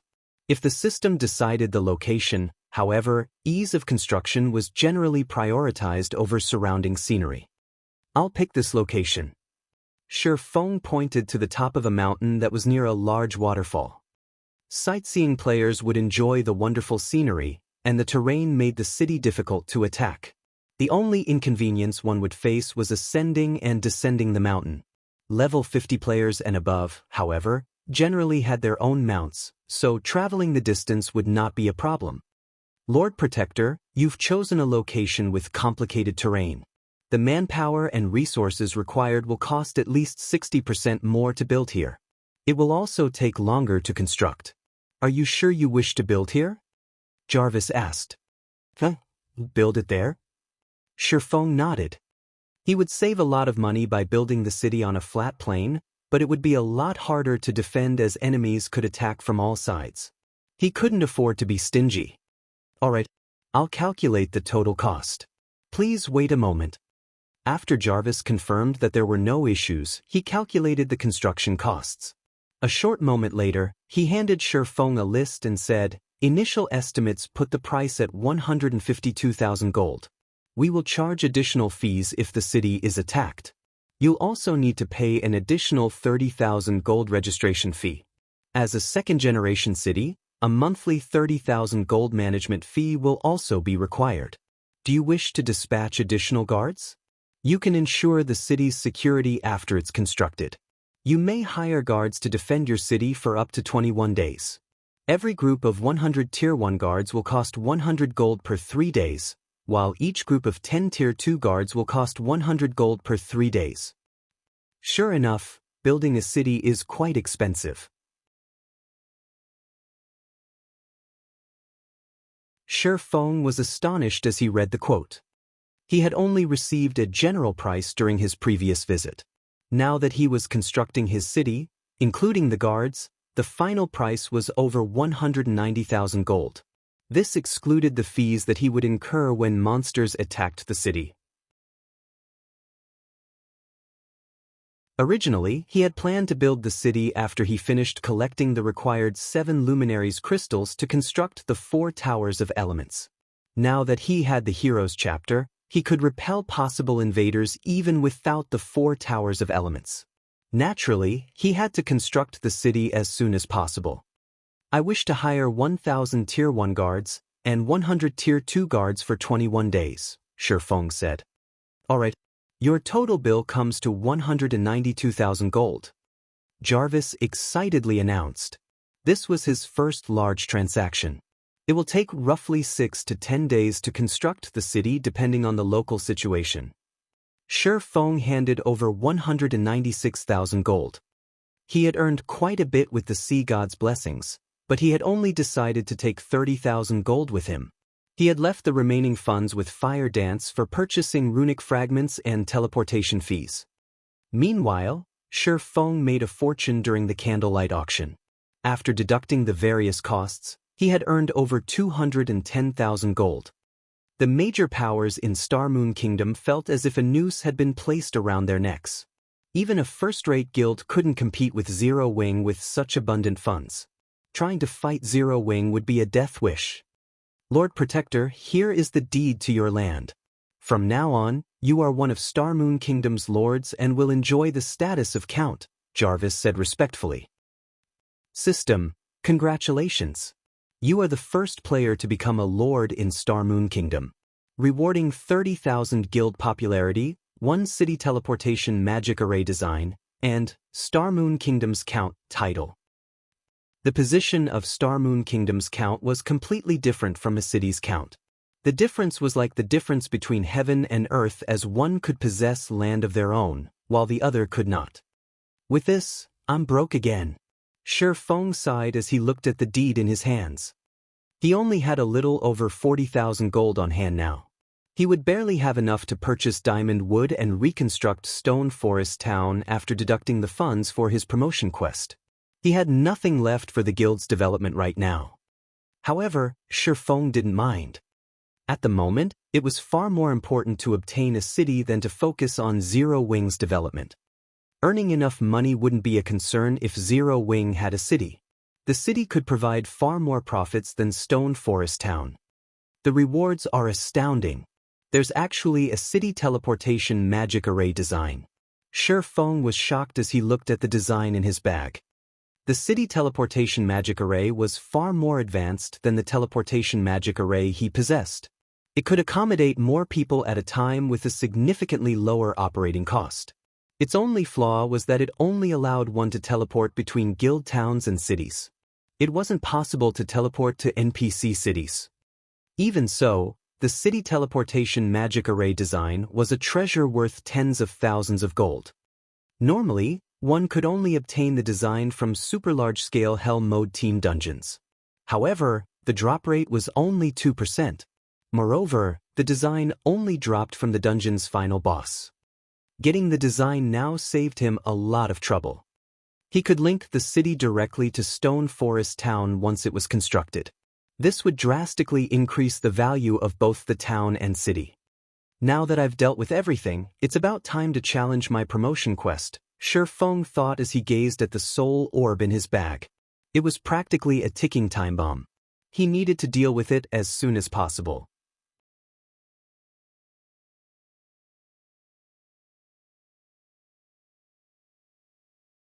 Chapter 1276, Upgrading the Magic Sword. Star Moon City, Shadowblade Ruins. The Shadowblade Ruins was the nearest level 40 to level 50 high resource map to Star Moon City. Every day, tons of players would travel to this map. However, the players currently there were in a panic. The reason for this was the sudden assaults of powerful monsters all over the map. Moreover, among these monsters' numbers were the highly intelligent one-horned humanoid monsters, whose combat standards were significantly higher than elite players and whose attributes were likewise high. These humanoid monsters were like wolves ravaging a flock of sheep as they charged into the various elite teams in the map. Every one of their attacks easily bypassed the defenses of players, directly landing on vital points on the latter's bodies. Even healers could not keep up with the damage. Only the experts leading these elite teams could keep up against these humanoid monsters, and just barely at that. Leader, our instantaneous movement magic scrolls aren't working. A level 40 swordsman wearing light blue armor reported anxiously. How can this be? Weren't there a few guys that used the scroll to escape from danger an hour ago? The robust level 41 shield warrior holding back a humanoid monster frowned when he saw the number of monsters attacking his team increasing. Currently, the Shadowblade Ruins was still a very dangerous map for players. Hence, when exploring it, every team would prepare some Tier 0 instantaneous movement magic scrolls in order to escape any traps or monster encirclements they encountered. Meanwhile, hundreds of monsters had already surrounded their 100-man team right now. If the team were up against only several hundred elite monsters led by chieftains, they could still manage somehow. Now, however, the monster army they faced had 3 level 50+ lords and over a dozen level 50+ chieftains. In addition, there was a level 51 one-horned humanoid monster, a greater threat than even the lord-ranked monsters. Meanwhile, standing on high ground a short distance away from this elite team, two players were observing the entire battle. One of these players was an assassin wielding a pitch-black crystal. This assassin's skin was entirely gray, save for a blood-red mark imprinted between his eyebrows, his body giving off a dark aura. If Shi Feng were present, he would definitely recognize this assassin to be Abandoned Wave, Blackwater Guild's ex-guild leader. Meanwhile, the cloaked cleric with a white jade staff, who was standing beside Abandoned Wave, was Flame Blood. These evil beasts sure are terrifying. Just one of them is already enough to force an expert level 41 shield warrior to activate both his life-saving skill and berserk skill just to cope with it, Flame Blood exclaimed in astonishment as he looked at the distant shield warrior being pushed back by the one-horned humanoid monster. "This is nothing," Abandoned Wave said, smirking. "That's just a recently created evil beast. Since we now have the entire Shadowblade ruins locked down, let's stop toying around with these people." Saying so, Abandoned Wave tapped on the pitch-black crystal he wielded. Immediately, 5 level 55, Lord-ranked evil beasts appeared before him. Compared to the level 51, Chieftain-ranked evil beast, these 5 evil beasts were not only larger in size but also had a trace of cunning in their eyes. It was clear that these Lord-ranked evil beasts were much more intelligent. So strong. Flame Blood shuddered involuntarily as he looked at the 5 Lord-ranked evil beasts. He was one of the peak experts of Heaven's Burial, and his senses were telling him very clearly that just one of these evil beasts could kill him in 2 or 3 moves. Meanwhile, 5 such monsters in total were present. If such a force charged into a group of elite players, the consequences would be unimaginable.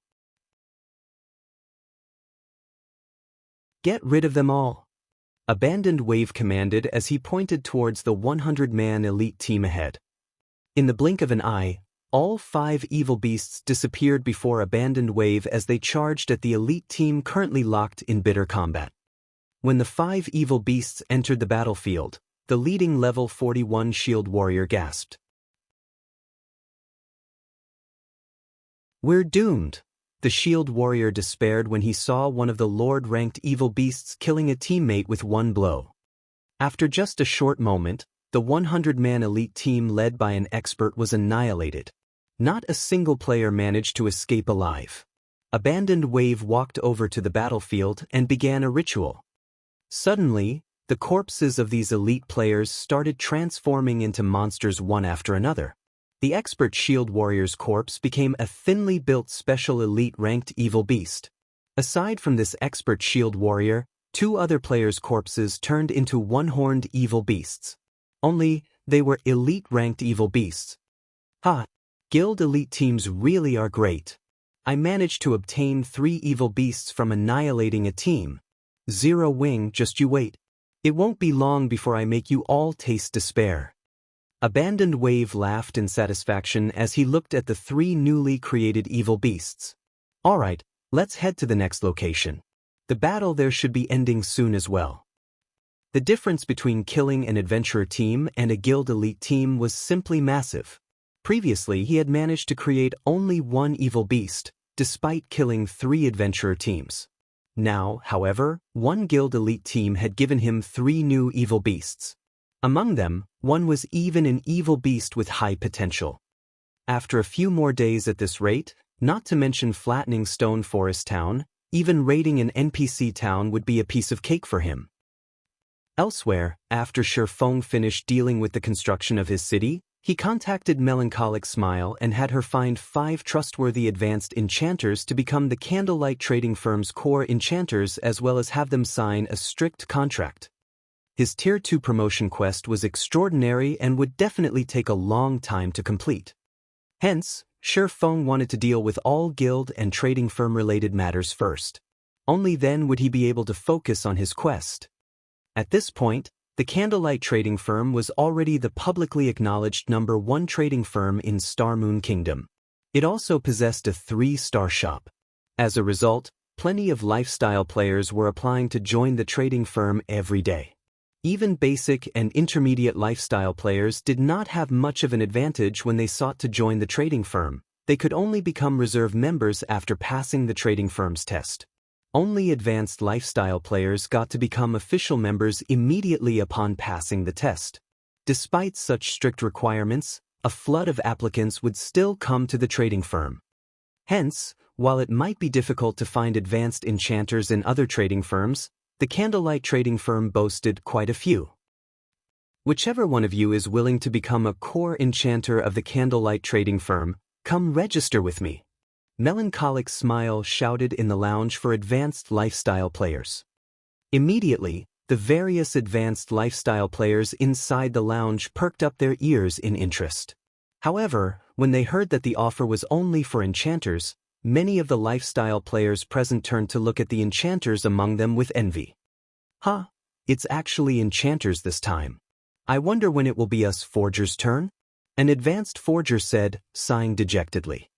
Silent Wonder, who was also resting in the lounge, grew confused when she saw the downcast expressions the crowd in the room was wearing. What was there to feel envious about? Becoming a core member of the trading firm meant signing a strict contract and losing much of their freedom. On the other hand, non-core members only needed to make a certain amount of items each day. Once they hit their daily quotas, they could do whatever they wanted. If they decided to quit the Candlelight trading firm, they only needed to pay a small severance fee as well as forget all the recipes and designs they learned from Candlelight. As for core members, if they wished to leave the trading firm, they had to not only pay a massive severance fee but also clear their masteries to 0 and forget all the recipes they had learned before. They would have to start all over again from scratch. Silent, you might not know this since you're new, but the Candlelight trading firm has the precious slots to enter the holy city of Titan. That is a great opportunity for us to become masters. However, only core members and advanced members may contest for those slots, with the majority of the slots allocated to core members. Hence, everyone here hopes to become a core member of Candlelight. Unfortunately, that depends heavily on luck, the female alchemist seated beside Silent Wonder explained patiently when she saw the dazed look on Silent Wonder's face. Candlelight still has more Holy City slots? Silent Wonder could not help but be surprised by this revelation. She had already gained an understanding regarding the Holy City slots through the recent auction. She knew that the Holy City could greatly help lifestyle players in reaching the master rank.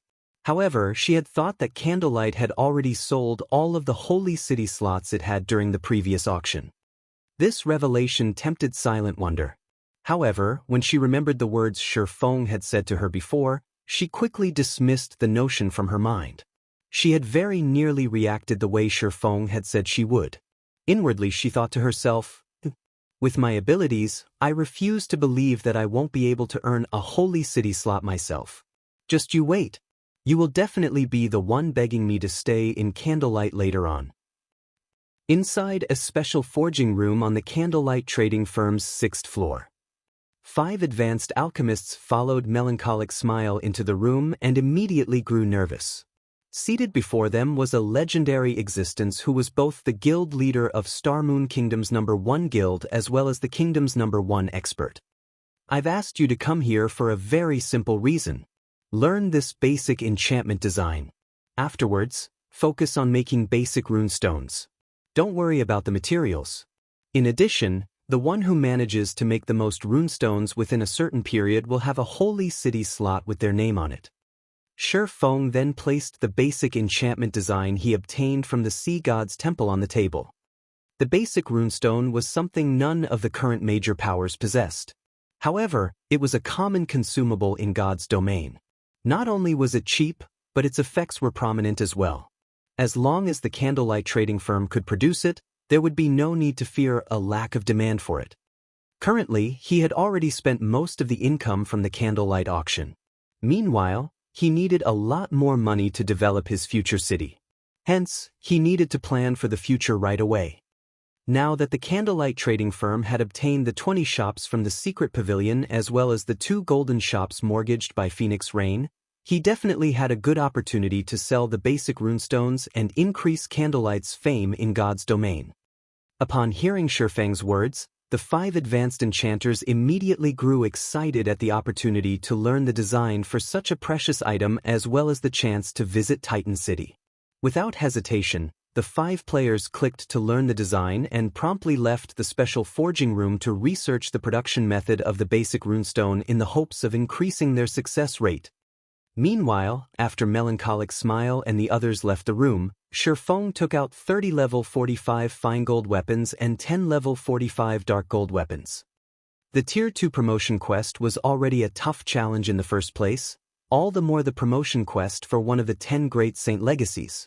Even if he possessed frightening combat power, he still needed to further improve himself in order to be certain of completing his promotion. Hence, he naturally could not leave the Abyssal Blade sitting at level 40. After all, he had already reached level 50. A level 40 weapon was no longer suitable for him. Start devouring.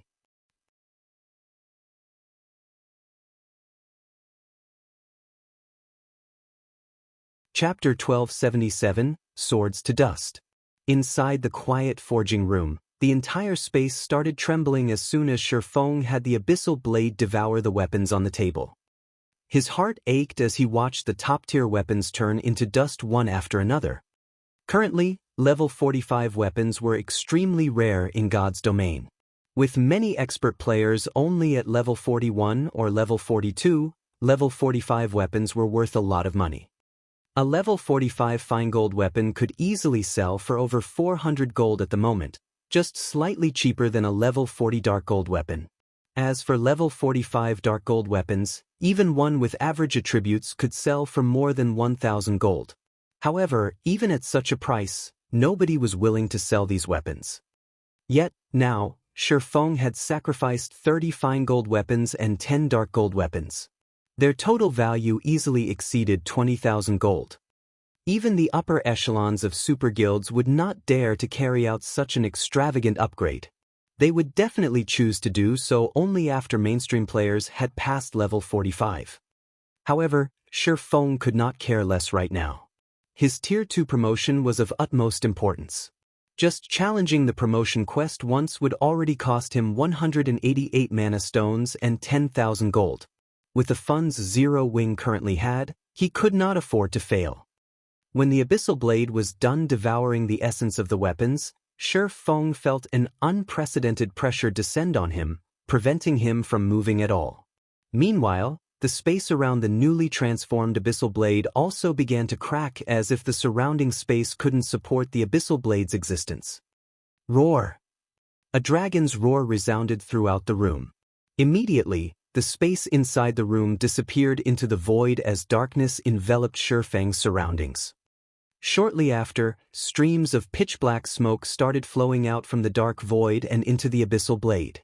Then, as if the black dragon carved onto the hilt of the sword had gained life, the carving actually climbed up the blade, leaving blood-red runes in its wake. Once the entire blade of the sword was covered in runes, the miniature black dragon returned to its original position at the hilt and stopped moving.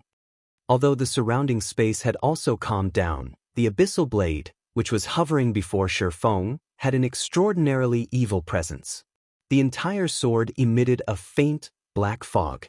The runes shone with a bloody radiance as well, lending the weapon an extra hint of eeriness. The Abyssal Blade really is getting increasingly dangerous. If I'm not absolutely confident, I definitely must not upgrade it to level 50. When Shifeng held the hovering Abyssal Blade, he could distinctly feel it pulsating as if he gripped a living creature. He could not help but shudder at this sensation. Level 50 was a major turning point. Although he was unsure if a backlash would occur if he upgraded the Abyssal Blade to level 50, he still needed to be extra careful about it. Otherwise, he might lose his life without even knowing how he died at that time. Meanwhile, after being upgraded to level 45, the Abyssal Blade received a significant improvement to its various basic attributes.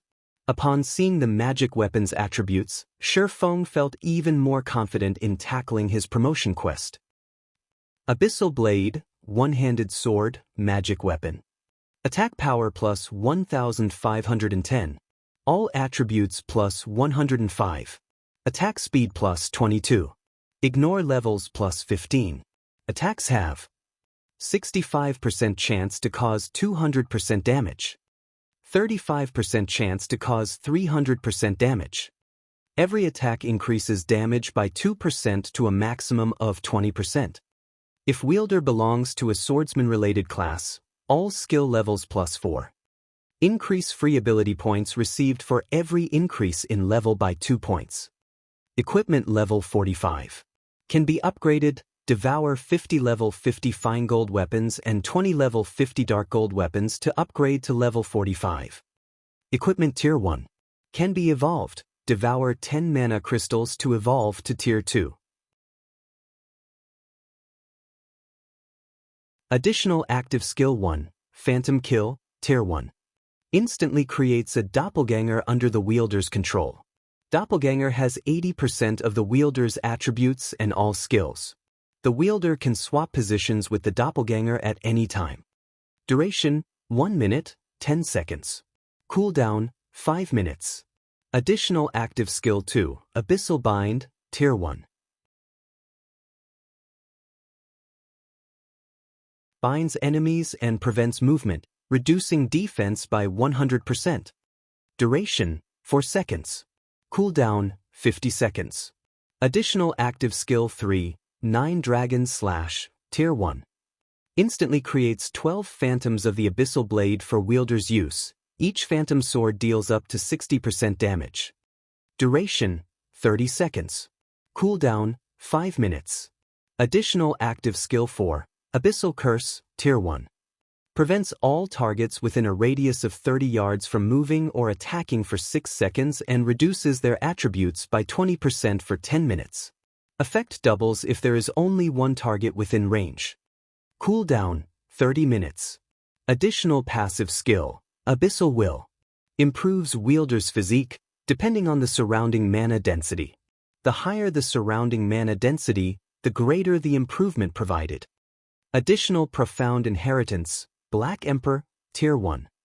When activated, every critical hit will accumulate 1 stack of Death Aura.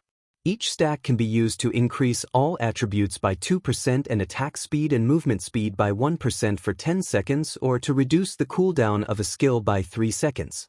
Maximum of 33 stacks of Death Aura. Duration, 10 minutes. Cooldown, 10 hours. The famed Smith Alices personally created the Abyssal Blade using the Black Dragon King's fangs as material. It is one of 36 famed swords, ranking 31st.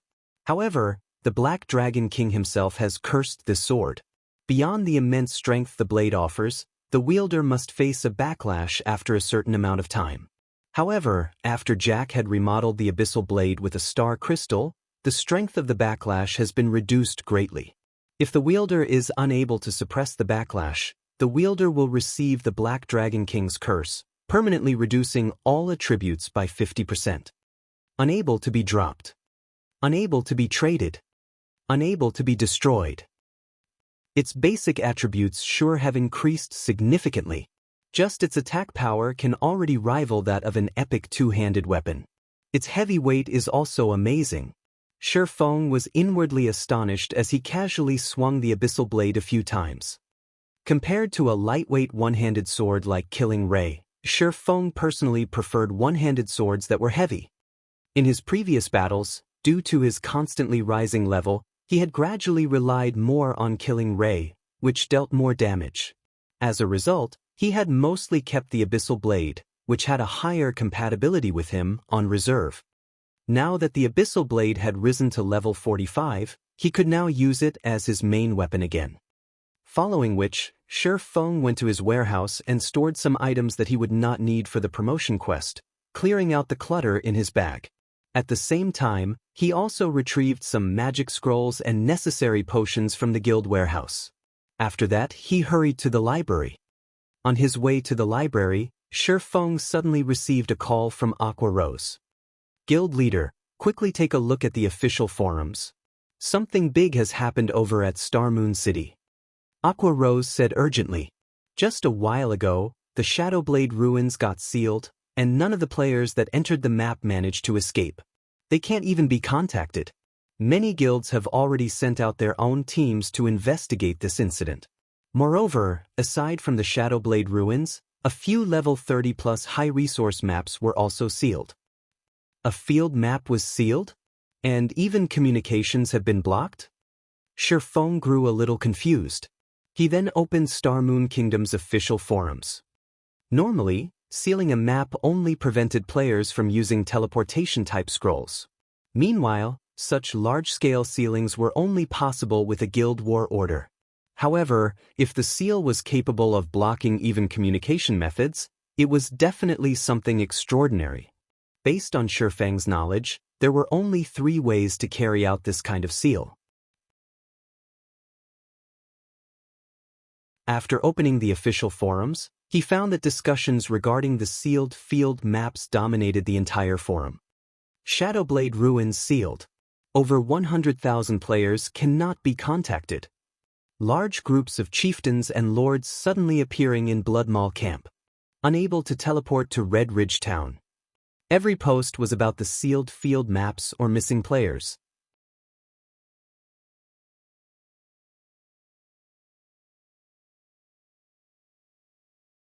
Chapter 1278, Tier 2 Promotion Quest.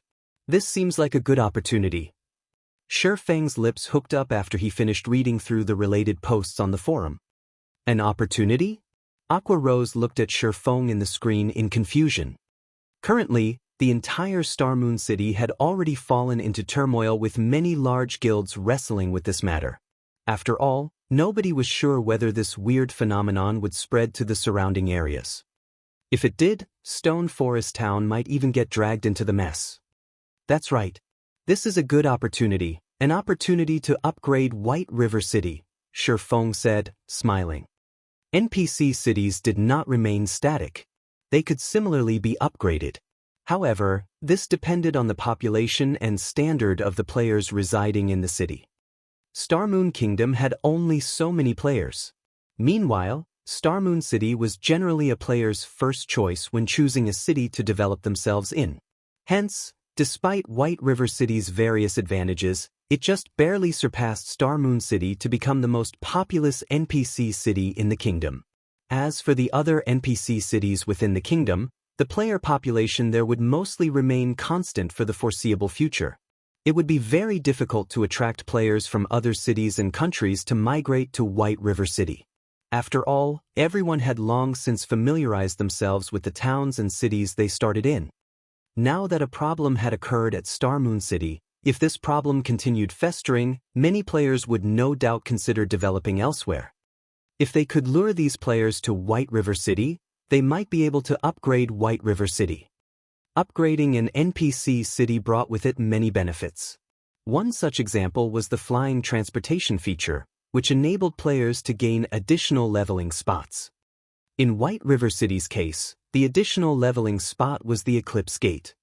Not only did the Eclipse Gate have plenty of advanced and military quests, but the leveling speed and resources available there were also extraordinary. Moreover, the Eclipse Gate was a level 40 to level 70 leveling spot. If White River City could activate the flying transportation feature, the leveling speed of Zero Wings members would undoubtedly increase. They could also start collecting the energy essence required to nurture their guild mounts. Upgrade the city? Aqua Rose could not help but grow excited. She understood, more or less, the ramifications of upgrading NPC cities. If they could upgrade White River City, not only would it allow Zero Wings members to accelerate their leveling speed, but it would also lure more players from other cities to develop in White River City. This situation would greatly benefit both the guilds and trading firms' development. Immediately announce to the public that we are recruiting members. Also, during this time, discount all daily consumable items sold at White River City's Candlelight Trading Firm by 20%, Shifeng instructed. Regeneration and mana recovery potions were a must for all players that wanted to level up in the fields. Certain magic scrolls were also necessary as these items could save one's life during a crucial moment. However, purchasing these consumable items was a large expenditure. Normally, offering discounts on such items would have minimal effect in luring players to White River City. Now, however, it would definitely yield excellent results. After all, it was now extremely dangerous to go out and level up at Star Moon City. After considering safety as well as the reduced cost of consumables, players of Star Moon City would naturally choose to develop in White River City. A 20% discount? Guild leader, isn't this a little too much? Aqua Rose frowned. Basic consumable items were originally fiercely competitive and had a small profit margin. If they sold them at a discounted price now, they would only break even. Relax. We'll earn it back sooner or later, Shifeng laughed. He understood Aqua Rose's worries. However, she did not know what kind of effects would accrue with White River City's upgrade. Compared to the benefits they could gain when White River City was upgraded, a small loss like this was not worth mentioning whatsoever. Understood. I'll get it done right away. Aqua Rose could not help but sigh. Most likely, only Shifeng would be crazy enough to use his own guild's money to spur the upgrade of a city. Following which, many posts relating to Zero Wing's recruitment appeared on Star Moon Kingdom's official forums. At the same time, everyone also discovered a shocking matter. White River City's candlelight trading firm was actually selling daily consumables at a 20% discount. Crap. This is insane. With this 20% discount, I'll be able to save up enough money to get a mount much more quickly. A 20% discount? If this is true, developing at White River City might not be a bad idea. Previously, the players of Star Moon Kingdom kept discussing the sealed maps. Now, however, these players all talked about Zero Wing instead. Many independent players also showed great interest in the 20% discount on daily consumables. Damn this Zero Wing. They're actually using this opportunity to poach our population.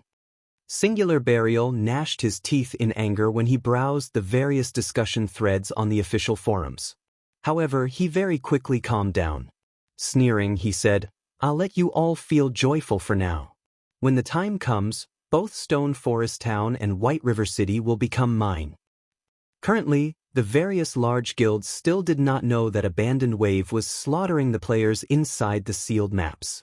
Meanwhile, the evil beasts and monsters under Abandoned Wave's command were also growing at a rapid pace.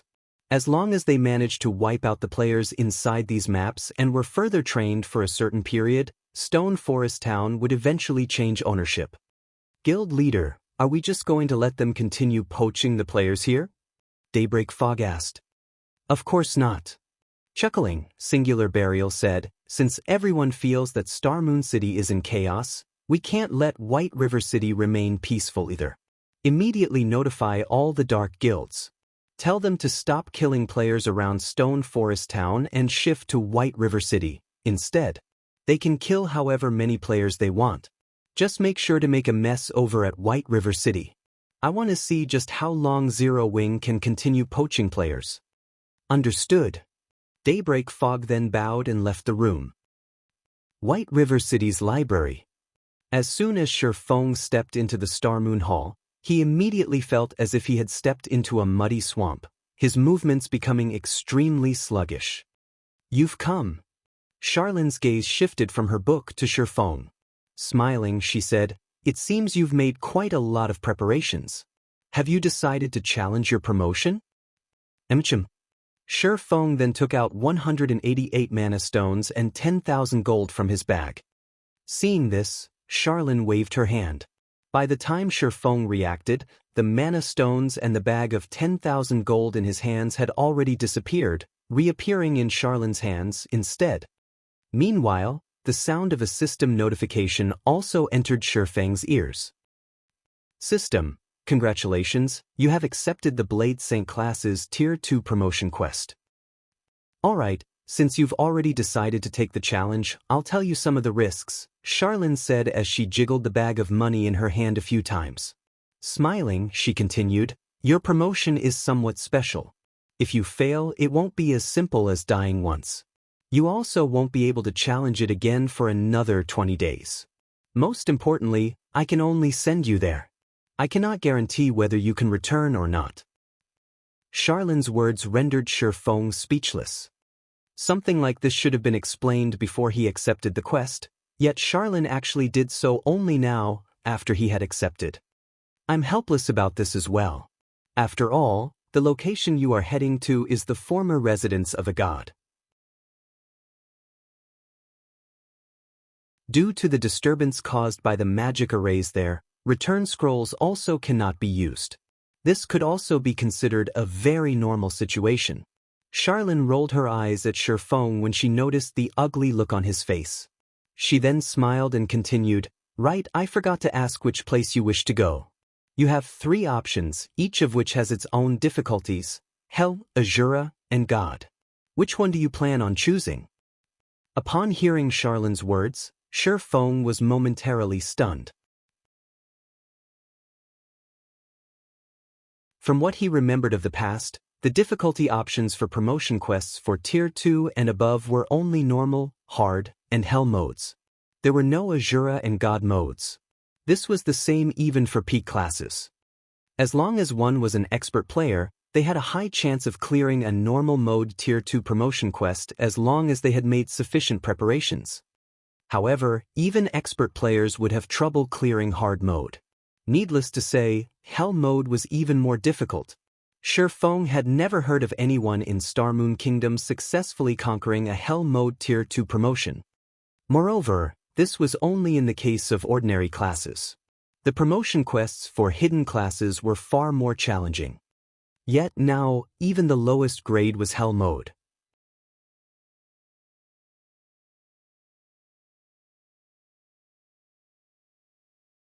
Chapter 1279, Selecting Difficulty.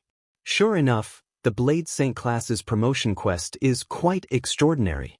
Shifeng pondered his options. He had attempted his Hell mode Tier 2 promotion in the past. After all, he had been one of Shadow's top-class experts. He had been very confident in his abilities back then. Moreover, to increase his chances of success, he had spent a lot of time collecting top-tier equipment. By the time he had challenged his Tier 2 promotion, even his most inferior piece of equipment had been level 50 fine gold rank. He had even worn 2 pieces of level 50 dark gold equipment. That wasn't an easy feat after all. After reaching level 50, players were lucky to get their hands on level 50 secret silver equipment, much less level 50 fine gold and dark gold equipment. However, he hadn't expected his challenge's outcome. He hadn't even passed the starting area before failing, much less completing his promotion. The Hell mode promotion quest's difficulty was simply inhuman. In this life, though, both his combat standards and his items were more powerful than they had been in the past. Hence, Shifeng was confident in conquering Hell mode. However, the same could not be said for Azura and God mode. After all, he had only attempted Hell mode before. He did not know how difficult these 2 modes were. Should I challenge God mode? Shifeng wondered. After all, he was already a Void Realm expert. He also possessed 2 fragmented legendary items and numerous epic items. He even dared to challenge legendary quests. A God mode promotion quest should not be a problem. Charlene smiled as she watched Shifeng and said, "You're considering challenging God mode, right?" Shifeng nodded. "Lady Charlene, may I know what my chances are of clearing God mode?" Shifeng tried asking. He was utterly unfamiliar with the God mode difficulty, but that wasn't the case for an NPC like Charlene. She might be able to offer clues that would help him prepare for what was to come. "You really are brave. You dare ask if you have a chance of passing it." Charlene cast him an admiring look. Slowly, she said, "If you ask me with your current power, you will die. It won't matter how many times you try. Just like its name suggests, God mode is not a realm for mortals. This trial catered to the ancient gods. If you think that you can defeat a new god, you might have a chance of clearing God mode." Defeat a new god? Shifeng gasped. There were 2 types of gods in God's domain. The first was born naturally, while the second ascended to godhood of its own power. The majority of the gods in God's domain consisted of the latter. As for natural-born gods, they did not start out at Tier 6, they had to ascend from Tier 0. Only, they would not encounter a bottleneck in their growth. Even if they did nothing but breathe, they would reach Tier 6 eventually.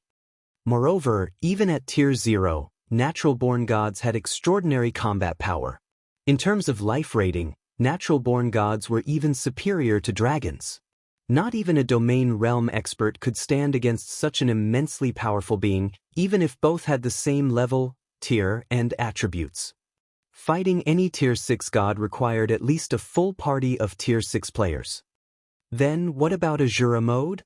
Shifeng asked. Azura mode? Charlene carefully evaluated Shifeng. After pondering for some time, she said, Azura mode represents mortals' limits. Unfortunately, you still have some time before you reach that standard.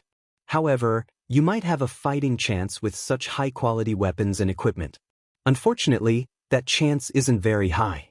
I'd say that you die 9 out of 10 attempts. In my opinion, you're better off challenging Hell mode. The trials the ancient gods left behind are outstanding. Passing even the easiest trial is already an impressive feat. So 10%? Shifeng smiled bitterly. He was 100% confident in clearing the Hell mode promotional quest. Otherwise, he wouldn't have challenged his promotion quest so soon. However, he never imagined that there would be such a massive gap between Hell mode and the other two. Consider this carefully. You know that the more difficult your quest is, the more severe the punishments for failure will be, Charlene somberly reminded Shifeng. I've decided. I want to challenge Azura mode. After weighing his options for some time, Shifeng gave his answer. Developing in God's domain was akin to sailing against the current. If one were not moving forward, they would drift backward. He had already reached his limit. If he wished to improve, he needed to take risks. Challenging Hell mode wasn't a risk, it wouldn't help him. But he couldn't choose God mode either, as that was beyond a challenge. By choosing God mode, he'd just be asking for a beating. If he cleared Azura mode, he would be handsomely rewarded. The rewards would certainly boost his development. This was why so many expert players were adamant about challenging hard mode and risking failure. Some experts had even gone as far as to delay their progress, challenging Hell mode until they passed it. Otherwise, they would have a more difficult path after their promotion. Fine. Don't regret your decision. Charlene sighed. She then used the mana stones to form a magic array. All 188 mana stones hovered in the air, creating an artificial starscape. However, while the scene was beautiful, the pressure the 7-colored magic array radiated was terrifying. Moreover, this pressure grew as time passed. As Charlene chanted her incantation's final verse, a black hole manifested in the middle of the hall. Arcs of silver lightning circled the black hole's edges, crackling. Suddenly, a pair of golden doors descended from the black hole. Although the doors were not particularly large, roughly 6 meters tall, they radiated powerful divine might, instantly rendering Shifeng immobile. The floor started to crack beneath the doors as if it couldn't withstand the weight. The doors began to sink. Impossible. This is the library. Shifeng was stunned. Powerful magic arrays strengthened the library. Even Tier 4 NPCs couldn't damage the building, yet a pair of doors crushed the floor. It was clear that the floor wouldn't last long as it began to give out and crumble. Divine strengthening. Seeing this, Charlene quickly started to write divine runes in the air. The divine runes merged with the ground, creating a magic array. Only after the magic array appeared did the doors stop sinking. The divine might filling the hall also weakened, allowing Shifeng some freedom of movement. However, after summoning the golden doors, Charlene had significantly paled. Sweat beaded on her forehead. As Charlene had said, it was not easy to summon these doors. This task normally required 3 Tier 5 magical classes to accomplish. Once the doors stabilized, Charlene started chanting another incantation while she drew more divine runes. After writing over 100 lines, she opened her eyes. 2 golden magic arrays then surfaced from her eyes. Space-time connection. Charlene sent 1 line of golden runes into the doors after another. After a minute, the doors finally started to open. Through the gap between them, Shifeng could see a path through a silver vortex. The path itself radiated divine might, while the rest of the space was pitch black. He could not see the path's end. Shifeng finally understood why Charlene had said that she could not guarantee his return once he entered the trial. "Go quickly. I can't maintain it for long," Charlene hurriedly commanded. Her complexion was deathly pale, and sweat covered her face. Not daring to delay a moment longer, Shifeng dashed into the silver vortex, vanishing. Charlene slowly closed off the path. As she watched the golden doors fade, she whispered tiredly, "I pray for your success."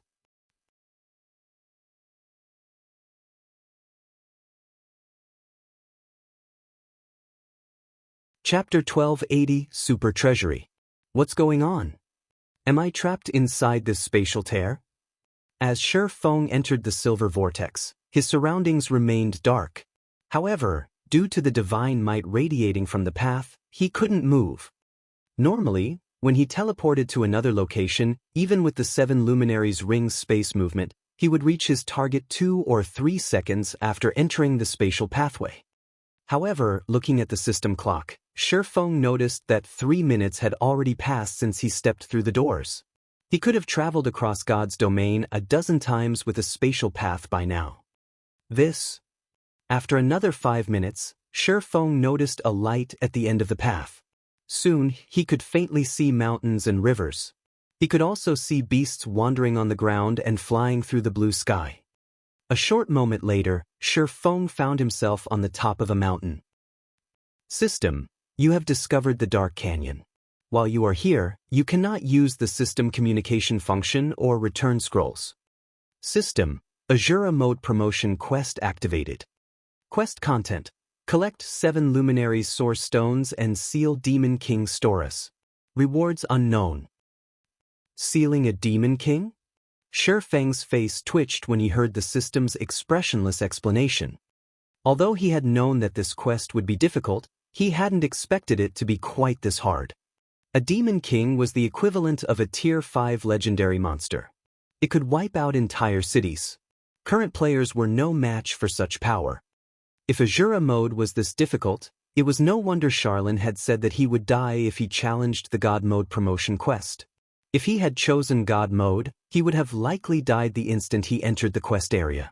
However, after seeing Azura mode with his own eyes, he knew he had no chance of completing the quest. He was only a Tier 1 swordsman. Even if he had 1,000 copies of himself, he would be no match against a Tier 5 Demon King. This was how God's domain worked. The higher the tier, the greater the gap. Hence, the various large guilds in the past had come up with all sorts of method to nurture powerful experts. During the game's later stages, quality was far more important than quantity.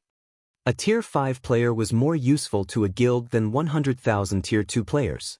Not only could the Tier 5 player defend a city without help, but they could also lead teams to raid Tier 5 legendary monsters. Normally, one needed at least a 100-man team of Tier 3 players to raid Tier 5 monsters. Moreover, the players needed to know the monsters' weak points and target them appropriately with various tools and items. Otherwise, such monsters were impossible to raid. Asking him to deal with a Tier 5 Demon King alone was asking for the impossible. Fortunately, the quest content mentioned something about gathering 7 Luminaries Source Stones. Shifeng breathed a sigh of relief after he read the quest content again carefully. Shifeng knew a little about the 7 Luminaries Source Stone. It was even more precious than the 7 Luminaries Crystal. The stored mana was much more refined. However, unlike the 7 Luminaries Crystal, which contained every type of elemental mana, the 7 Luminaries Source Stone was limited to one type. As a result, its usage was limited. It could only be used for special situations such as powering up certain sealing magic arrays. Since I've confirmed the quest contents, next up will be the search for the 7 Luminaries Source Stones. Shifeng gazed down at the massive canyon below him. The canyon was poorly illuminated. However, he could hear faint roaring and sounds of battle. A tall tower had been erected in the canyon center. This tower reached into the clouds, and it was several times taller than the mountain he currently stood on. A large number of flying monsters circled the tower.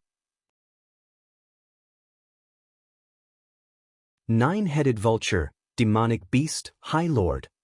Level 60. HP 30, 000, 000/30, 000, With so many nine-headed vultures circling the tower, it was impossible to approach the building from above. Since flying isn't possible, I'll have to head down the mountain and investigate the canyon. Shi Feng then activated Wind Rider and rapidly descended the mountain.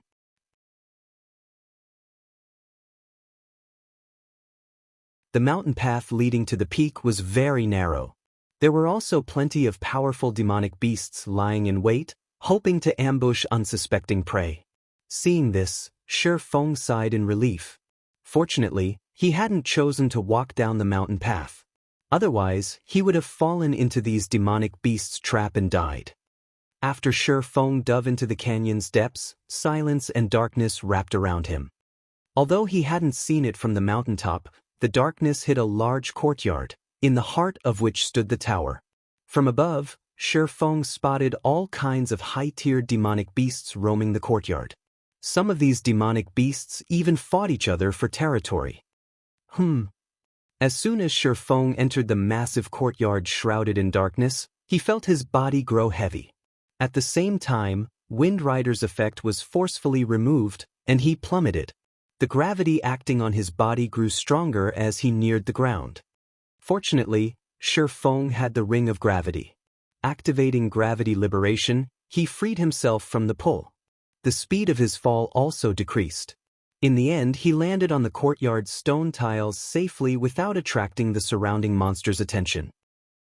System, you have discovered the Moonlight Courtyard. The Moonlight Courtyard? Shi Feng was stunned when he heard the system notification. So, this is where the rumored Moonlight Courtyard is located. The Moon God had built this courtyard. The Moon God loved gardening, as well as alchemical and magic array research.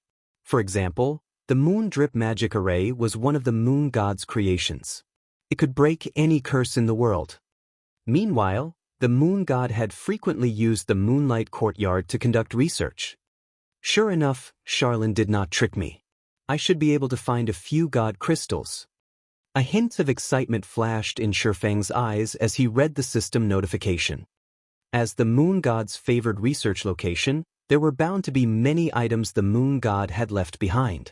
Regardless of how powerful these items were, they would contain divine power if the Moon God had used them frequently and could be used in place of god crystals.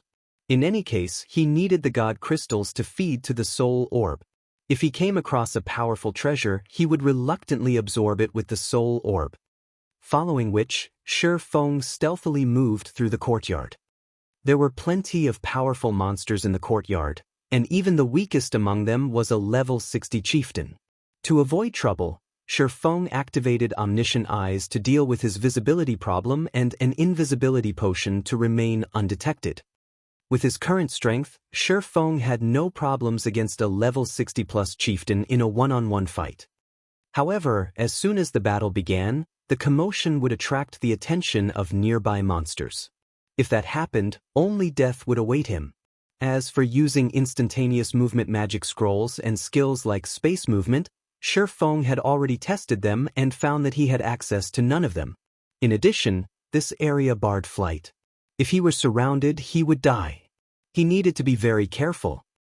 After wandering around the courtyard for over 2 hours, Shi Feng finally got through the courtyard's outer area and entered the middle ground between the outer and inner areas. The inner area is so luxurious. Shi Feng wore a wistful expression as he gazed at the distant inner area. He could spot a herb garden in the inner area. Although the herb garden had existed since ancient times, due to magic arrays and divine ruins bolstering the garden, all of the herbs were healthy. Unfortunately, the demonic beasts were eating these herbs. Shi Feng noticed that many of the plants had already been devoured. Furious, Shi Feng even considered cooking these demonic beasts for his own meal. It would have been fine if the beasts had only devoured the ordinary herbs, but the garden also contained super rare herbs such as the Flower of Life. The Flower of Life had a similar effect to the Water of Life and could heal an NPC of all their injuries. Shi Feng could also see exotic grass, which could dispel the majority of God's domain's curses. Even in herb-rich kingdoms and empires, one would be hard-pressed to find these kinds of herbs, and unfortunately, no one knew how to grow them either.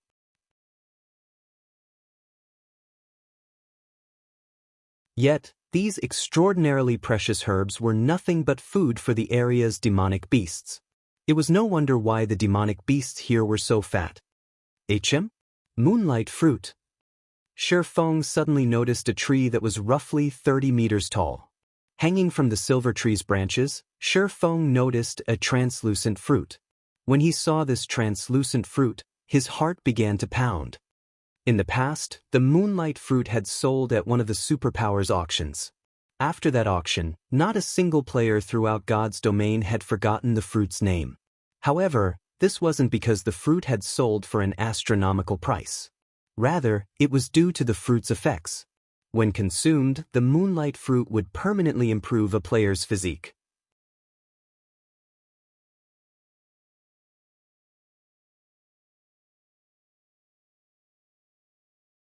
Chapter 1281, Exploring the Herb Garden. In God's domain, the moonlight fruit was one of the very few treasures that could permanently improve a player's physique. Although each fruit could only improve a player's physique by 2%, it was exceedingly valuable.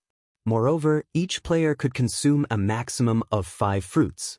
In other words, players could improve their physiques by up to 10%. While 10% might not seem like much, the boost to a player's combat power would be astounding.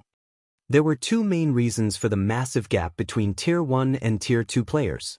The first reason was the tier of skills they could learn. The other reason was the difference in physique. Tier 2 players' physique was 40% stronger than Tier 1 players. Although physique would not increase a player's damage or basic attributes, it could enhance a player's 5 senses and improve their body's flexibility. Players would be able to predict attacks that were originally impossible to spot and perform actions that were normally impossible to execute. This was why Tier 2 players could easily defeat Tier 1 players even if both sides possessed the same attributes and combat standards. In the past, a moonlight fruit easily sold for 3,000 gold. Regardless, countless experts had fought over it. As Shi Feng stared at the large, silver tree, a massive figure beneath the tree stirred. The figure was an 8-meter-tall bear with thick, snow-white fur. Its claws were razor-sharp, and a silver horn grew from atop its head. Currently, the bear slept peacefully beneath the tree. Occasionally, it would rub its back against the silver tree. Silver Moon Bear, Demonic Beast, Great Lord. Level 65. HP 74, 000/74, 000/000. Shi Feng spotted a total of 6 silver moon bears resting beneath the tree. He also saw a large number, easily over 1,000, silver moon rats roaming the garden. Moreover, these monsters moved relatively close to each other. Silver Moon Rat, Demonic Beast, Lord. Level 62. HP 18, 000/000/18, 000/000. It doesn't seem possible to sneak my way there. Shi Feng observed his surroundings, but he couldn't find an opportunity to get past the monsters to take the moonlight fruit. I guess that I'll have to clear out the area, taking the monsters down slowly. If I obtain the moonlight fruits, it'll help Fire Dance and the others get through their promotion quests. With Fire Dance and the others' strength, they would likely clear their hard mode promotion quests. However, the likelihood of them clearing hell mode was relatively low. Although there was only a 1-grade difference between the two, the rewards would impact their development. However, if he could improve their physiques, then they could clear the hell mode promotion quest more easily. Moreover, he had another reason to eliminate the demonic beasts in the garden. He needed to reach the courtyard's inner area safely. On the off chance he caused a commotion and were surrounded, he would undoubtedly die.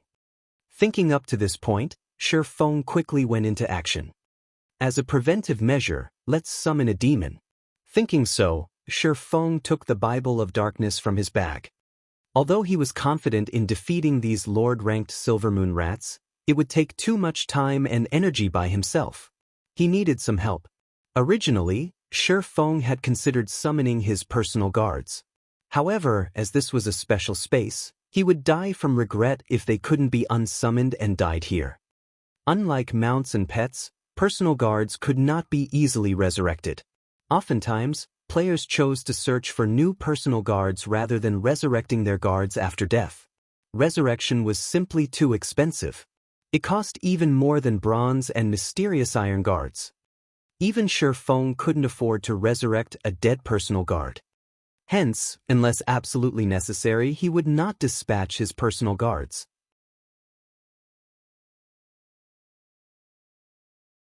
On the other hand, he would not mind even if the demons he summoned died. In any case, they would disappear after 5 hours. Following which, Shi Feng summoned a level 60, Tier 2 Tomahawk Demon. The demon could be both a meat shield and DPS. After waiting for some time, the 5 silver moon rats standing around the herb garden's outer edge finally moved away.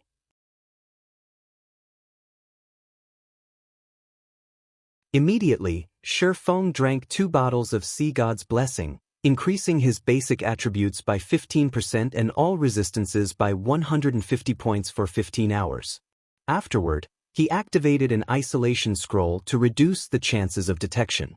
He then executed void steps and quickly reached an ancient tree near the outer edge. With a light jump, he made it to the top of the tree, over 70 yards away from the 5 demonic beasts.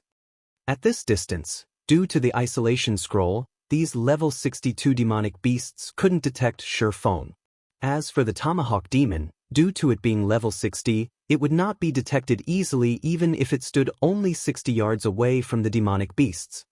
When Shi Feng noticed the silver moon rats turning around again, he took out Blazing Meteor and attacked a rock near the demonic beasts.